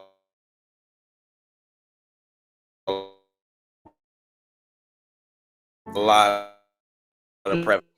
You need all the extra shit. Good enough. Get your question on. My question is, do you believe that DEI could possibly not stand for diversity, equity, and didn't earn it, but can stand for actual diversity, that diversity of abilities? When you go into a job or to a school, they don't just ask for your SAT score. They ask what kind of clubs you were into. They ask you to submit an essay. They are a holistic academic review. So why do you think it didn't earn it? If maybe they got a less SAT score, but the person are just more well-rounded than the person who had all these tutors but did nothing outside of it. What yeah. Tell me about, do you know anything about the Students for Fair Record? I would love to hear about. So basically, at Asian and white students, they basically got 200 to 400 points knocked off of their score versus Black and Hispanic students. So it was disenfranchising white and Asian students. So let's say you're in charge. Do you think that we should have all test scores be weighed the same? Or do you think that certain ethnic groups should get certain points because of their race? I believe that we should acknowledge the fact that certain students have a different starting point, and I would love to give everybody the opportunity to So get how into many school. points should a Black student get over a white student in admissions? I think that SAT scores and points shouldn't be the only thing, Question, because the status quo. but not that black and white. It is. So it is, because that's why affirmative action was struck down by the Supreme But we're Court. not talking about affirmative action. We're Well, talking about DEI. DEI is an outgrowth. Affirmative action is an outgrowth of DEI and vice versa. Let me give you another example of DEI. Do you think if I say to a group, let's say of Hispanic and Black people, if I say you people, is that a microaggression? Say that again. I'm so sorry. If I was talking to a group of Hispanic or Black people and I happen to say you people, is that a microaggression? I would think so, yes. Okay, I think that's insane. Why? Because it's not a microaggression or racism to call any group of people you people. That's so you guys might know about the group of clowns in the circus group of the Dean on F America thing. So is bro trying to make a real point so he could say you people when he's referring to, like, look at this, and this is crazy, right? If you look at the coalition that they trying to play with, this is a whole Asian lady right there. Yeah, they not fucking with us like that. Look at the Vietnamese. Vietnamese when I see them immediately. Definitely Vietnamese, and they're happy. Chuck E. Cheesing it up while he's making shit up. Making shit up. For the record, he's making shit up. She should have just read. That's all she had to do.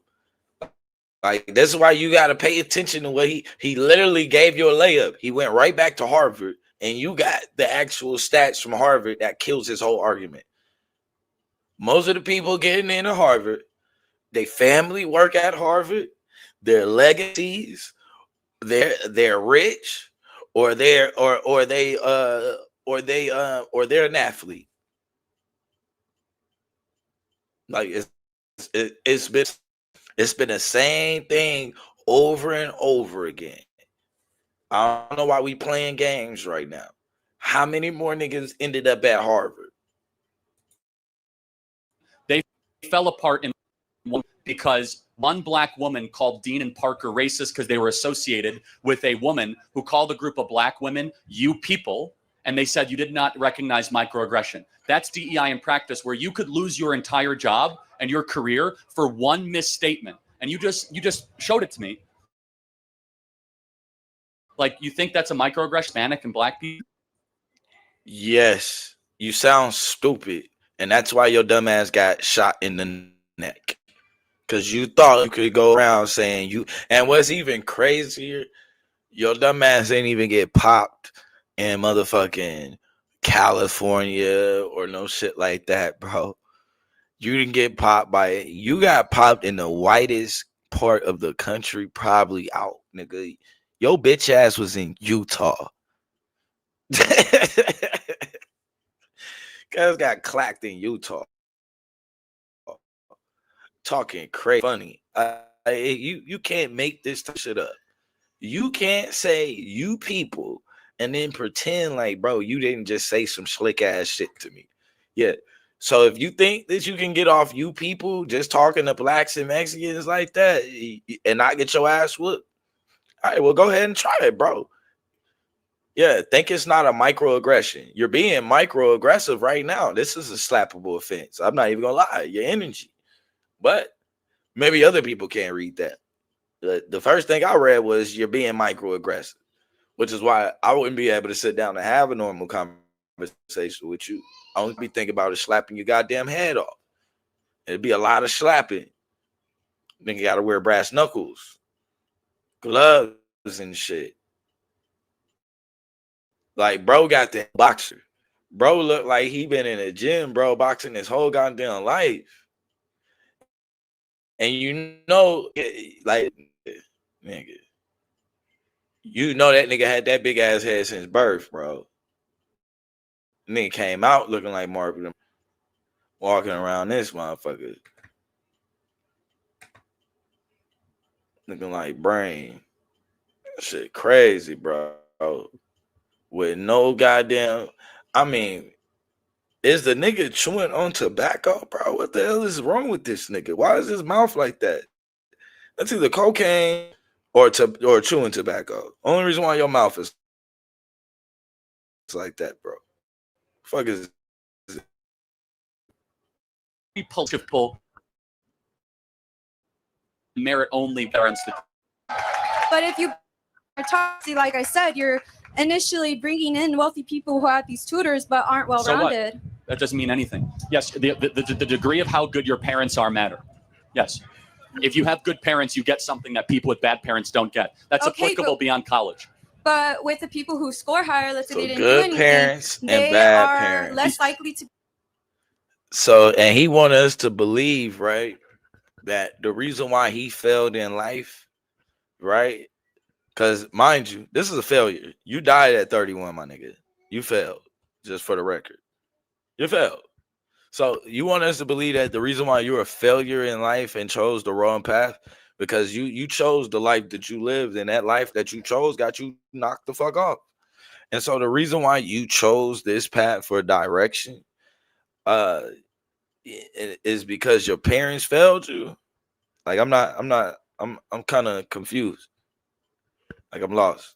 Were you privileged or did your parents fail you? Which one is it? Or are you blaming black people? Like, who failed you in your life? Was it us, DEI, affirmative action, or your parents? I don't know. I don't know.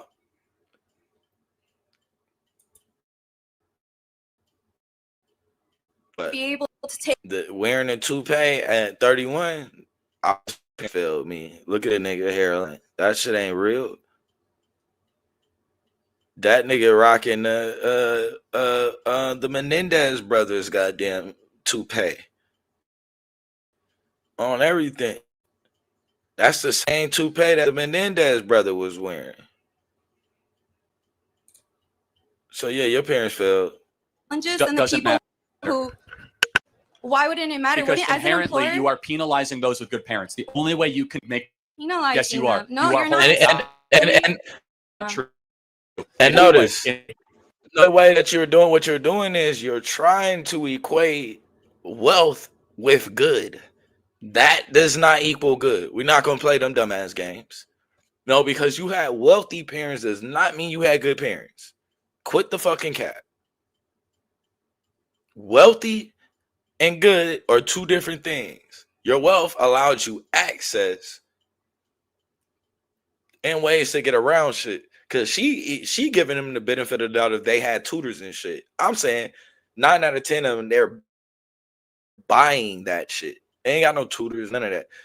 They're buying their goddamn. They're buying their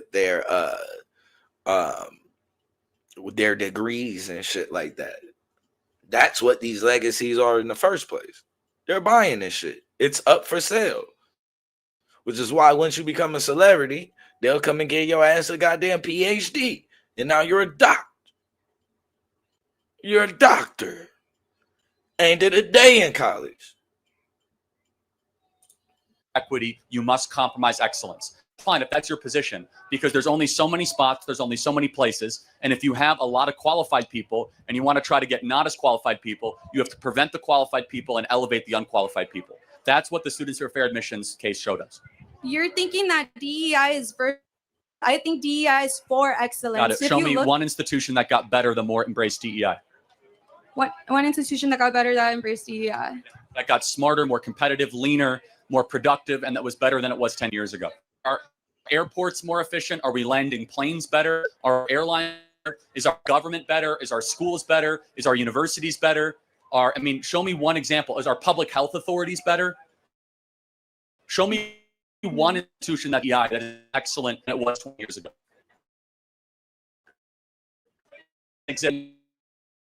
You don't have. Imagine being able to build an app. Bro, like, first off, he just like institutions. You asked a load of that question of some shit that didn't even exist anyway. With your name on it, just by thinking about it. Meet Base 44. It's crazy work. We'd have to go Let me through ask you a individual companies who applied it and who benefited. If that's what you want to talk about, you talking like, bro, you just threw a bunch of random shit out there.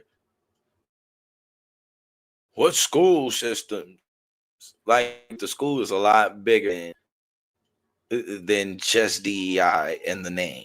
It's a lot. It's a lot going on.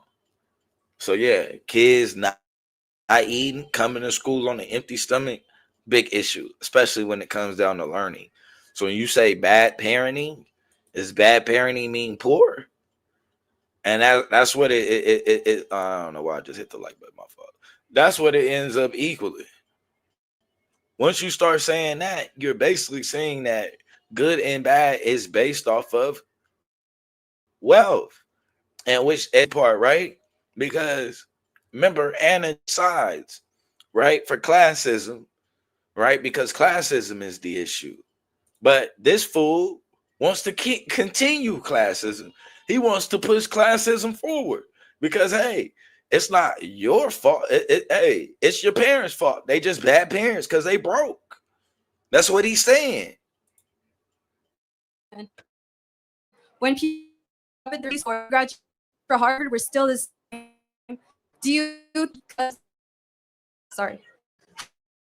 That being said, to consider the potential to succeed, because once you get in, you're still going off the same merit as everybody else. A lot of people drop out that are, you know, the problem with Harvard is that they now have professors to retake courses, and because these kids should never be here in the first place. And they happen to be a lot of Black and Hispanic kids that were let in because of the color of their skin. So I guess my question is, Cap.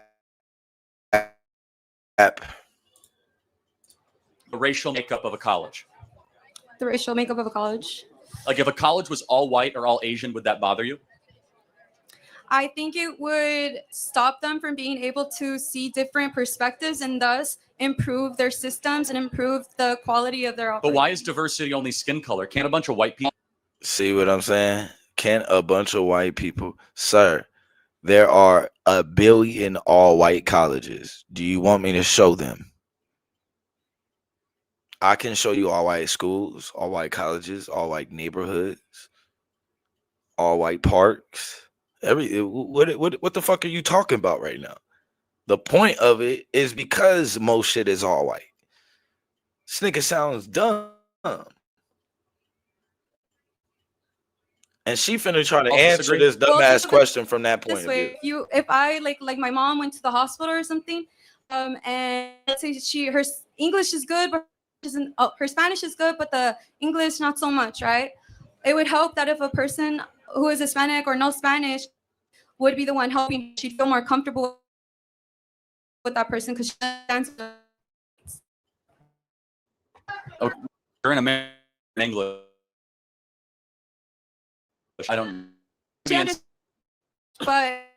she Look, would with a Hispanic versus one that doesn't, so she could speak comfortably. as an organization, you must prioritize something. We think that excellence, you must have an. So he feels like only white people should feel comfortable when another white person walks in the room, and you should feel just as comfortable with them. Fuck the fact that, hey, yo, you want somebody that looks like you of your culture, so you just kind of feel like they actually have your best interests at heart. That's the point that she was making, which is the point he's trying to make as well, which is very funny. So it's just her comfortability doesn't matter. It's everybody else's comfortability that's irrelevant. It's got to be theirs first. That's all. Their comfortability is the only one that matters. They should be able to have all white schools, even though they do have all white schools. It's funny. So the issue is that Charlie Kirk just didn't have enough money probably to go to one of these all white schools, but they exist. If you had enough money, you could have stayed in an all white community. So it looks like to me, bro, you just had bad parenting, and you're out here complaining about your badass parents who were broke. If you had better parents, your communities wouldn't have been so diverse, sir. Uncompromising pursuit and commitment to excellence and not equity. And we believe the more that we embrace these mediocre, this kind of culture of mediocrity, excellence will slip. And again, I could go through. At the core, DEI wants a lot of things, including racial quotas. We don't believe in racial quotas. Our best institutions would fall apart with racial quotas. We want excellence quotas, and the best and the ones that earned it. Thank you for good faith conversation. Yeah, I think that's a good little spot right there, man. We'll cut the crap.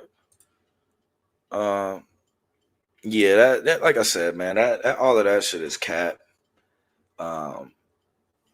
I mean that shit is clearly cap. Clearly cap. You know who to argue against. Shout out to the young lady. You know, she came in to fight. I'm quite sure she, is early. And I'm sure that was tough to do. Like, she had her points there. She trying to get them off.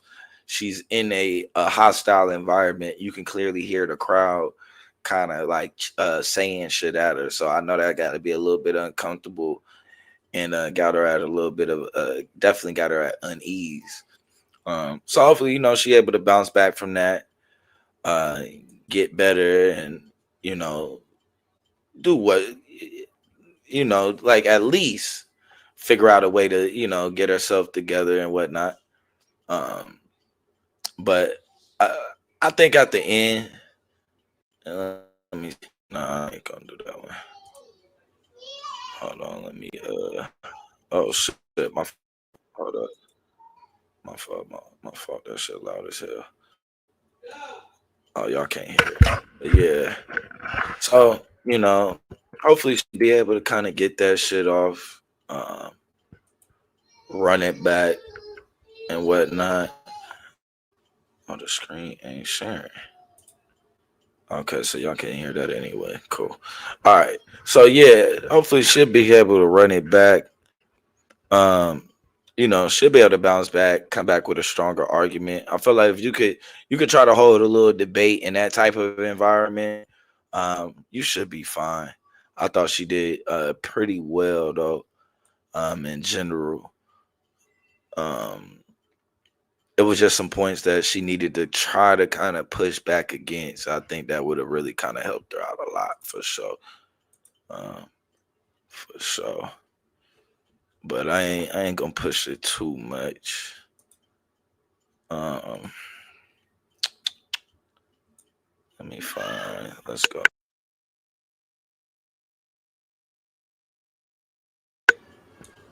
Let me find. Ah, here it is. Yeah, let's rock with this one.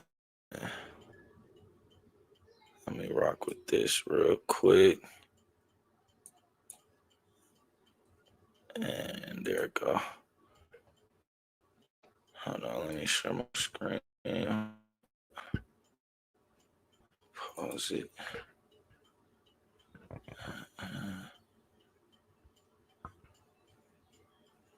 Let me go. Boom.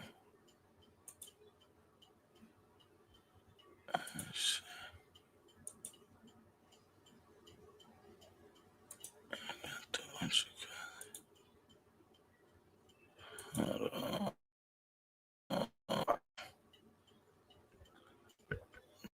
No, I can't hear it. Let me see. Shit. Hold on. Shit. And then let me see.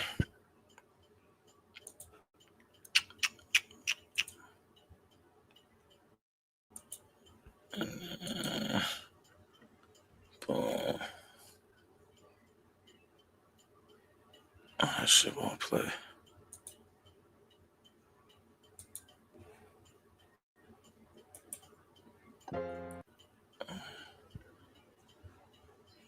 Yeah, we'll run it. Hold on, let me make sure I ain't gonna run this one. These are huge L's.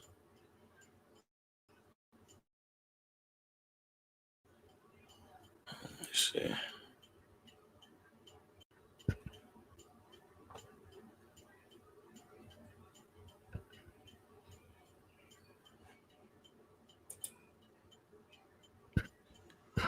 Oh shit, my fault. Hold on.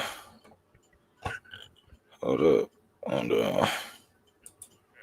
Yo, can you hear me? Yeah, what's good with it, bro?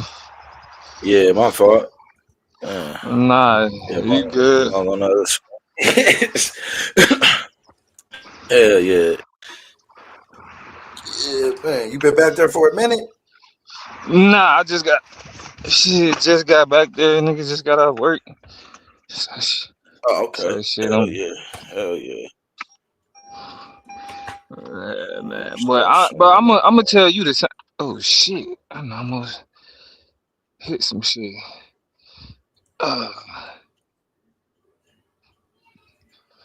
But yeah, bro, I'm gonna tell you like I told this nigga Psycho. I don't know why y'all listen to these motherfucking people.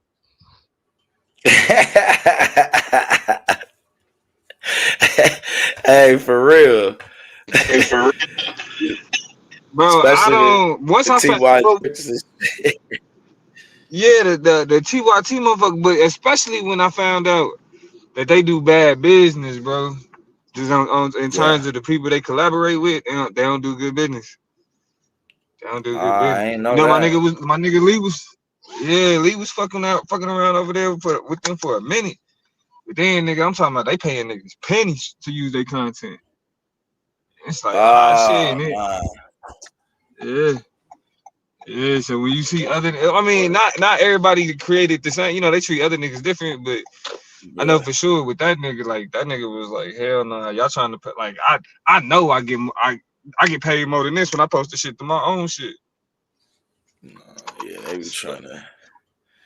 I mean, it's interesting watching the direction that they news has kind of went into, and I've been kind of wondering what's going to end up happening as far as with the Undisputed channel, because it just seemed like that and the Young Turks is kind of going in two different directions, and maybe it's just Anna, but it feel like the Arab dude too be kind of, I don't know, he a little iffy. Nah, I mean, really, and it's like this. I was talking about this the other day, because it's like where we be at on YouTube and the conversations that we be having on social media and shit. It's different from what TYT and them would be on, because like y'all niggas don't give a fuck about the distinction between liberals and leftists. Like niggas could give two fucks between that. You know what I mean? Like, so all of the same shit that niggas would be critical of Anna for, nigga, they gon' like, regardless if she fuck with Democrats or not, they still gonna be critical of that same shit. You know what I'm saying? Like, so it's really one of them things to where it's like the shit that they act like is like this huge big deal. Shit, nigga, we be like that shit trivial. You know what I mean? Like that, like y'all little ideological differences be so. Yeah, I mean they ideological differences. You know what I'm saying? Miss the plot or forget the plot. You know what I mean? Like the shit that they be bitching about it, like, you know what I'm saying? Like Tucker Carlson's apology. Nobody gives a fuck about that. Nobody's giving that nigga credit for apologizing. You know what I mean? Like, no, like, so, you know, the fact that y'all making a big deal of like, well, I can't, like, he's apologizing. What else do you want from him? Like, where the fuck does that, like, again, you lost the plot. Who gives a fuck if he apologized? All these motherfuckers is apologizing now. That ain't changing the material circumstances of people that are negatively impacted by Trump policy though, at all, which is most people. You know what I mean? So yeah, bro. I cannot listen to them for any extended period of time, because it's like they are what, like, me personally, what I hate about leftists. They represent that shit. Nah, yeah, I can definitely see that. And And yeah, I think you kind of got into. I mean, you kind of went into it a while back, kind of going into the difference between you actually being a left. I think the easiest example you used really was the Biden example. That kind of explains it probably about the best for real. One of the best is the Biden, especially with like his policies and shit. Because really, he really is kind of like another Bush. I mean, to be right honest. Dixiecrat like a motherfucker. Yeah, he definitely gave a lot of them Bush vibes for sure. And then this nigga got the nut. But that's what I be saying when niggas like the way that motherfuckers be co-opting language, bro. Like that nigga talking about when that nigga was leaving office. I'm never gonna let like get past the fact that nigga was talking about, you know, oligarchs and the rich people and corporations. It's like, my nigga, you just as responsible for that shit. Right. Look, man, the shit you saying gotta end. Niggas start like, nigga, you had a chance to end it. You didn't. It's as simple as that. Cared about it. Man, fuck no. Fuck no. What you thought about her trying to pin everything with the Roe versus Wade on it not being codified under the Obama? Nah, I agree with her on that though. Yeah. I agree with her on that, yeah. Because it's like, that's the whole shit. Like, Obama and them talking about, oh my God, we got to protect. Why didn't you do nothing? I mean, shit, really, same thing with the Voting Rights Act. If y'all knew they was fucking it up in 2013, why y'all ain't do nothing? You know what I'm saying? Right, like, y'all, they keep waiting until shit gets, they keep waiting until shit really just all bad and then being like, oh, we gotta do something about it. But shit, when you had the chance to do it, you didn't. So I don't know, you know what I'm saying? Like, I don't even really want to have this conversation with you. Yeah, right. I don't want to have this conversation with you. Y'all full of shit. Yeah, I can see that. I definitely, because and to me though, is what is that though? Is that them just trying to do shit the right way? Nah, it's not. It's just not a priority ever. You know what I mean? Like, that's just the whole shit. It's like all these other shit that that they care about. You know, Biden could brag about jobs and all that other shit. Like, which is, you know what I'm saying, and his impact on the economy, yeah, but shit, it's not changing the fundamental part of shit. Like, man, you got the. Nah, I don't need a bag. So yeah, when they got the opportunity to do it the right way, they don't. And then once they wait until it's too late and then try to be like, oh my God, no, you're not. Don't even try to play that game. Thank you. Insulting the nigga intelligence. You know what I mean? So yeah, bro. White people going back and forth between them. Well, I'm a Republican now, or I'm a Democrat now. I don't give a fuck. Cause like that shit do not change nothing. It really don't. Like who? Yeah. Because I didn't hear a difference. That's what was wild. Like the only thing I heard a difference was the fatigue shit. Like with her with the oppression Olympics. And to me, that was just specifically directed at us. So it's like, damn, we forced you out. Nah, which is the whole shit. Which is the reason why it's like, bro, like niggas politics is about niggas, bro. It's not about this left or Democrat or it's niggas. If you don't fuck with niggas, you don't fuck with niggas. I don't give a fuck what side of the aisle you on, or most niggas don't give a fuck what side of the aisle you on. Right. Yeah. Once the color feel that, it's a wrap. So yeah. And I felt that it was some years ago. I can't think of the case that happened, but it was like a incident where like dude got pulled over or whatnot, and Anna and them, I don't know, it was like Undisputed covered it in their way, and Anna went right behind them, bro, and it's like tried to crush their whole argument, just tripping. Yeah, that's why that's what I mean, bro. I do not give no, like, I give very few. I probably pay more attention to the online liberals than the leftists. The leftists annoy the fuck out of me. It's like the leftists will argue about Palestine, and then I mean, I don't want to say let Trump get elected because it wasn't really like niggas is kind of fucking up that rhetoric because the only people that voted for Trump that shouldn't have was Mexicans and white women. Like Mexican men and white women. Them was the only I don't want to say a press group, but like either like out of minority or marginalized groups, majority of Asians voted for Kamala. Majority of black people for sure voted for Kamala. I mean, majority of Latino women voted for Kamala. The only motherfuckers that was like, nah, we cool with Trump was Latino men and white women. And so like when we looking at shit like with Anna Kasparian, it's like bitch, y'all are part of the problem. Like y'all lecture everybody else, but y'all need to be talking to y'all goddamn selves. You know what I mean? Like white women make this shit possible. And that's a key factor. They are, I mean, huge on it.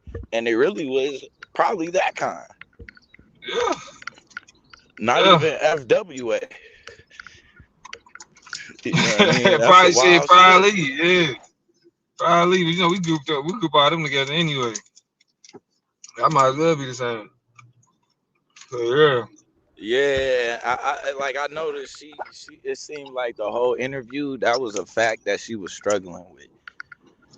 Like she kept trying to describe herself as something different. Cause Marion looking like, what's the difference between me and you? For real. Like, you tripping. Yeah, I mean, shit. What are you talking about? Only difference. Yeah, only difference is like, oh, I'm an angry white woman. It's like nobody gives a fuck. The shit you be angry about annoys everyone. You see that shit where she got into it with her neighbor? No. Yeah, bro. I guess she had got into it with her. I don't know if I seen this shit on TikTok. Oh no. I think I seen it on YouTube. She posted it and kind of commented on it. So I guess, you know, because she be going in. But that's how you know these motherfuckers got money out here. They got valet in front of their house. Jesus. I might take my ass back to the valley. But boy, Yeah, Beverly buddy. Hills, something else. Beverly Hills, something else. I Which already way? know. I was out there in Texas. Yeah, bro, you gotta let me know when you out here. Fuck with me. Man, ain't too many niggas I fuck with like that on for real, but shit. You know, I pull up. Make sure. Hell yeah. Yeah, we definitely gotta smoke something, man, for real. Yeah, you already know. Shit. Hell yeah. Hell yeah. I be shit too. 9 times out of 10, I'm gonna have my boy with me and shit, man. So we go take the little boys out to go eat or something. Oh yeah, for sure. You got your seed with you, yeah.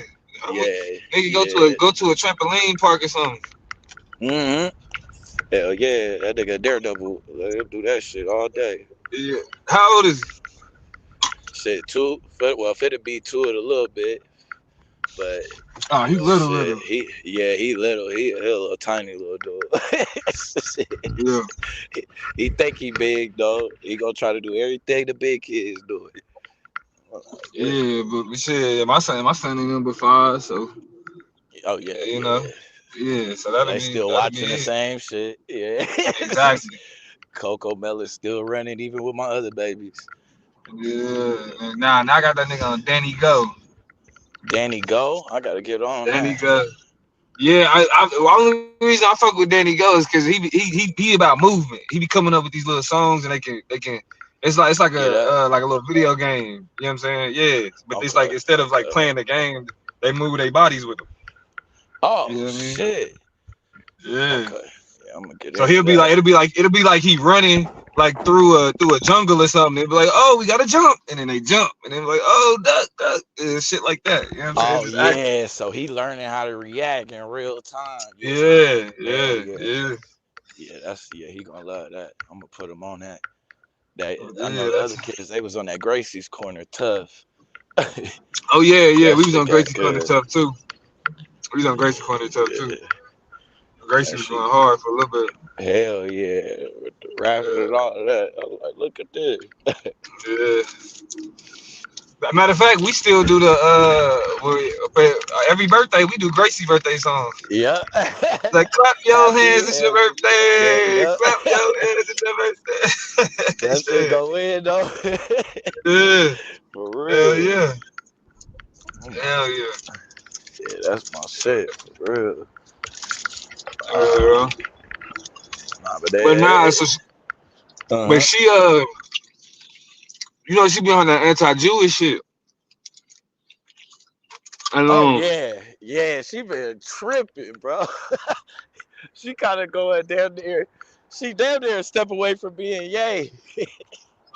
Nah, but she like one of her neighbors, I guess she was out walking her dog, and her neighbor was out walking her dog, and like I guess her neighbor just like confronted her type shit, like stood in front of her like, nah, bitch, you ain't going nowhere. We don't want you in this community. So she pull out her phone and start recording her and shit. So they get into it. I guess, nigga, the people in the community calling the school where her husband work at and all this other shit, calling her anti-Semitic and all this shit. Like they on her ass. Yeah, they not fucking with her. That's why she trying to run over for some cover and shit with the other folks. Yeah. That ain't gonna happen. But it's like, bro, y'all can't. You like it don't matter if y'all fuck with them on that shit. Y'all can all be anti-Jew as much as y'all fucking want to, but as long as y'all still fuck with any type, like one, you a woman, so white, like these crackers ain't gonna fuck with you already. You fuck with this nigga Chink, who they think is a foreigner, liberal, socialist, you know what I'm saying? Like all that other type of shit. So it's like these motherfuckers is not your friend. Now I will say the only time I was able to for real like listen to it is did you see when she debated Pearl? Hell yeah, that shit was good though. I ain't gonna lie. Her and Pearl was funny. She was nigga, that's cause Pearl was trash. Pearl was trash. Hold on, real quick. I'm about to lose service real quick. Oh, you good? Yeah, that one with Pearl, that was the one I was picking on her about earlier. Where she go in. I'm just running to the store real quick to get everything I need for the night for real. I might go ahead and put that bitch on. I ain't gonna lie, that shit was funny as hell. That was a good ass debate though. I mean, I ain't gonna say a good ass debate. It was an entertaining debate. Let's say that. But yeah, she got on Pearl last nerve. I mean, Pearl got on her last nerves at that point, and so she ended up crashing out. Which was, very hilarious. But I will say though, I don't see. I definitely don't see really a lane like that unless she go all the way. Like in my opinion, she gonna have to fully crash out. And to me, she's still trying to play both sides a little bit. I don't know how long she can though, because the race shit is just irritating her. Like even when she talk about it, her face expression says it all. Well, but that's the thing. If you don't get the race shit right, everything else is gonna fuck up. You're never gonna get the class shit. Yeah. You ain't gonna get the immigration shit. You ain't gonna get none of that. That's where all that shit stem from, the race shit. So that's why it's like y'all analysis is incomplete. You know what I'm saying? If you don't account for the way the race functions to like shape all of this shit that y'all complaining about, it's just gonna be this surface level, you know what I'm saying, white people bickering. But I don't know, Which man. is Niggas pretty much still all we watch got. their ass. Yeah. And that's what was wild. Her trying to say, well, no, it's about class. And then she literally tried to use the exact argument, right, that you would use to show why race is how race impacts class. She tried to use that argument. I will have more in common with a black working class person than a rich white billionaire. Yeah, or Armenian. That's what she tried to say, than a rich Armenian. But it's like, okay, so hold on, is Anna Armenian?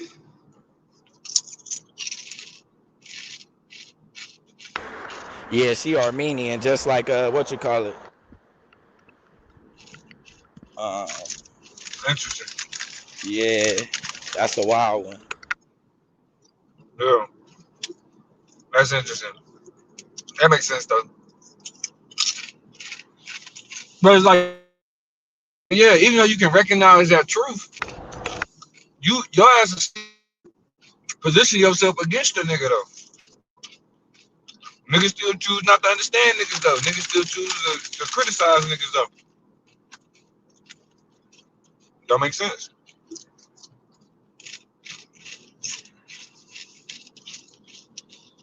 So I was like, shit, I gotta get back on it. I ain't even drop shit today. Actually, the reason I ain't drop shit today, nigga, I forgot I had a debate this Sunday. Oh yeah. Who you debating? This nigga Lucky. Oh shit. Oh, y'all doing the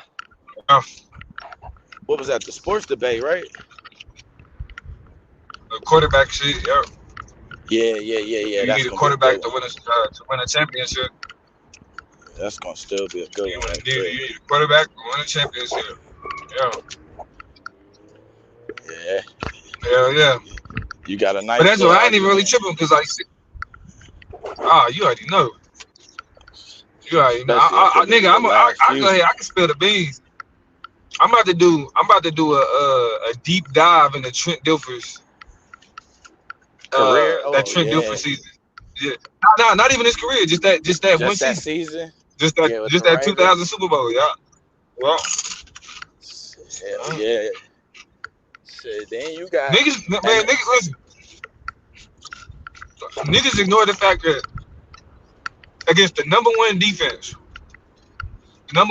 that year was who was it? Was it the Raiders? I think it was the Titans. The Titans and the Ravens had the number one and number two defense. That nigga Trent Dilfer threw a 96-yard pass to Shannon Sharp that got stopped at the 2-yard line. Blown coverage. Nigga, oh yeah. that's it. You got to think about it, bro. This nigga threw no interceptions against the number one defense. No interceptions. Yeah, and a 96-yard pass. And a 96-yard pass. That's what I'm like. That's it. When you got that type of defense, but the kicker though is Trent Dilfer didn't even start the whole season. That show you how much the quarterback mattered. Cause they was 5-3. They was 5-3. With I forget the other nigga name. They was 5-3 with that nigga.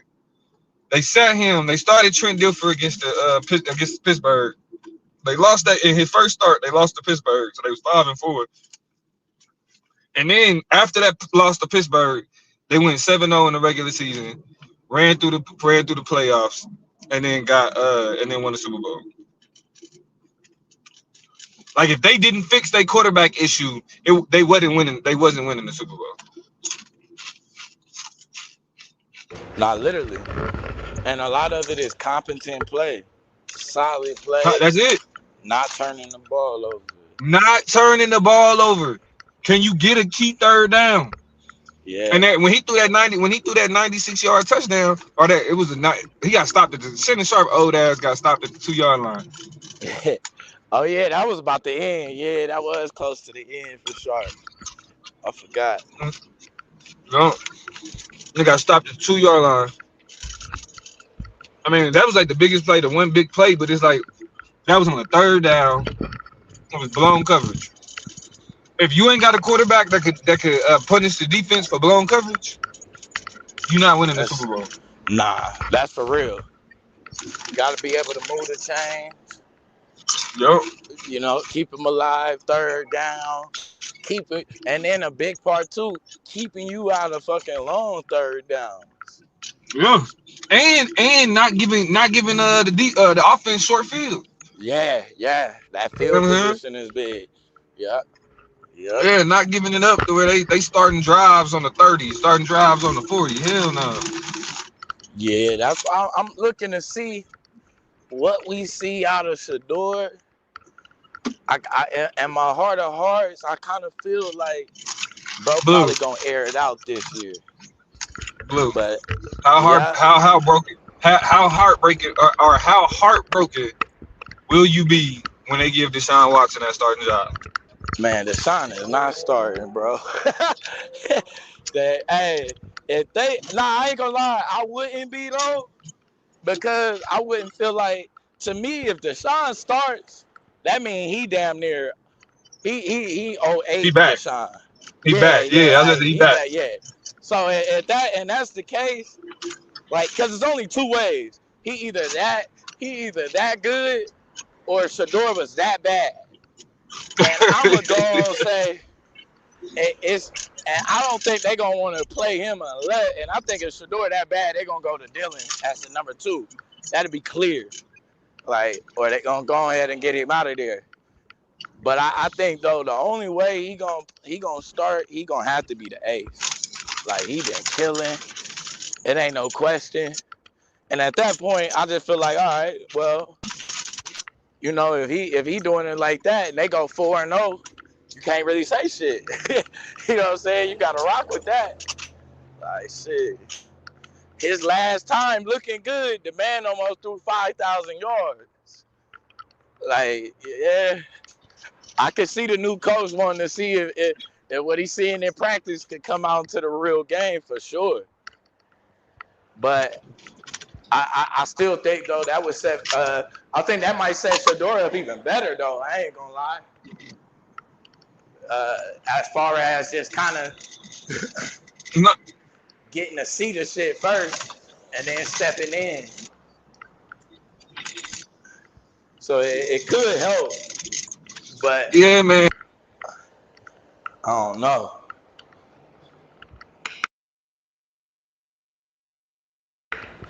It's gonna be tough though to beat out Shador with them, like them young dudes. If it's anywhere close to me, you got to give it to Shador. It can't be close. Nah, if it's close, go and see what you got.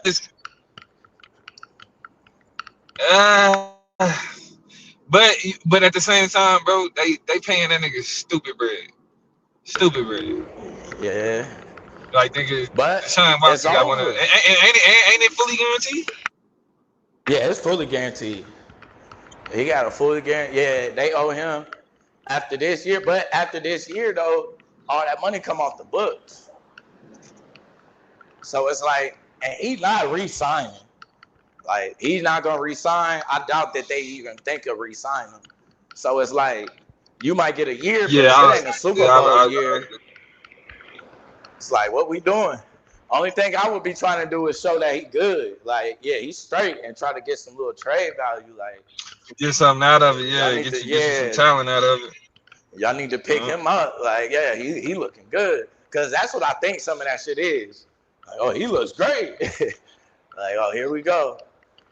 But if you need to find out your best case scenario, you throw Shador out there. They go 3. I mean, if they either go 8 and fucking 8 or 9 and like 6, win the division, or he go like 2 and 2 and like 15 or 3 and in 14, and you got Archie Manning next year, or one of them quarterbacks. It's about 5 quarterbacks coming out next year. You can set yourself up for it. I was about to say, Arch coming out next year? Yeah, you got Arch, Chamberlain. Nah. Last year was his freshman year, though, right? Nah. That was his. That was like his 3rd year. Yeah, because he could have came out last year. He declared. Oh no, he was behind. But he was behind Ewer, right? Yeah. He was behind you yeah. all them years. Yeah. But I at least thought that this would be his 3rd year, though. Yeah, this is 3rd. Hold on. Oh, this is 3rd. Yeah. I think this is his 3rd, or this might be his senior year. This might be his 4th year, because he was behind Hill 2. Yeah, shit. He better hope this ain't his 4th year after last season. Yeah, that shit started off bad. That's why he ain't come out. He was like, because he probably would have been number 1 for real. But yeah, when he had that height, shit. Hell yeah. When he had that height. Mendoza, I ain't sure about.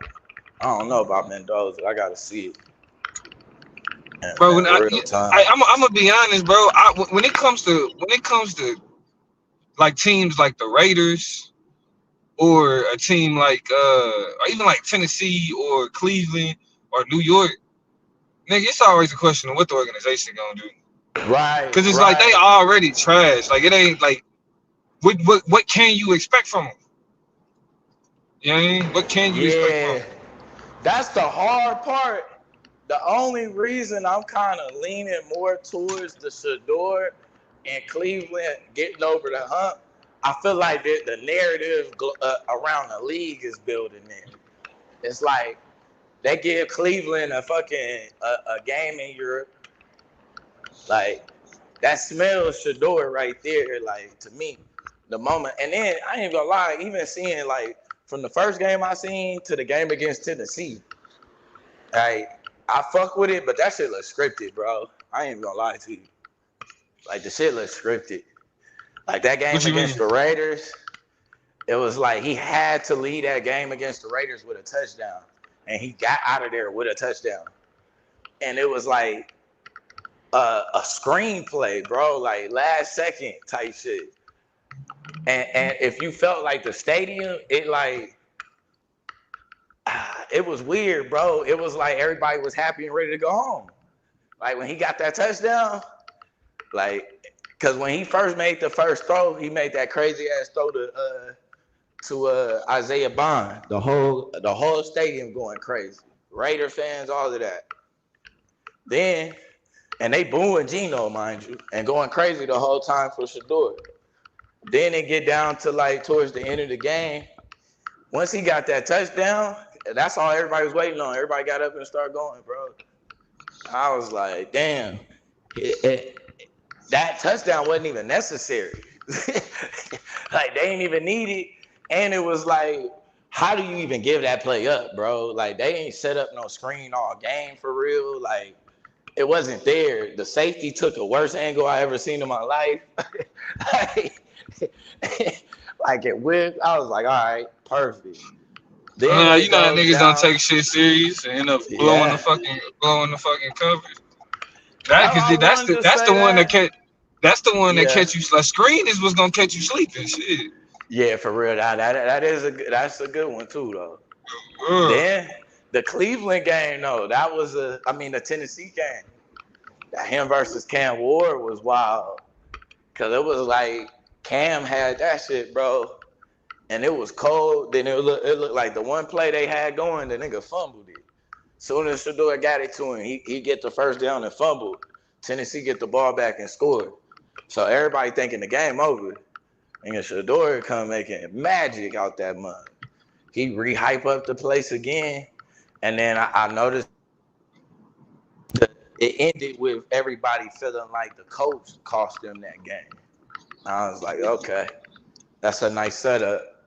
So I could kind of feel the coach was getting pushed out last season. I could feel like, yeah, I was like, yeah, he on his way out. And then you could see the difference with the media as soon as he was gone. And when the coach got hired, all of a sudden, Emmitt Smith now doing interviews. The players is now doing interviews. It's like, damn, you couldn't get an answer out of Myles Garrett for a minute.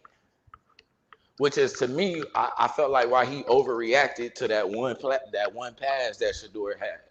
I was like, bro, he didn't see better plays than that, bro. Like, for real. But man, that He nigga just wasn't trying allowed to to make say the nothing. best. Yeah, that nigga just trying to make the best out of bad situation. I mean, it ain't a bad situation because it's like, nigga, the highest paid defensive player like ever, like a motherfucker. But it's still one of them things to where it's just like, though, like, fuck, like, I just need something to be happy about. Cause I mean, they made did they make the playoffs? The Cleveland? Yeah. Nah, they fucked it up. Yeah, they fucked it up. They could have. That's why I think they will this year. I think the Ravens gonna take a step back. Yeah, I mean, I don't know. Like the AFC, like right now, the AFC still the AFC. Yeah. Until I feel like they probably had a little down season this year. You know what I'm saying, with the Patriots, like, you know, being the AFC champs, and with you know what I'm saying, what was that, Drake May? Like, so, but I feel like all the teams that took a step back in the AFC last year is gonna be right back on the horse this year though. Like the Chiefs, we gonna be straight. Yeah, I think the Chiefs gonna be straight. Y'all had a good ass draft. I like the Chiefs. Y'all draft I think was the Chiefs. good. Only thing is that, you know what I'm saying, Broncos defense gonna come back next year. Yeah. Because so the AFC West still gonna be the. I mean, I think the AFC West still gonna be the best division in the AFC, to be honest. The Raiders is gonna be trash. The Raiders is gonna be trash. But the Chargers, the Broncos, and the Chiefs. Yeah, they're gonna be good. They're gonna be beating each other up. And then as usual. The Bills, I don't. I mean, for me, I feel like the Bills is kind of like who's their new coach? They got rid of Sean McDermott, didn't they? Yeah, they did, and they brought in damn, let me think of who they brought in. Let me see, man. Is it known? Is somebody known, or it's like they brought in a coordinator from somewhere? Nah, they brought in nah, he is known though. He was it Brian Dable? They brought in the Giants. Was it the Giants head coach? Brian that they fired. They brought Brian Daboll back? I think I think so, because that's who he wanted. Let me see, Brian Daboll.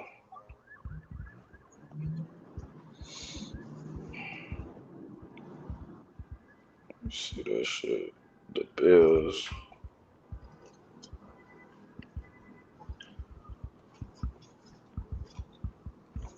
Joe Brady.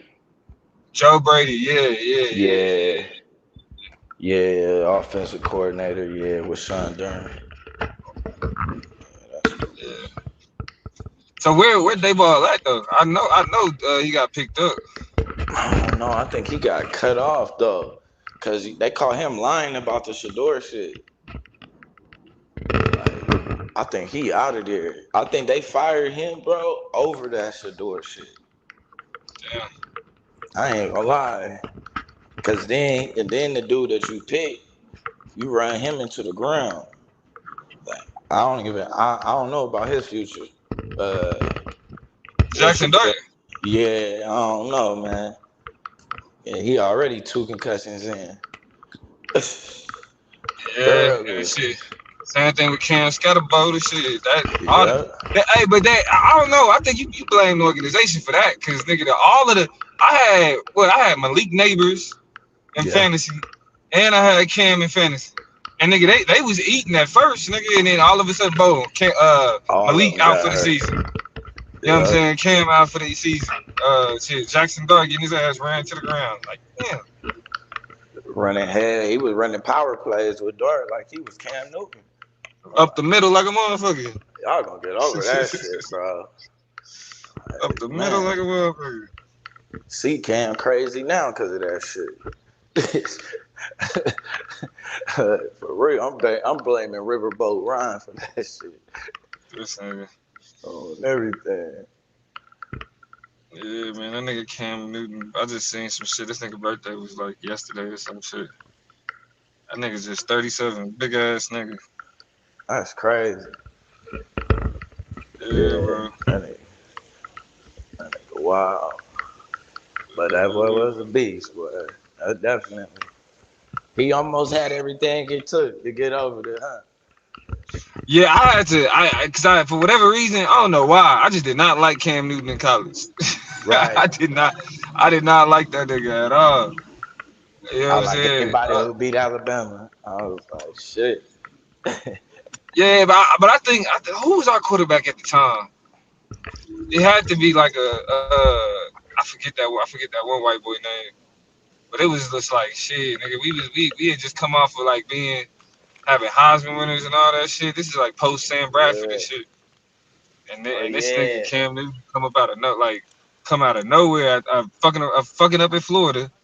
Cause I think that's when they had Florida had Cam Newton, Tim Tebow. I think they still had Percy Harvin. They had who else? The nigga, the killer nigga. Aaron Hernandez. Yeah, like yeah, I mean, and this nigga Cam Newton fucking up. He got caught stealing or some shit. I think he did. That's why he got kicked out of he had to go to JUCO, Florida. Nah, yeah, that nigga got caught stealing or some silly ass shit. And then shit, I think I don't know. I have some money because it was Auburn versus it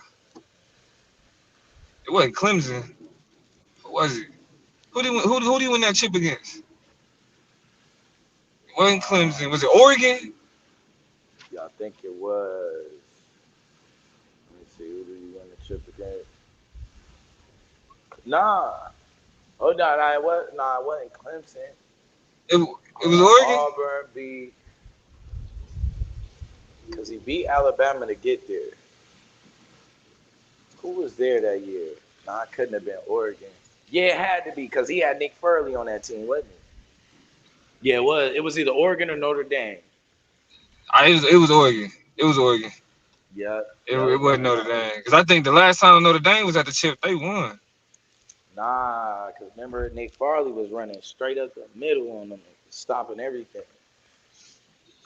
One of them years, I think they faced. Let me see.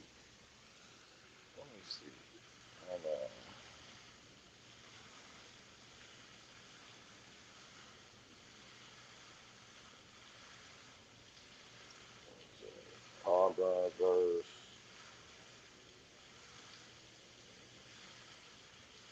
Notre Dame.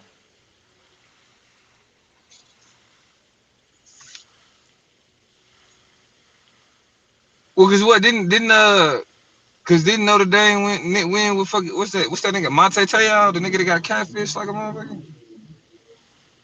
Oh, so I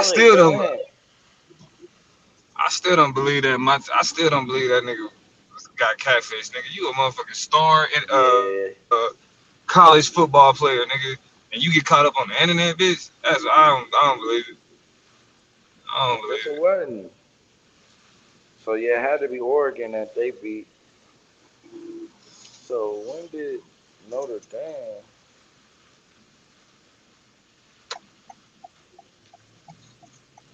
Yeah, it was Oregon, bro. Was it Mariota? How long Mariota been in the league?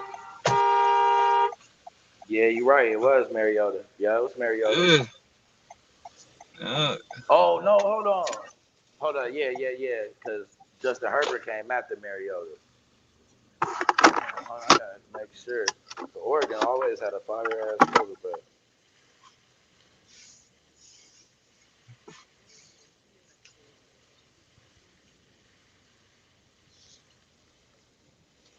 Nah, they ain't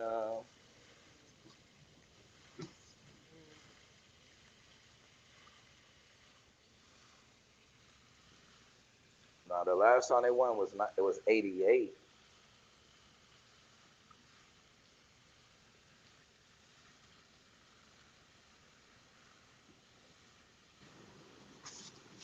Last time who won? Notre Dame? Yeah. So who did that? Or actually, I think Notre Dame got washed when they was in the national. Last time they was in the national championship. I thought they did. But I thought it was to Auburn. That's what's throwing me off right now. Yeah, 2012. Oh no, it was Alabama. Yeah, they got watched by Alabama. That was the next year because the Auburn Oregon was what 2011. Yep. So it was Oregon that first year, then and then Notre Dame followed up and got whooped the same way pretty much. Couldn't do shit. Which you already know, niggas coming straight up the middle, bro, easy like that. It's gonna be kind of tough. Nah, hell yeah, definitely a struggle. Definitely a struggle. But shit, I just pulled up to the crib, nigga. I'm about to go in here, head to the house. You already know it. Yeah, nigga, you know I can't. Down. I walk in this motherfucker on YouTube, I'm getting cussed out. You already know. Look, you even go all day. I'm like, no, I'm gonna shut it down my damn self. I think I got a good one to end today. Shit. Oh You yeah. should have the keys though, bro. Whatever, you know, you can start up a live. It's always there. Oh yeah, shit. We need to start doing some debate shit over here. Nigga. Yeah, for real. Promos, something. Good niggas over here turn some shit up. You already know. React to the debates and shit for sure. Yeah, something. Yeah, we'll crank it up. Shit, I done started posting. I posted one part of one of my rounds from with Vino after that voting rights shit, the voting rights act shit. Yeah, I posted one of my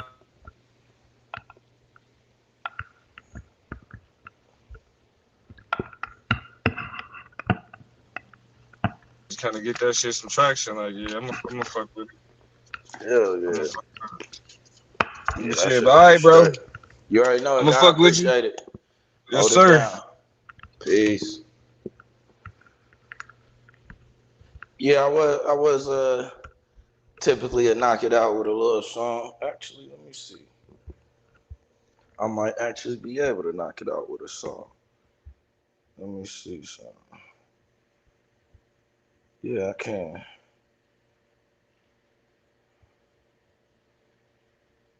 Yeah, we'll end it with a song, then we get up out of here. I appreciate everybody, man. Y'all showed up today, showed out. It was a lovely one. For sure. We shall be tapped in for the next one. We'll see who live out here in these streets, man.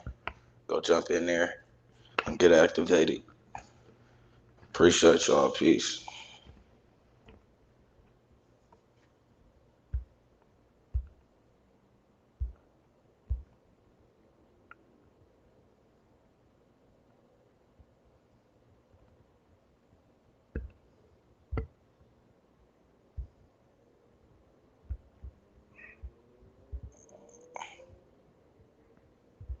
What the man? Only the team owner.